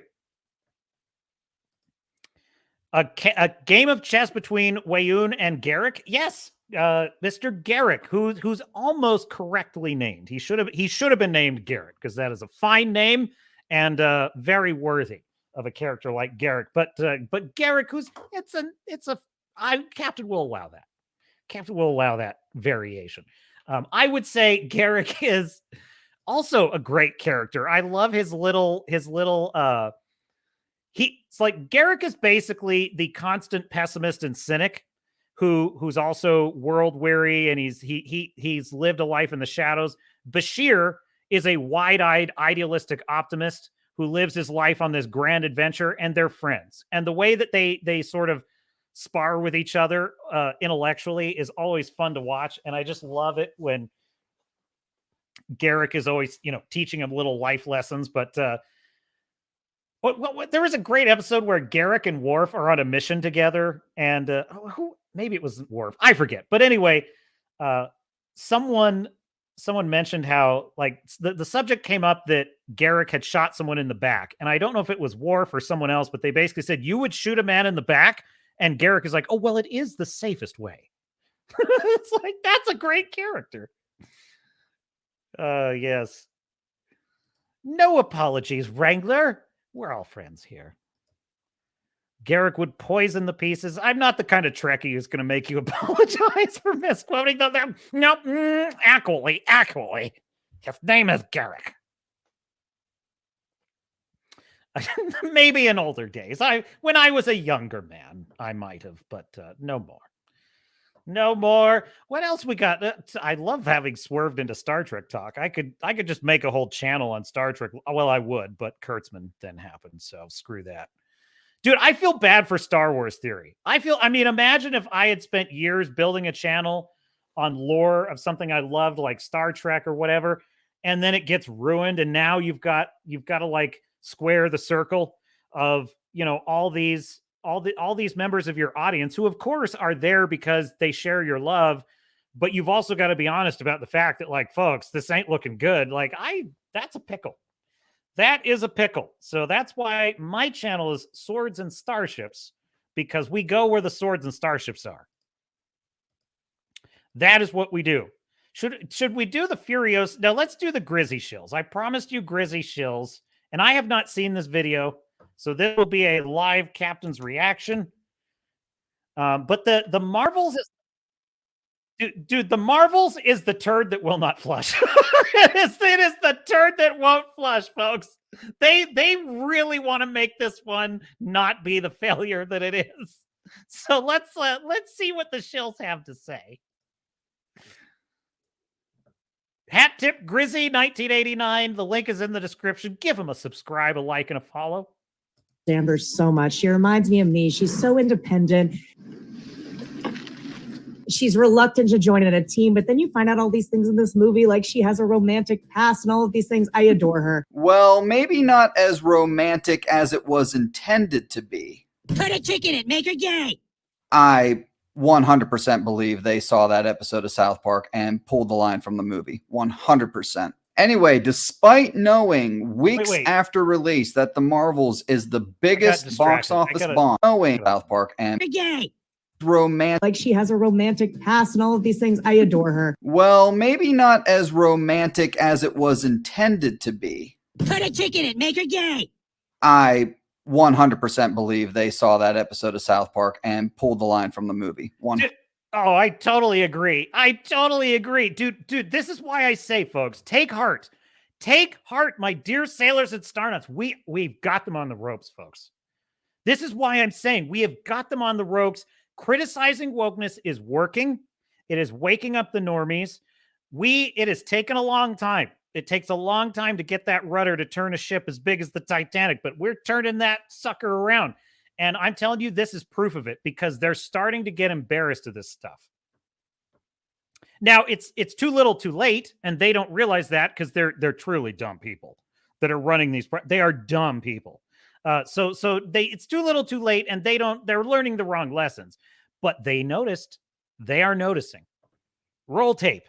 100%. Anyway, despite knowing weeks after release that The Marvels is the biggest box office bomb in MCU history, the msheu shills are still defending it. The Marvels is good. It wasn't that bad.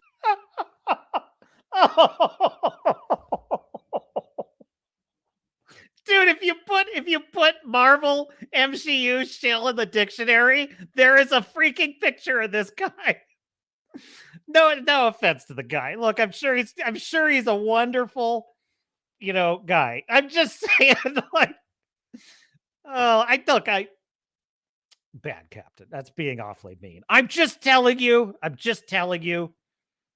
what I see. Is good. It wasn't that bad. Right? It's not the best. It doesn't have to be the best, but it's like solidly good. Solid. Dude, I love the way these people talk. I love the way that they never say anything specific. It's like Bob Iger. So, well, of those things you mentioned, not all of them were bad. Which ones, Bob? Which ones weren't bad? And why weren't they bad?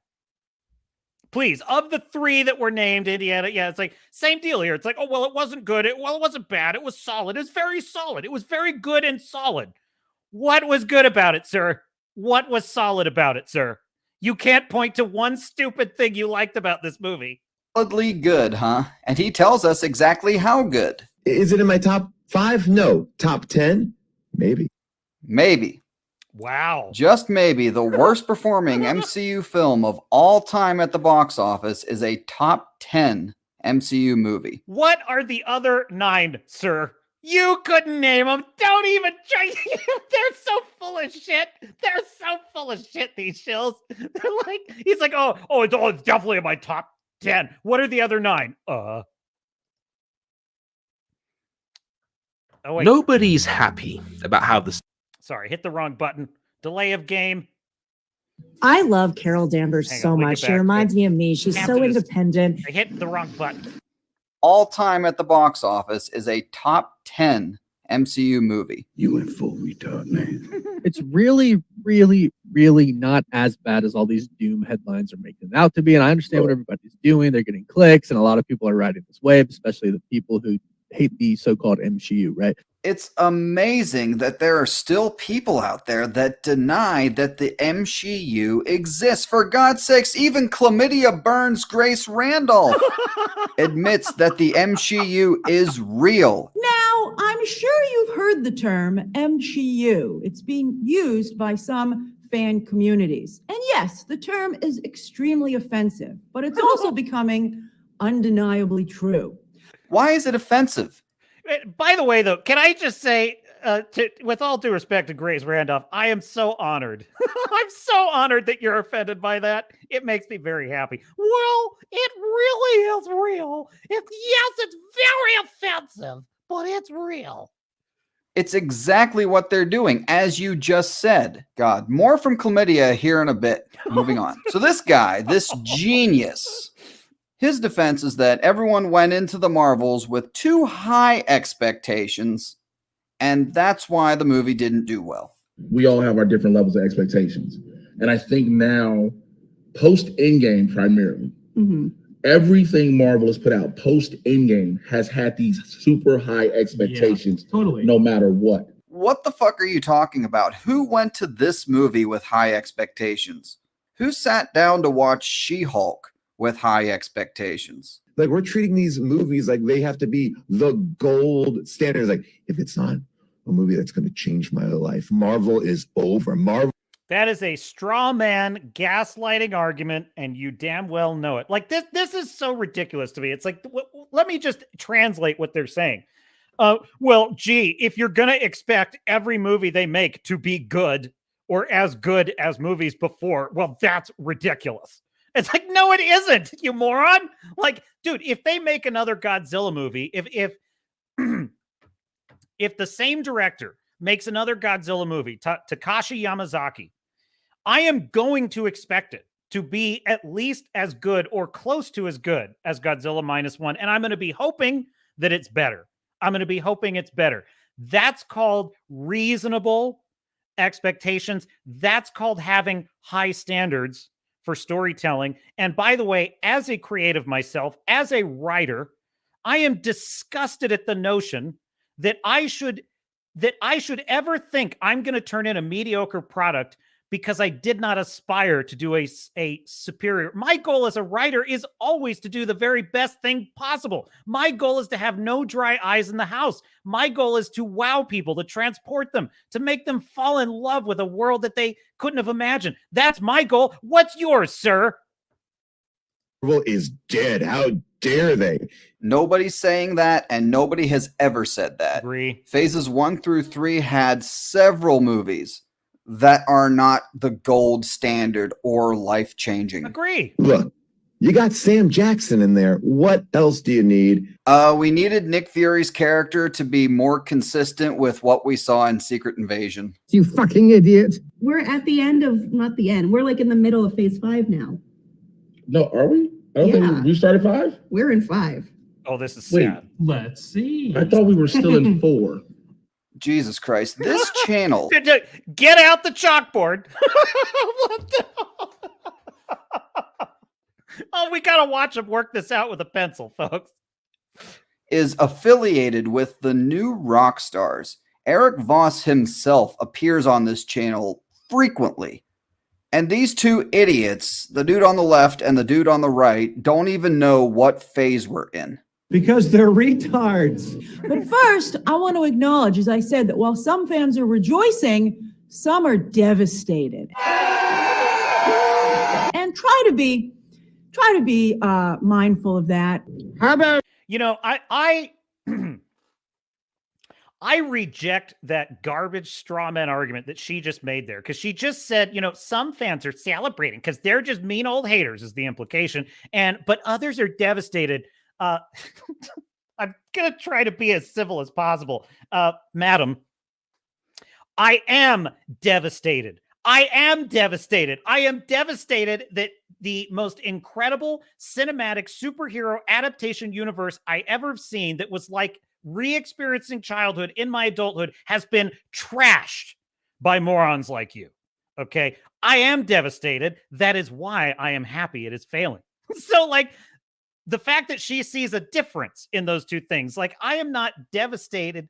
I am devastated that Star Trek has been destroyed. I am devastated that Indiana Jones has been destroyed. I am devastated that Doctor Who has been destroyed. And I'm not even a Doctor Who audience member. I am devastated that Star Wars is in the shitter. I'm devastated about all of this. So don't lecture me about having to feel, about having to have empathy. You got to have empathy for everyone who's devastated. No, they're not devastated because the movie is shit or that it failed. They are devastated because their sick, woke, mind virus ideological agenda is losing. That is why they are devastated. And if that is the devastation, I will dance on their graves happily. Figuratively speaking, of course. No. It now has suffered the biggest second weekend drop ever for the MCU at 78%. The damage that's being inflicted here to diverse storytelling is so there sad. it is. I called it. Did I just call it? They're not devastated. They are not devastated that the movie failed or that the MCU is not as good as it used to be or any of that. They are devastated because their ideology is failing. They are devastated because the propaganda has been rejected. Rejected. We, the audience, the paying customer, reject you and your sick worldview. That's why you're devastated. And all I could say to that is cry about it, bitch. And whose fault is that, Chlamydia? Is it Bob Iger's fault? Maybe the director's fault? No, it's Elon. And by the way, I should say I meant the BI itch in the general, not directing it at any particular gender. I am nothing. Your captain is nothing if not a diverse and inclusive individual. On Musk's fault and him not banning mean people on Twitter. Take a listen. Yes. And I have to say, for a while, we've debated as to whether or not Twitter really does indicate what's popular. And I think at this point, Elon Musk has driven enough regular people off of Twitter that it is no longer reliable as to what's popular. So what she's saying is that a more freedom of speech focused Twitter X is driving normal people off of the platform. Think about that. And all that freedom of speech impacted the Marvel's box office because there are so many people being mean to movies and bullying the people who do like them. To the point that The Marvels is the worst performing MCU movie at the box office of all time. Sorry, I'm just not buying it. This movie sucks. Also, go fuck yourself. Yes. Thanks for watching. And if you enjoyed the video, please like and subscribe. Nice finish, Grizzy. Hat tip, Grizzy 1989. A scholar, a gentleman, a warrior, poet is Grizzy, performing a service to humanity. Because I could not sit through all that dribble to assemble that for you. So thank you, Grizzy, with the bottom of my heart. As Redoubt, yeah, that guy on the left appears sincere, poor guy. You know, it's funny, Redoubt. I had kind of the same feeling, right? The dude in the video that's like, is this phase 4 or phase 3? And I was like, you know, he actually, to me, is more of a blue pill than a shill. He's more of a blue pill because I think he's still in that world of like, he wants this to be good. He wants to believe it's good. And so he's rationalizing why it is, why it isn't. And maybe the guy with the gap teeth is kind of in the same category. So I might be being just a little bit harsh, but like, I'm just gonna tell you, I think that the shills that are really, how can I put this? Maybe it's a case of denial and maybe it's a case of shillery. I'll let you decide. But in either case, if it's a case of denial, it's like, you got to wake up, folks. Because, you know, to the extent that these morons running these properties are starting to get the hint, it's only because they've had a dozen failures in a row. Think about this, folks. You know, wind, in the words of the Joker in the Dark, wind the clock back. 1 year. You know, it's like, what? Think about how many failures would you and I have guessed it would have taken for Disney or any other studio to right the ship? Like, how many failures, catastrophic failures, would we have thought would have sent the message, right? I bet that it would have been something below 5. I think we would have guessed something in the neighborhood of like 2 or 3, maybe 4 really bad disasters, but before they were like, oh, geez, we did something wrong. Dude, Disney has had 2 years of almost every single thing they release, not just being a failure, but a giant failure. Everyone worse than the last. Okay.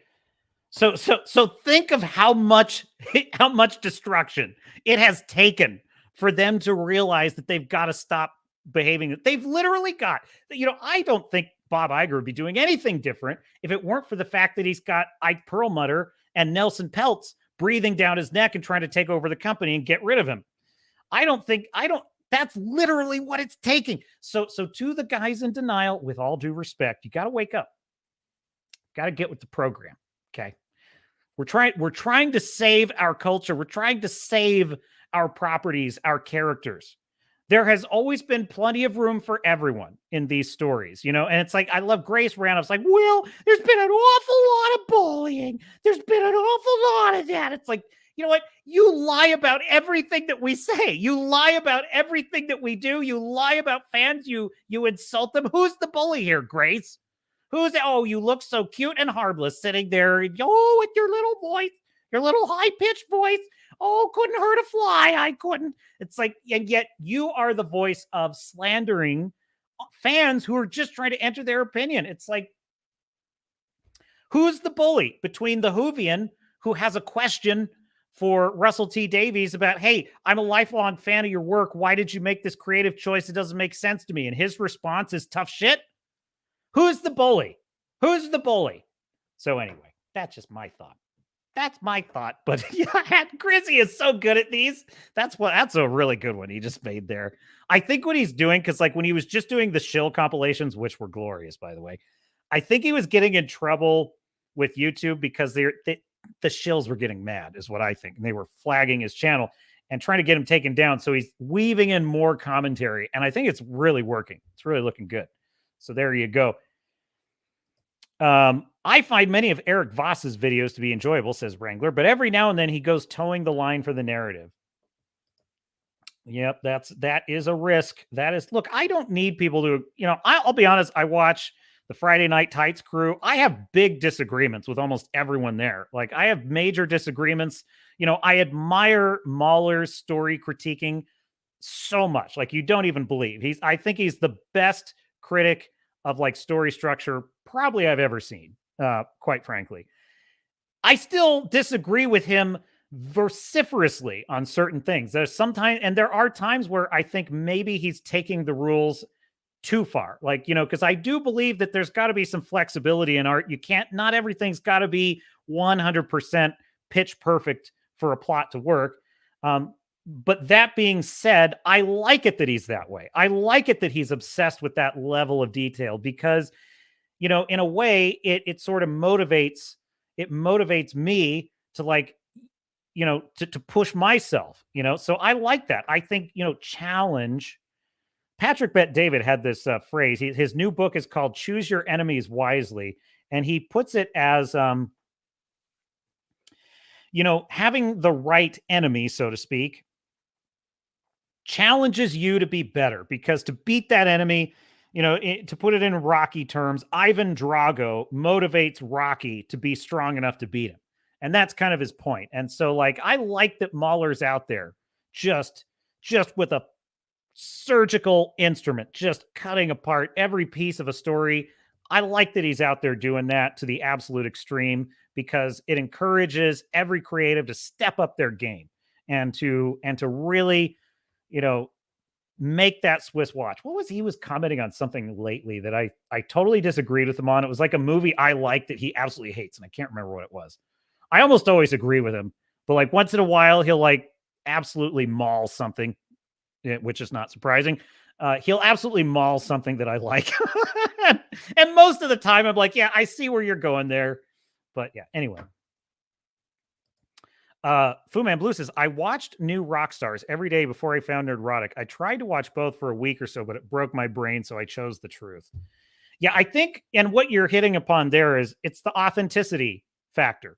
It's like, are these guys saying this because they're afraid of their audience or they're trying to get access, or are they saying this because it's what they really believe? And I'll tell you, Star Wars Theory has some serious guts because, like, he has a big audience. He has a multi-million subscriber audience, and he's had it. He has had it with the low quality, and he's not like as, you know, gung-ho as like, say, a Ryan Kinnell, but he's saying like, dude, there's shit wrong with this. There's shit wrong with Ahsoka. There's shit wrong with this. And he's taken a lot of shit for it. And he's like, you know what? I'm sorry, but that's how I feel. And it's not because I hate Star Wars. It's because I love it. And these are the problems that I see. And so there you go. So yeah, look, I've always been this way. The minute that I smell a whiff of inauthenticity in anyone I'm listening to or watching, I'm gone. Like, I'm just gone. And that's rare because usually I'm only drawn to someone in the first place because I hear what they're saying and I'm like, that makes a lot of sense. And I love the passion they have behind it and whatever, you know. I can't watch any kind of network news at all. Like any kind of news format. Like, I never watched Tucker Carlson while he was on Fox News. I never would have watched him. I hate that format. I don't like it anymore. I used to watch it when I was young, that kind of format. I find it phony. I find it curated. I don't like it. I don't like hearing the news in that way. It's like, I like hearing someone who's raw and honest. I actually think now he's actually pretty interesting to listen to now that he's on Twitter because he's just doing his thing. So that's just how it goes. Like, I was a giant Rush Limbaugh fan for two reasons. Number one, he was always a white pill. He was always a white pill. He had a reputation for being this angry, mean guy. He was exactly the opposite. He had a personality that was very lovable, funny, and he was always pretty. He rarely got people that disagreed with him in recent years, but he would debate them and he would be very nice to people that disagreed with him. He was never mean to people who called into his show. He might be passionate on a point, but he never was like attacking them or anything. So I liked listening to him because I knew that like that just really was his personality. That really was his opinions on things. And I definitely did not always agree with his opinions. So there you go. Old Man Nixon says, hell, I just watched Grace Randolph until Trump broke her brain and I became the bad guy. Yeah, it's like, when people when a toddler gets their toy taken away, they show you who they really are. You know what I mean? It's like they got their toy taken away, which is they were winning, and they lost. And they lost fair and square, and they just couldn't handle that. And it's like, I think you either are willing. I was having this conversation with a Generation Z, a very young Generation Z, who was talking about. We were just having a political debate about things, and they disagree with me on a lot. And I just remember kind of making the point that, like, if you truly believe in democracy, if you really believe in democracy, the test of that is whether you are willing to accept compromising with other people in a society who are your neighbors who have a disagreeing point of view. If you can live in a civilization peacefully with those people that have differing views and accept that you're going to win some and lose some, and if you can accept that agreement, then yes, you are a true believer in democracy. If, on the other hand, you think that everything you believe is right and everything anyone who disagrees with you is wrong and is evil, and they are not entitled to win, and that if they win, it's because evil has won and they have to lose, like that's and any means justify. The ends justify the means. Well, then you don't love democracy. You don't. Because if you love democracy, that means you're going to live among people who disagree with you. There is only one type of civilization where you cannot live peacefully with people who disagree with you, and that is a totalitarian system. And usually those systems start eliminating whoever is on the losing side of that system. And that's why they stack up such a body count all the time, because they don't want to live with people who don't think like them. So, that's just, so in other words, what I am saying, old man Nixon, is I don't have a problem with people disagreeing. I have a problem when people think that you're not a person if you disagree with me. It's like, well, screw that. There is a type of person I'm not willing to share my civilization with. And that would be basically open totalitarians. I'm not, it's like, I'm not willing to share my civilization with people that are bullies. Now I do, right? Because I live in a civilization and we all have them. But that's my point. It's like anyone who's like, I disagree. I think that, it's like, okay, well, I'm happy to let us all have our say and see who wins. I'm fine with that deal. And that means I'm going to lose sometimes. I'm okay with that arrangement. Problem is, we've discovered in recent years, there's a lot of people who are not okay with that. And by the way, that's pretty typical of human behavior. So there you go.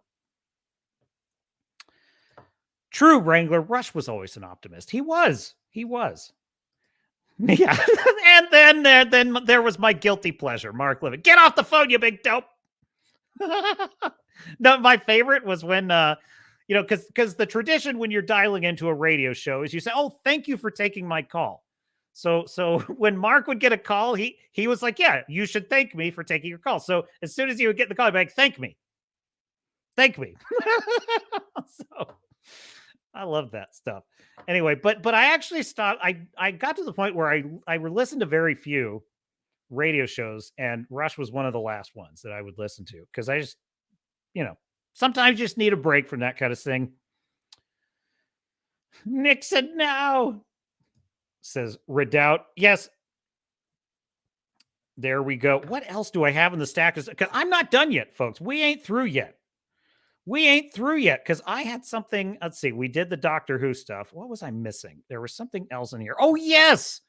This is a thing. Do you want to see the Furiosa trailer? I have not seen the Furiosa trailer, which is the girl boss Mad Max that's coming out. Why don't we just take a quick look at that? What do you say, chat? Whatever you have to do.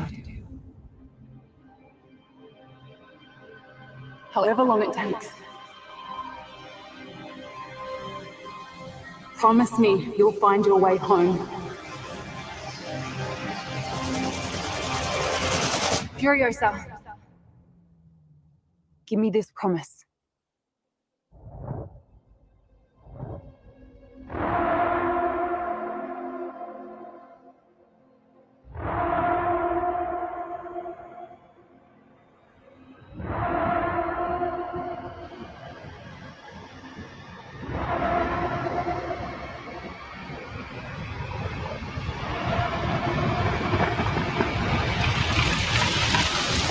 Oh, did you see that? Oh my God.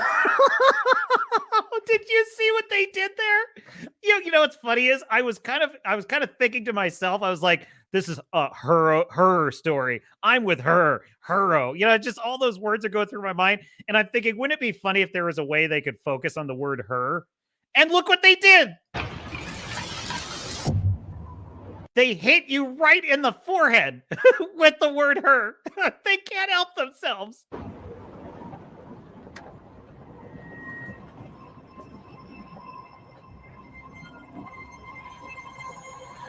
Ladies and gentlemen, start your engines.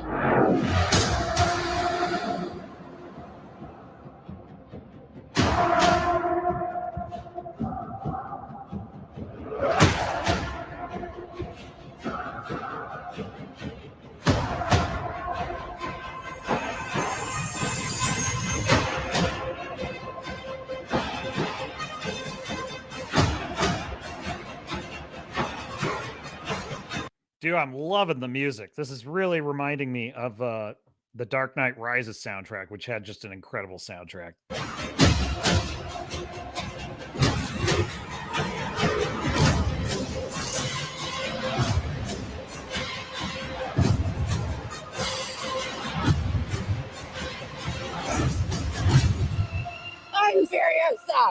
The darkest of angels.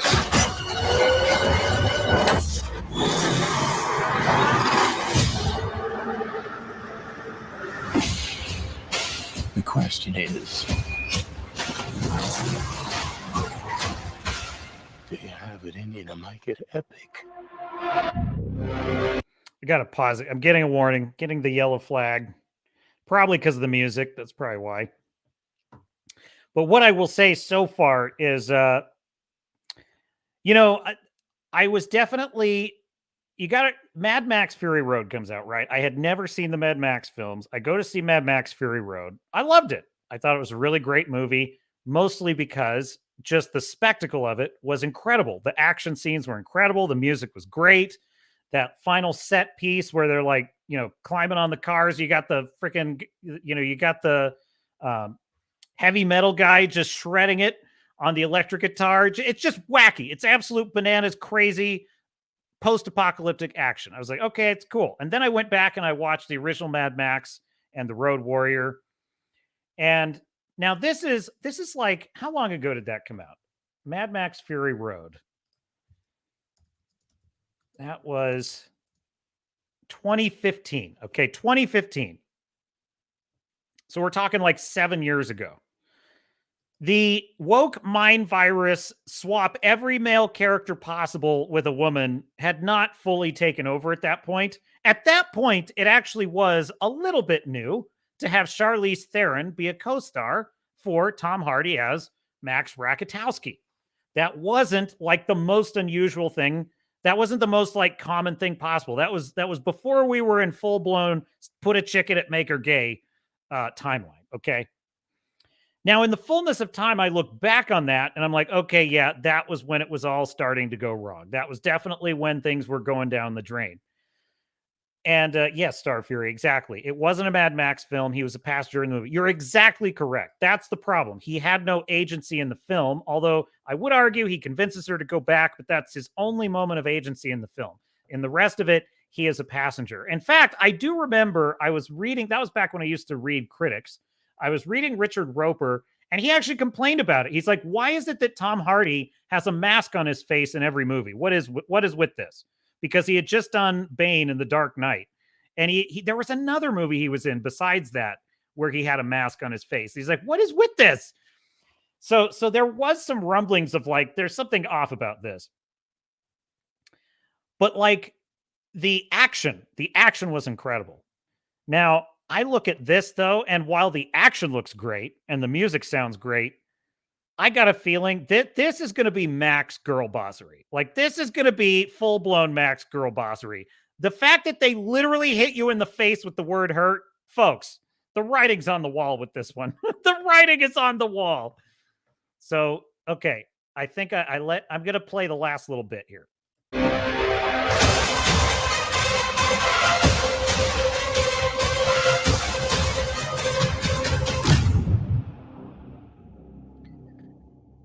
Oh my, what did that just say? What did that just say? No, no, you've got to be kidding me. Oh, this is unbelievable, folks. Like the obsessional level that it's gotten to. They can't even just tell a story with a woman in it without making it about the fact that she's a woman. Do you realize this? They can't do it anymore. They really can't. Remember, is she going to get a gynecological exam in this and be super celebrated for it? I'm just wondering. Because if not, do better. Do better. But listen, if this were 10 years ago, I'd say, yeah, that's a pretty good trailer. I love the music. The action looked really cool. Furiosa's a character. Well, let's see what she does. That would have been my attitude if this were 10 years ago. Okay. Because it's current day, right? Because it's current day, my attitude is... Guess what? Fucking pronouns! Fuck off! So that's my opinion of where we're headed. That's where my opinion is. But what's your opinion, chat? I want your opinion.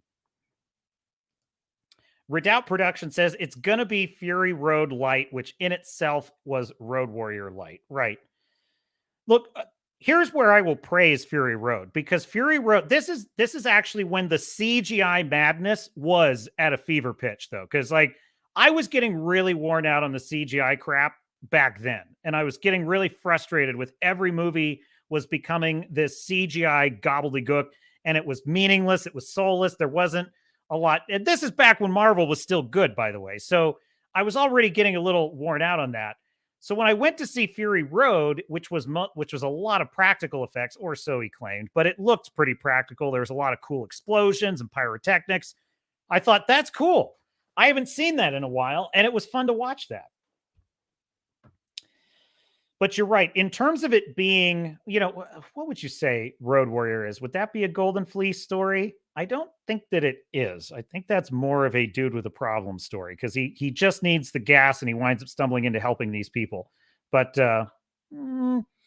could be an institutionalized story, actually. But that's for another stream. But my point is, in terms of the strength of the tale, there isn't really a clear Golden Fleece story in Fury Road, because Furiosa does have a Golden Fleece story, which is to escape. But if the story is supposed to be about Mad Max, it's really just him having, it's a dude with a problem. He's caught up in this situation. What does he do? It would have been much better if it were just a Mad Max Golden Fleece story. And if you want a much better version of either Dude with a Problem or Golden Fleece, Godzilla Minus One. That is the one you want. Bring back Mel Gibson, says Old Man Nixon. Have you seen The Continental, Old Man Nixon, on Peacock? It's like I hate to shill for Peacock, believe me, but it's a 3-part miniseries. It's a prequel to John Wick. He's so good in it. He is so good in it. Oh my God. You really are a man of the cloth. Oh, that's such a good line. You're going to love it. What else? Redoubt says that Old Man Nixon sees bring back Harrison Ford for Indy. On second thought, let's not bring back Mel Gibson. Oh, I know, right? Yeah. Would you still want that, Old Man Nixon, if it came with Phoebe Waller-Forehead? I'm just asking. Fu Man Blue says, why the hell is this about another woman? I'm sick of suspending disbelief beyond all logic to accommodate women in men's roles. I've had enough. Yeah, it's like, it can be done, but I take your point, that like it's gotten ridiculous. It's gotten to kind of ridiculous levels. And you know what I think started kind of the real level of insanity it's gotten to is superhero movies. I think the weird thing about superhero films is it does actually posit a world where women can be in those roles because they have superpowers. Like obviously Supergirl, right, is indestructible. So she can have that role. Wonder Woman can have that role because she's superpowered. And so ironically, there's already plenty of female representation in superheroes because of that mechanic. So there's no reason to like raise a fuss about it because it's already there. You can already have as many female superheroes as you want. Oddly enough, though, this became an obsession for the wokies. They became obsessed with seeing as many superpowered women as humanly possible, which then became an odd new trope, which is, I think that's really where the girl boss came from, is this obsession with making as many superheroes as possible be women so that girls could feel represented and all that sort of thing. And then it became, yes, and now we need girls to be James Bond. And now we need girls to be, everything else. They have to be pro wrestlers that can beat the crap out of men. And it's like, as usual, they've just taken it way too far. They've made it a political mission. And that's really where it went wrong. It's like, this does not need to be a political mission. Just listen, nobody was kicking up a fuss about Ellen Ripley or Sarah Connor or Red Sonja or, Starbuck in Battlestar Galactica, who's incredible, Captain Janeway in Star Trek. No one was raising any hell about any of these characters. You had Scarlett Johansson is fine. She's fine as Black Widow. It's like, yeah, she's doing implausible things, but we're in a superhero world. We can believe it. But that's never enough for them. That's never enough. They've got to take it to the absolute extreme. And the thing that's sad about that is that it overlooks how interesting it is to see, when women are in those roles, to see them surviving in a kind of actual plausible scenario is actually where that's actually where a lot of the real drama and a lot of the real investment comes from. You know, Sarah Connor is a badass in Terminator 2, but she still has to play it smart, right? Like she basically, the first thing she does when she escapes her cell is she goes and looks for improvised weapons. She looks for improvised weapons. There is no chance, even with all her muscles and training, there is no chance she's going to overpower that 300-pound guard that's chasing her. She knows that. So what does she do? She goes and breaks off the end of a mop handle, and she uses it to break his knee, and then she beats the shit out of him, and then she hides, and stealthily creeps up on the doctor because she knows if she gets overwhelmed, she can't beat them all. Right? So in other words, she's using tactics. She's using tactics to win. And I think, so even when there are strong female characters in the past, there was still an effort to like put them in a plausible scenario, assuming the film is the right film for it, because obviously superhero films are the exception. But it's like in that case, even though she was a serious badass, it wasn't because she could just walk up and beat 10 guys like it was nothing. It's because she had to outthink them and use weapons against them and like outsmart them. So that's what made it so awesome. And she was a master of weapons. She knew how to use all the weapons. And if she didn't have those weapons, she wasn't going to be able to beat more than maybe one equal-sized opponent, if that. So there you go. I'd love to say that Furiosa deserves the benefit of the doubt, but it doesn't. It doesn't. It really, because listen, the fact that they have the word her, it's like, oh, stop this. Stop this. You don't need to, they're just beating us over the head. It's almost as if to say, like, you as a male presenting audience member will never be able to appreciate how really awesome this movie is. It's like a male presenting audience member could never appreciate it. I am mostly a male presenting audience member. I think I cried a lot at Godzilla, so that could be in dispute. But yeah, there you go. But Furiosa was a chick and probably gay. Yeah. It's funny. So in my books, Blood and Oak, which I shamelessly plugged on this stream, and I thank you, my dear audience, for indulging me. But yeah, at the risk of a minor spoiler, well, I will just say there is a character in the second book she is a girl who has some capabilities. Okay. And I'll just leave it at that, because if you're going to read it, I don't want to spoil it for you. But all I will say is I remember that all of that character's abilities came from me researching, because I had to figure out what is the fate of this character? What is she up to? How has she survived? That's basically the question. How has this character survived over the years? That was the question. And I actually struggled with this for a long time, because for a lot of reasons that I won't get into for spoiler reasons, but I'll just say that I was researching slavery on the Barbary Coast. Okay. The real shit, like the real shit. And I was like, this is what happened to people in those times. Now, I'm going to posit a character that is female that has survived this. How did she survive? Now, I went through all the historical accounts of what was going on, and I stumbled upon something that was fascinating to me. I stumbled upon a strange, little-known historical detail that I immediately set my imagination racing. I was like, wow, you could write a whole book about a character like this, and I won't tell you what it is because that would give it away. But my point is that I suddenly realized, you know what? This is something that a girl could do to survive. And it's not what you're thinking.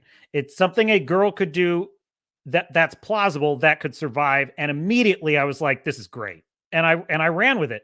I love this character. I think she's one of my favorite characters I ever wrote. But my point is, I was nowhere with this character until I could answer that question in a real, historically grounded way. Now it is a romantic adventure story. My books are. So they do take liberties. They are meant to be sort of dashing adventure stories. So I'm not going to claim that they are, gritty, historical, like hyper real, because they're not. They're meant to be kind of a larger than life adventure tale. But I still want the characters to seem grounded and plausible.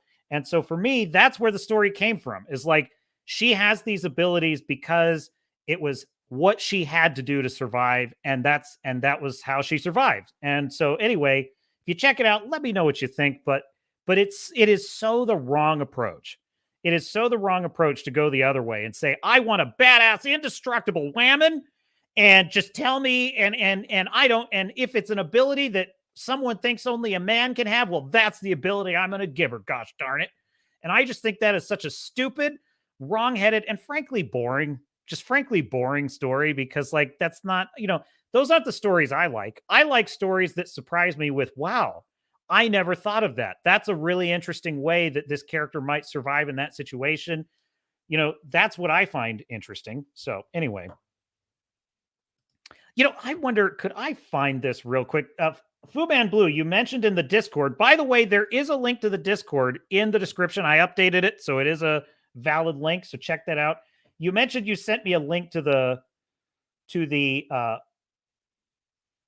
what was her name? Bujold, the Bujold screen test for Voyager. So we might check that out. Let me know where that is. Is that in Discord? I might grab that. But let me see if I can find this. This is kind of a long shot. This might locate it. The internet, YouTube is such a powerful search engine that sometimes you can find things you just wouldn't believe. I think I found it.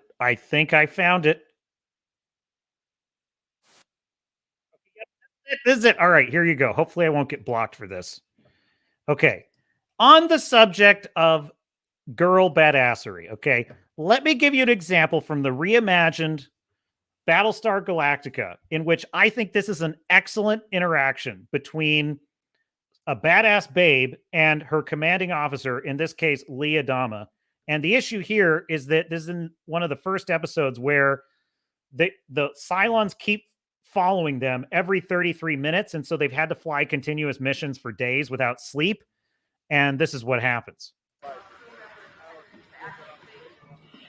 Hey, you see the note from the XO? Yeah, I saw it. No way. Is this? Kara, maybe everyone I else. don't fly with stims. Yeah, this A is. bunch of reflexes, your reaction time. Come on, Kara, give me a break. Just, Why are we arguing about this? I have no idea. Neither do I. You're the CAG. Act like one. What the hell does that mean? It means that you're still acting like you're everyone's best friend. We're not friends. You're the CAG. Be careful out there. Our job isn't to be careful. It's to shoot Cylons out of the fracking sky. Good hunting is what you say. And now one of your idiot pilots is acting like a child and refusing to take her pills. So she either says, yes, sir, and obeys a direct order, or you smack her in the mouth and you drag her sorry ass down to sick bay and you make her take those pills.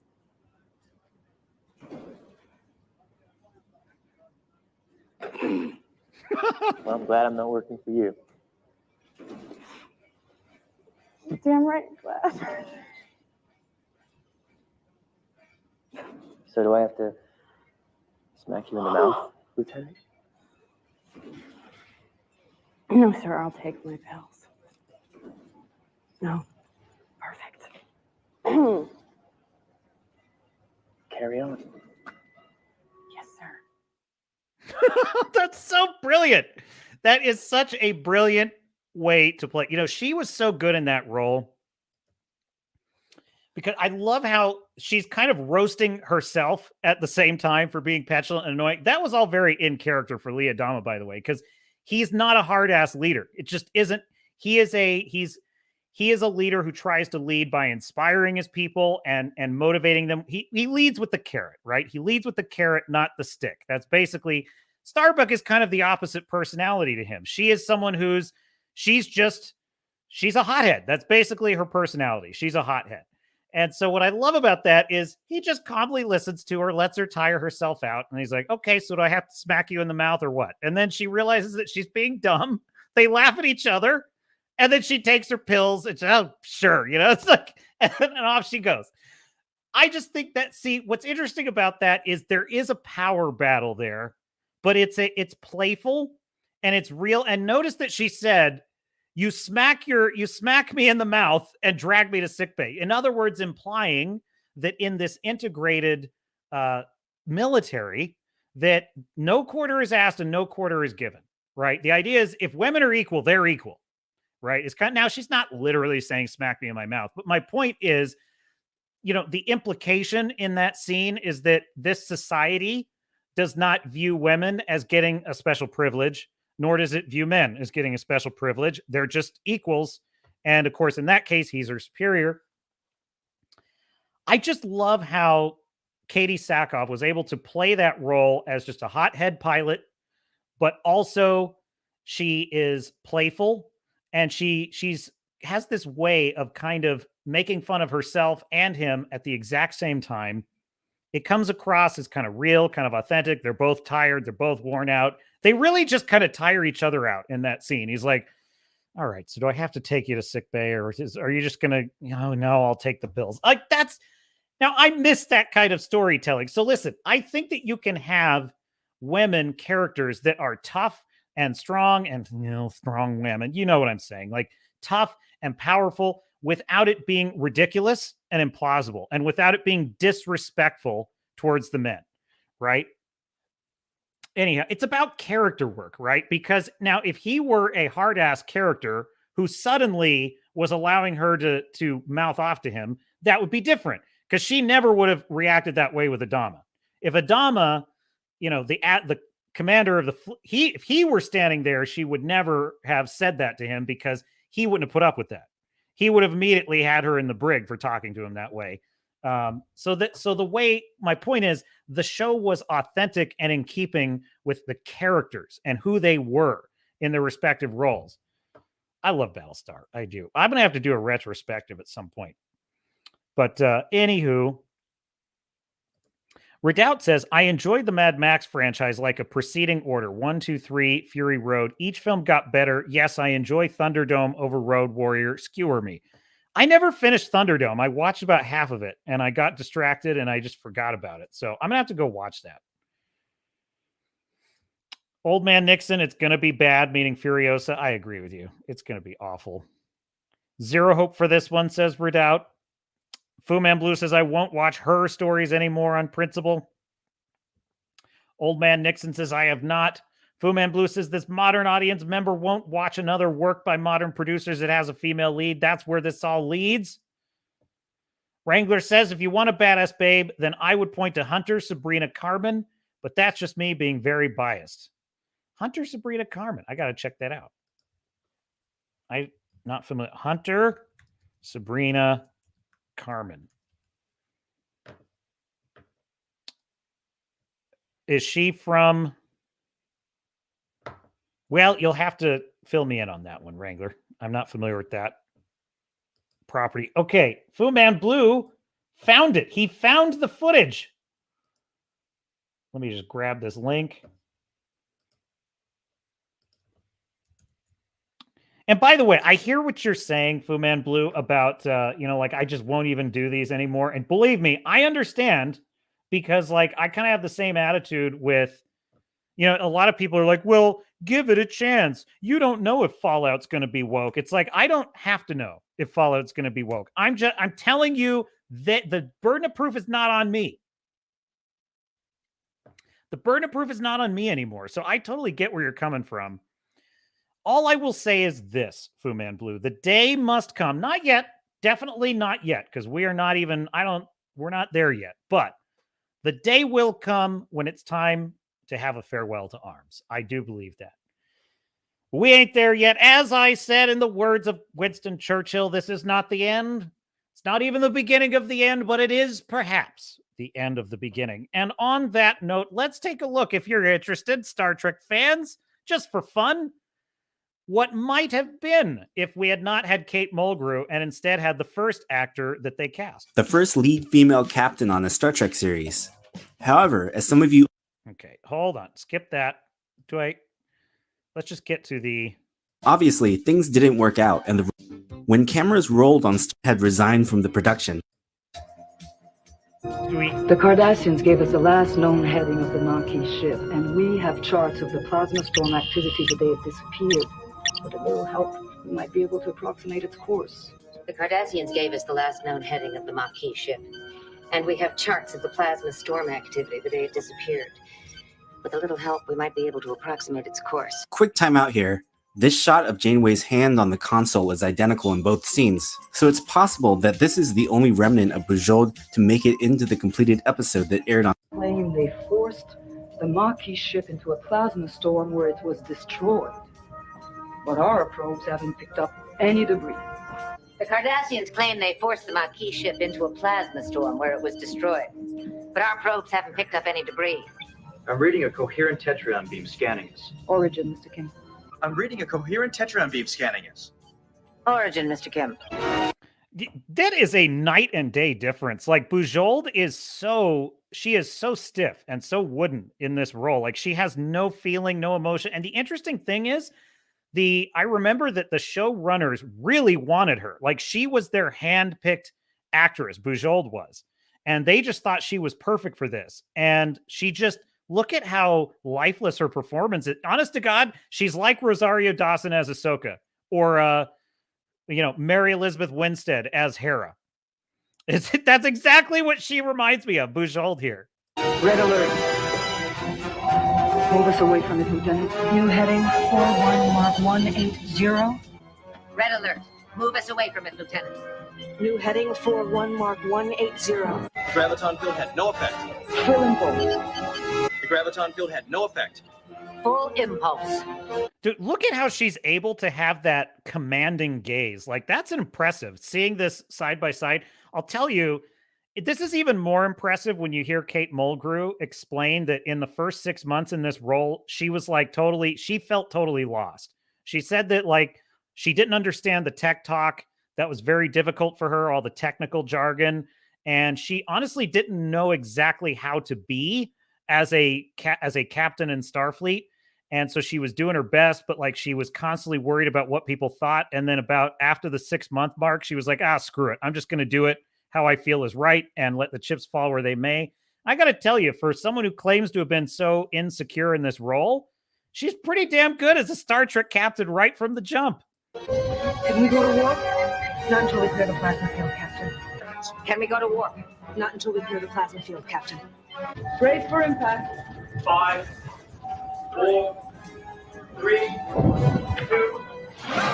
Brace for impact. 3. From this comparison, Yeah, so very interested. Thanks for hat tip Fu Man Blue for pulling that up. Awesome. There you go. So yeah, Kate Mulgrew, she did it right. She's a great captain. Yes, Regular, she must pilot. Oh my God, Regular, you just reminded me. I have a special surprise. I do, because Oral Knots, which is the channel that created that Ahsoka trailer, they have made another one. They've made another one. So let's take a look at that. But yeah, Old Man Nixon, I think referring to Bujold there, has no gravitas to make the character her own. To be fair to Bujold, I think part of it too is like Star Trek is not easy. You know, Star Trek was difficult for kind of every actor that got into it to kind of find their groove with it. Because I think, William Shatner, Patrick Stewart, Avery Brooks, these are all classically trained Shakespearean actors. And they all had to kind of find their way into the world of Star Trek, which is not easy. It's not an easy world to get right, I think. And so all the actors deserve a lot of credit for being able to embody that avatar of the Starfleet captain. Oh, I do miss it when Star Trek was good and I didn't have to think about Kurtzman Drek. Yeah, she clearly didn't want this silly role. Yeah, exactly. I think that it was probably a mutual decision. It was probably like, this isn't a good fit for me. Star Fury says, Tech Talk has always been the bane of Star Trek actors. It is. And they kind of tried to phase out a lot of it in I want to say Star Trek Enterprise, that, they tried to get it to more practical stuff. And definitely in Battlestar Galactica, which Rick Berman was on that one, he was adamant that, like, we're not going to have a bunch of tech talk, on the Battlestar Galactica. And I just feel like, you know what? We nerds like the tech stuff. So if you can't hack it, get out. You can't stand the heat, get out of the warp core. My pleasure, says Fu Man Blue. Thank you. Thank you, Fu Man Blue. Good looking out. Good looking out. Yeah, and also, like, Bujold had kind of a weird accent. I just think that that, like, smoker, non-smoker sound, just that kind of, I don't know, woodwind sound that her voice has, Kate Mulgrew, just really worked. Star Fury says, oh, yes, speaking of Battlestar, the episode 33, which is what that clip was from, some of the best episodic TV ever. That episode is a masterpiece. That episode 33 is an absolute masterpiece of television. Like, so, and frankly, there were quite a few great episodes in that first season too. Like the episode Hand of God is my favorite Battlestar episode. And it's kind of a Baltar episode, but it's also the first episode where they turn around and fight the Cylons since running from the 12 colonies. And there's this whole element of a leap of faith in it. It's that episode, the first time I saw it, I had a spiritual experience. Let's just put it that way. Yes. What else? What else? No tech talk. It's not sci-fi, says Star Fury. I pretty much agree with you. Okay, yes, that I was going to show. Okay, I found another. Where did I find this? Okay, I'm just going to look it up because I don't think I put it in my links. So the channel is Auralnauts, AURALNAUT. Okay, and they created that amazing Ahsoka 1986 opening. And they came out with another one. So let's check it out, shall we? Just for fun. Just for fun. We're in overtime. We'll wrap it up with this. How about that? It is this one. Here we go. Queuing it up. Wait, actually, hang on. Delay of game.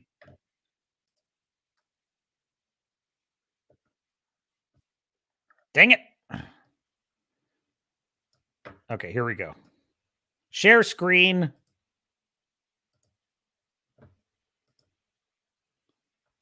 Let's see. Okay, here we go. So this is Obi-Wan Kenobi intro in 1984. Enjoy. In stereo where available. That's a nice touch. Yes.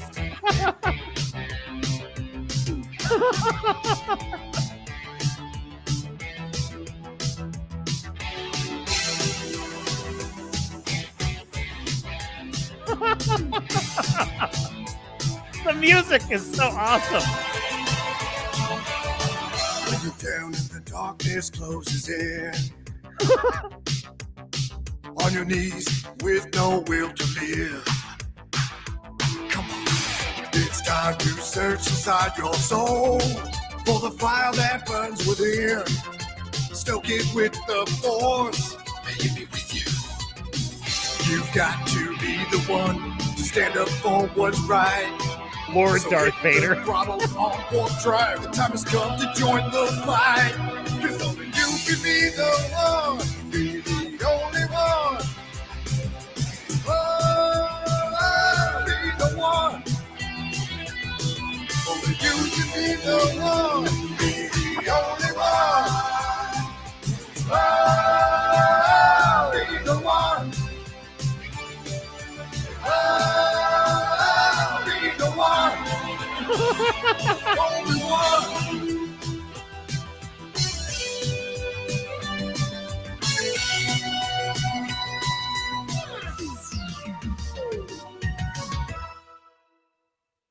Dude. Hat tip, Auralnauts. So, I put the link in the description, but dude, that's so awesome. Dude, the music is the best. Be the one. You are the one. There's like a great line in there too, where he's like, when you're feeling down, you got to strengthen yourself with the force. Let me see if I can find it. On drive, the time has come to join the fight. 'Cause only you can be the one. The time has come to join the fight.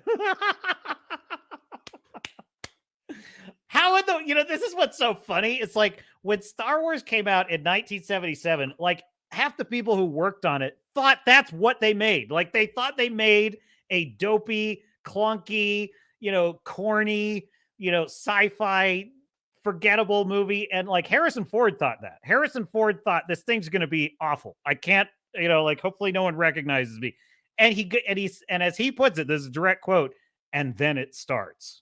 And you're like, so ironically, Disney has sort of worked their way around to actually making the pile of crap that people thought the original Star Wars was going to be.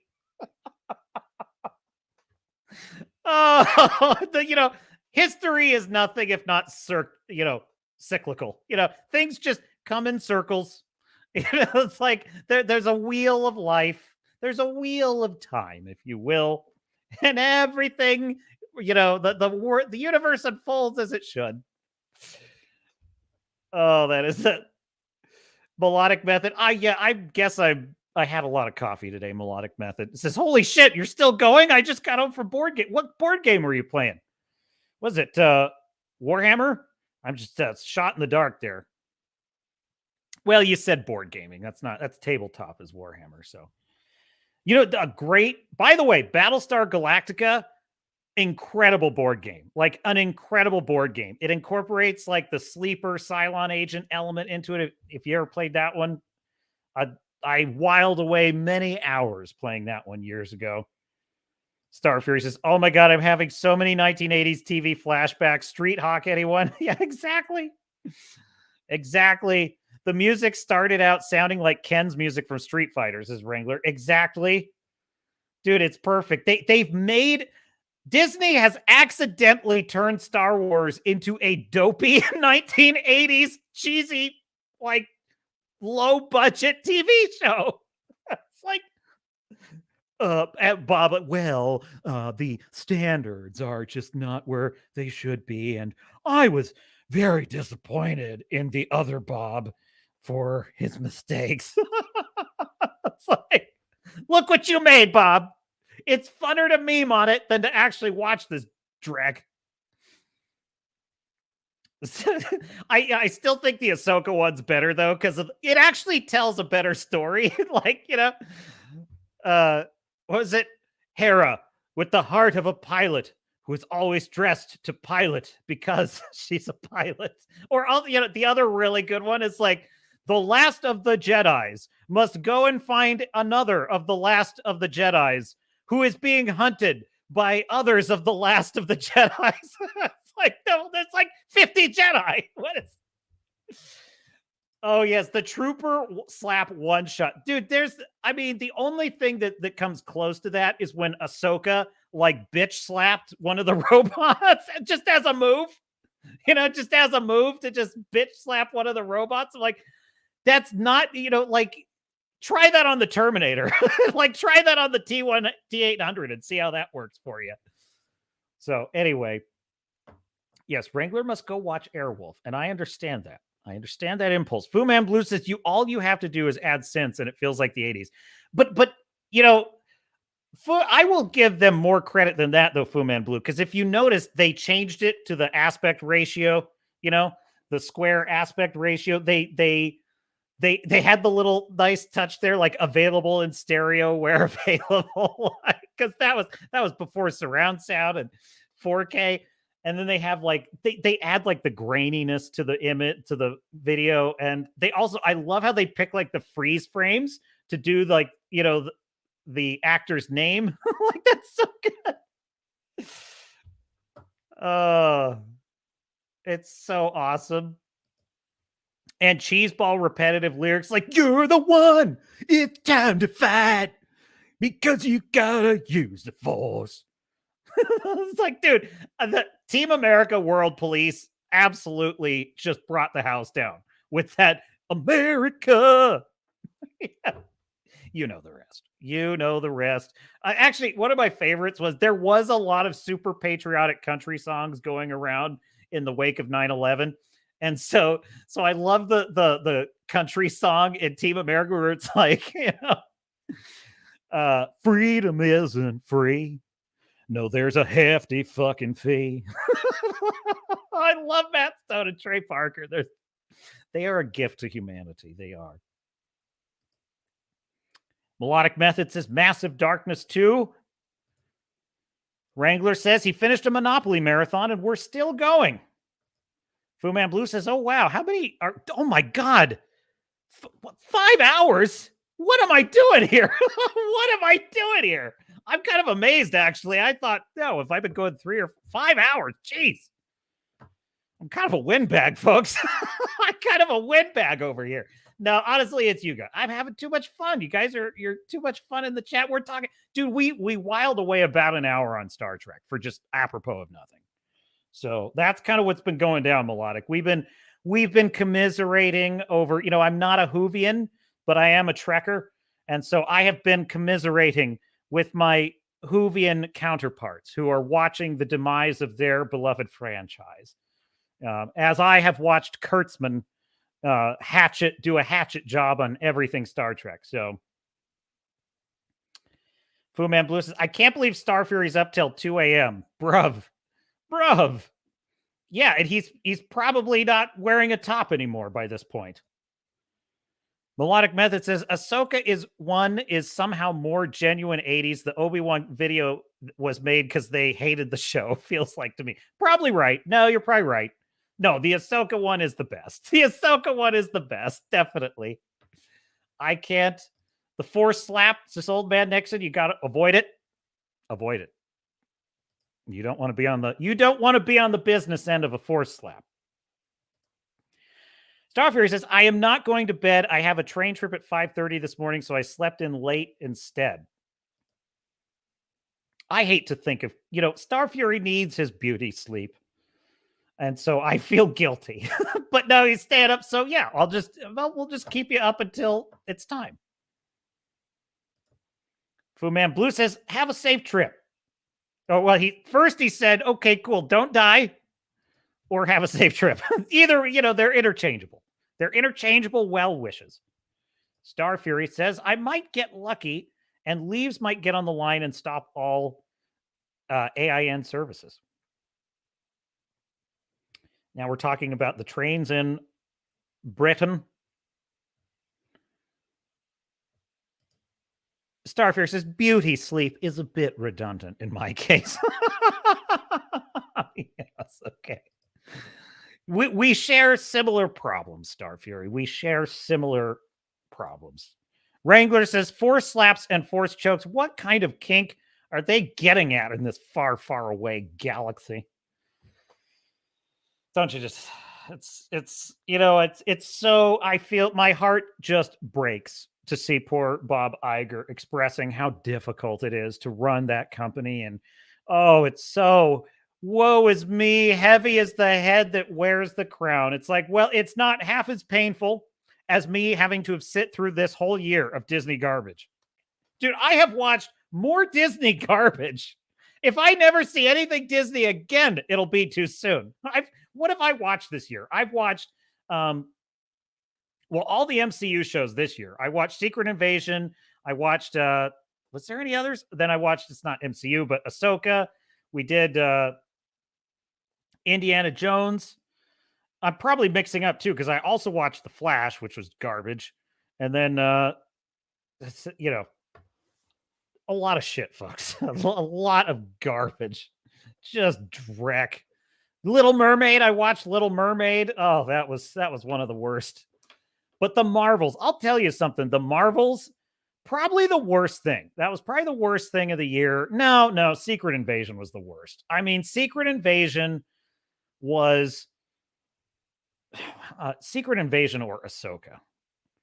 I would say Ahsoka at least looked like something that could have been good. Like on the surface, if you just looked at images without hearing the dialogue or anything, it's like, oh, okay, you've got Ray Stevenson. He looks cool. Oh, there's Anakin. Anakin's there. I mean, there was stuff on the screen that like vaguely could have been good. Secret Invasion was as bleak, boring, lifeless, completely bereft of a plot. It was one of the most miserable things I've ever watched was Secret Invasion. And so I would say it's kind of a tie between Secret Invasion and Marvel's, but Marvel's was shorter and it at least had like one character that was halfway likable, being Miss Marvel, which frankly isn't saying a whole lot, but at least Iman Vellani is a class act. So she gets credit for that. So there you go. A Barbie. I watched Barbie. Oh God. There's a movie to make you depressed, let me tell you. But we've also had some amazing triumphs this year, haven't we? We had John Wick 4, awesome. We had Mission Impossible Dead Reckoning, sadly didn't do well, but it was pretty good. And then we had Oppenheimer, which was grand, glorious. But I'll tell you something, Godzilla Minus One made up for everything I've had to wade through this year. That movie was just what a high note to go out on the year. And I'll tell you something, it's probably a good thing Dune Part 2 got pushed to next year because I think Dune would have had some stiff competition in Godzilla Minus One. Can't say for sure because I really love that first Dune film. So we'll see. We'll see how it goes. But man, you know, it's so interesting. It's like Godzilla is an absolute Minus One, that is an absolute masterclass. An absolute masterclass in how if you just focus the story on dump all the stupid woke bullshit, all the preachy messaging, get rid of all that crap, and you can actually tell a really amazing hero's journey with a really amazing monster story, with a really amazing allegory about war and the fall of empires and the rise of nuclear warfare. You can have all of that. You can have all of that. And you can even have a really amazing story about family. Believe it or not, Godzilla's a really good story about family. You can have all of that. And dude, that movie flies to its target like an arrow. That movie flies to its target like an arrow. It is a beautiful thing to watch. I'm going to tell you, there's a scene involving... I just don't want to say anything because I know some of you haven't seen it yet, but I'll just tell you the final set pieces of this film, I consider breathtaking. I just thought were magnificent.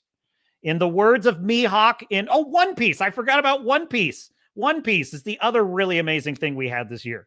But in the words of Mihawk from One Piece, magnificent. Magnificent.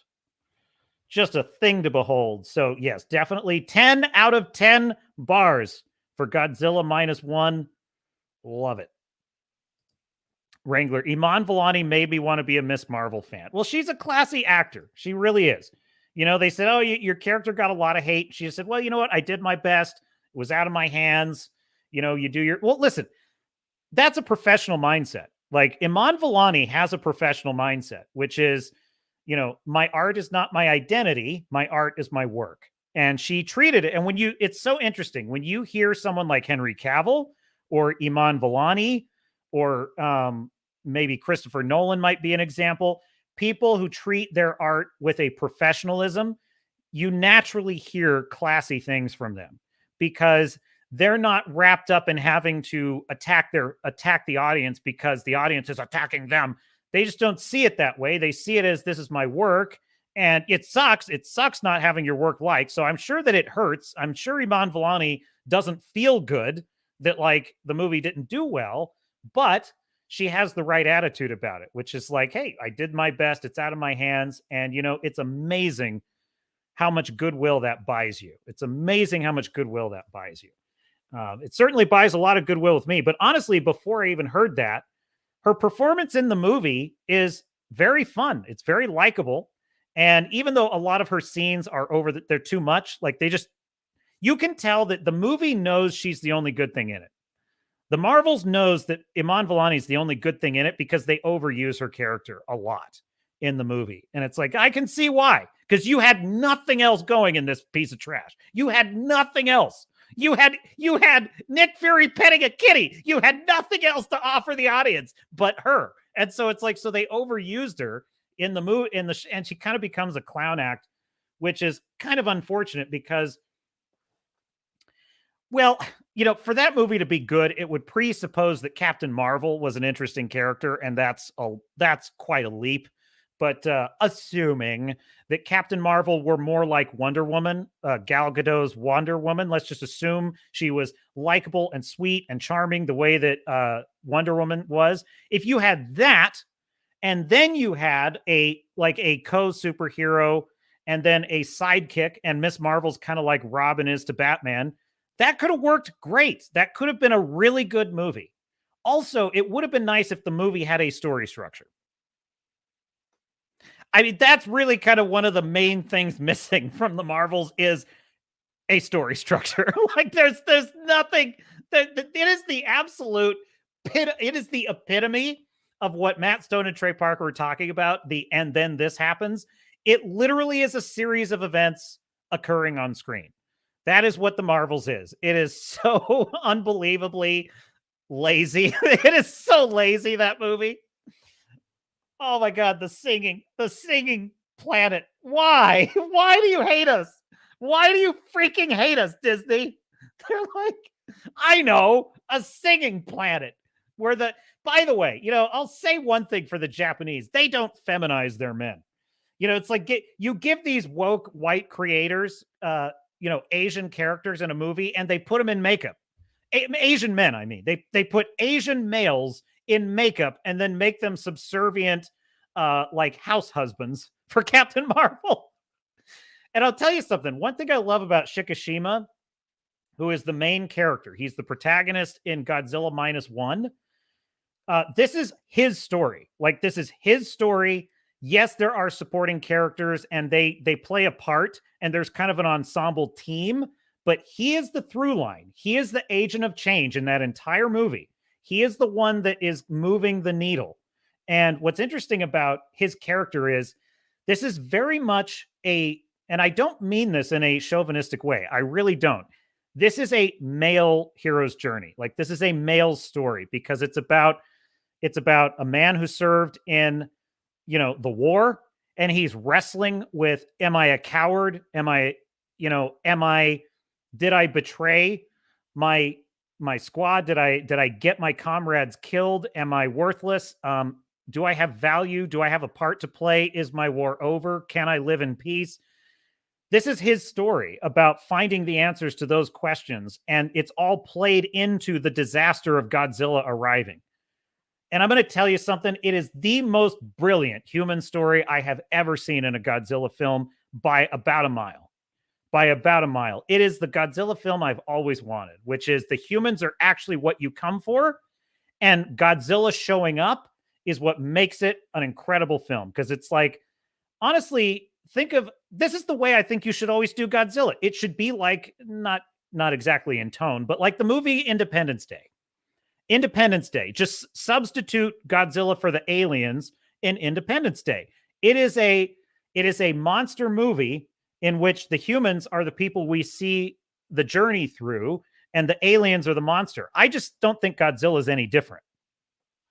Even if Godzilla is fighting another monster, I still think it's kind of the same thing. And I think where a lot of Godzilla films went wrong is, and I'm not being critical because I love those old films. I love 1985. I love that movie. It was my favorite Godzilla movie until this one. But even those ones suffered from all the humans were there to do is to be either spectators or exposition dumps. That's all they were there for. And so they were boring. They were a boring part of the story. All the time, as a kid, I was like, screw the humans. I want to see Godzilla, which is fine. But what I like about this film is I am totally invested in these characters, and that makes Godzilla himself better.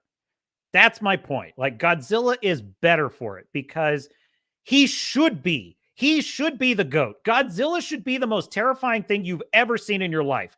And this is one of the first films I've ever seen where Godzilla is a nightmare. And I've seen Shin Godzilla, which was also really good. Don't get me wrong. I'm telling you, the fact that the human story is so good is what makes Godzilla such a damn nightmare in this movie. He is malevolent. He is terrifying. He's unstoppable.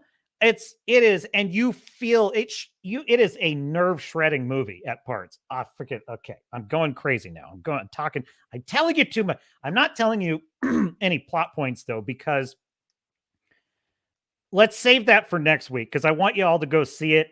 And I want you to be surprised. And look, you may disagree with me. You may not feel that it's as good as I think it is. Some people have rated it like an 8. Some people said a 9.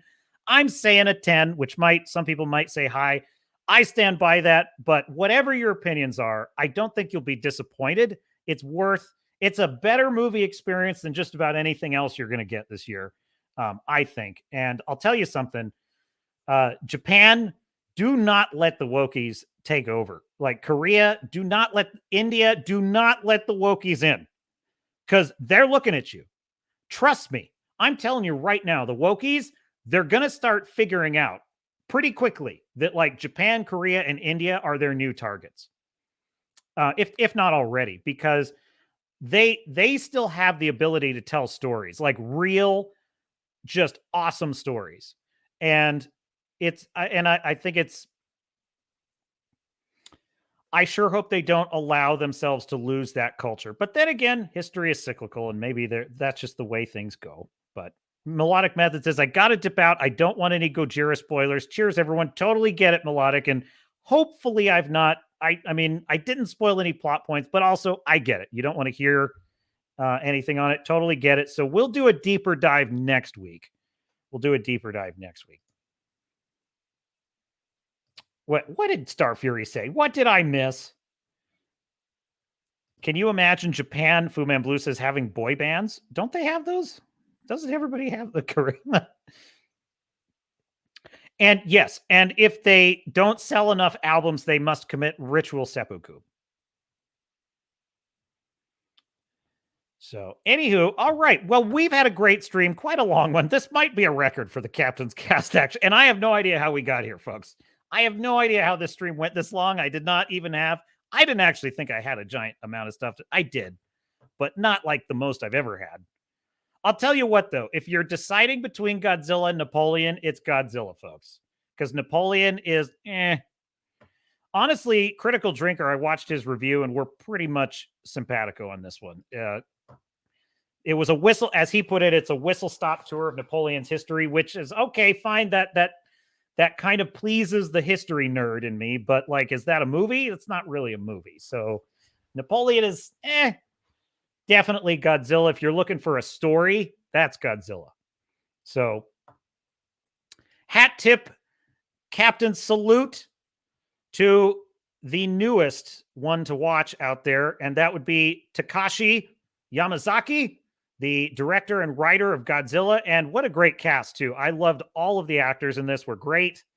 Some people have said that like the acting was a bit over the top and melodramatic. And I've heard others say that, well, that's just Japanese cinema. They're very melodramatic. I have no way of knowing because it's a different culture. And so I'm just not like, to me, I just think maybe some of that is lost in translation. But honestly, what it was like to me was a really grounded anime. Like if you've ever watched an anime that's a little more gritty and realistic, but it still has that kind of over-the-top emotionality to it that anime has, that's kind of what it felt like in this movie. So I honestly thought that seems right to me. Like that didn't seem odd or off-putting at all. Like I thought now is there a flaw here and there I could point out? Sure. Yeah, there's a flaw here and there I could point out in the movie, but nothing that would dissuade me from wanting to see it about 3 more times. So there you go. Star Fury says, sometimes you have to call a spade a shovel, and I get that, Star Fury. I have no idea why you said that, but I understand that. Star Fury says, Captain Garrett has been worshiping at Mahler's altar. Clearly, I do. He is as an eldritch god, he deserves our deference and our respect. And so, yes, I have. Mahler simp through and through. He's the surgeon, man. I love my favorite takes on the internet on story structure. Definitely Mahler's. Kudos to the chat tonight, says Fu Man Blue. Good fuel and fine times. Agree with you, Fu Man Blue. Hail to you, the chat. It is an honor to serve with you all. It is my honor to be, you honor me. And so I hope I put on a good show for you and will continue to do. Old Man Nixon says, Christian Clavier's Napoleon miniseries is great. Yes, I'll have to check that out. And then someone was mentioning, I think Star Fury was saying like the Steiger one, which Waterloo is the name of the movie. I need to see that because it looks much better than Napoleon. So Star Fury says, great stream, Captain. The chat was on fire. Have a great week, my compadres. Ditto. The chat was amazing tonight. I loved it. And I'll just say, you know, as always, like, let's have a great week, folks. Like, let's we are going to participate in the dance of creation, folks. The good news, the takeaway here is we are winning. We are, it's going to take a while. You know, there's going to be a few more beatings to be had. Like, they're making Fallout. There's nothing we could do about that. But we are being heard. Trust me. Even the ones that are trying to deny it, they're hearing it. It's starting to sting. So there you go. Fu Man Blue says there's nobody better off the cuff than that Kid Mahler. Absolutely. And I wish I could remember what it was this week. He was talking about something where I totally was like disagreeing with him. But, you know, even when he's disagreeing with me, I love listening to his take on it because I'm like, okay, let's unpack this. Fu Man Blue says, good night, Star Fury. The rest of you, see you next week. And tomorrow for you, Wrangler. Good night, all. And so we come at last to the end of 1 week, the beginning of another. And so go watch Godzilla and we'll talk more about it next week. And I will have more good news for you as well. But until next time, my dear sailors and starnauts, thank you for showing up. Thank you for being here with me on a Sunday night. And I will see you out there among the stars, out at sea, on adventures, out there.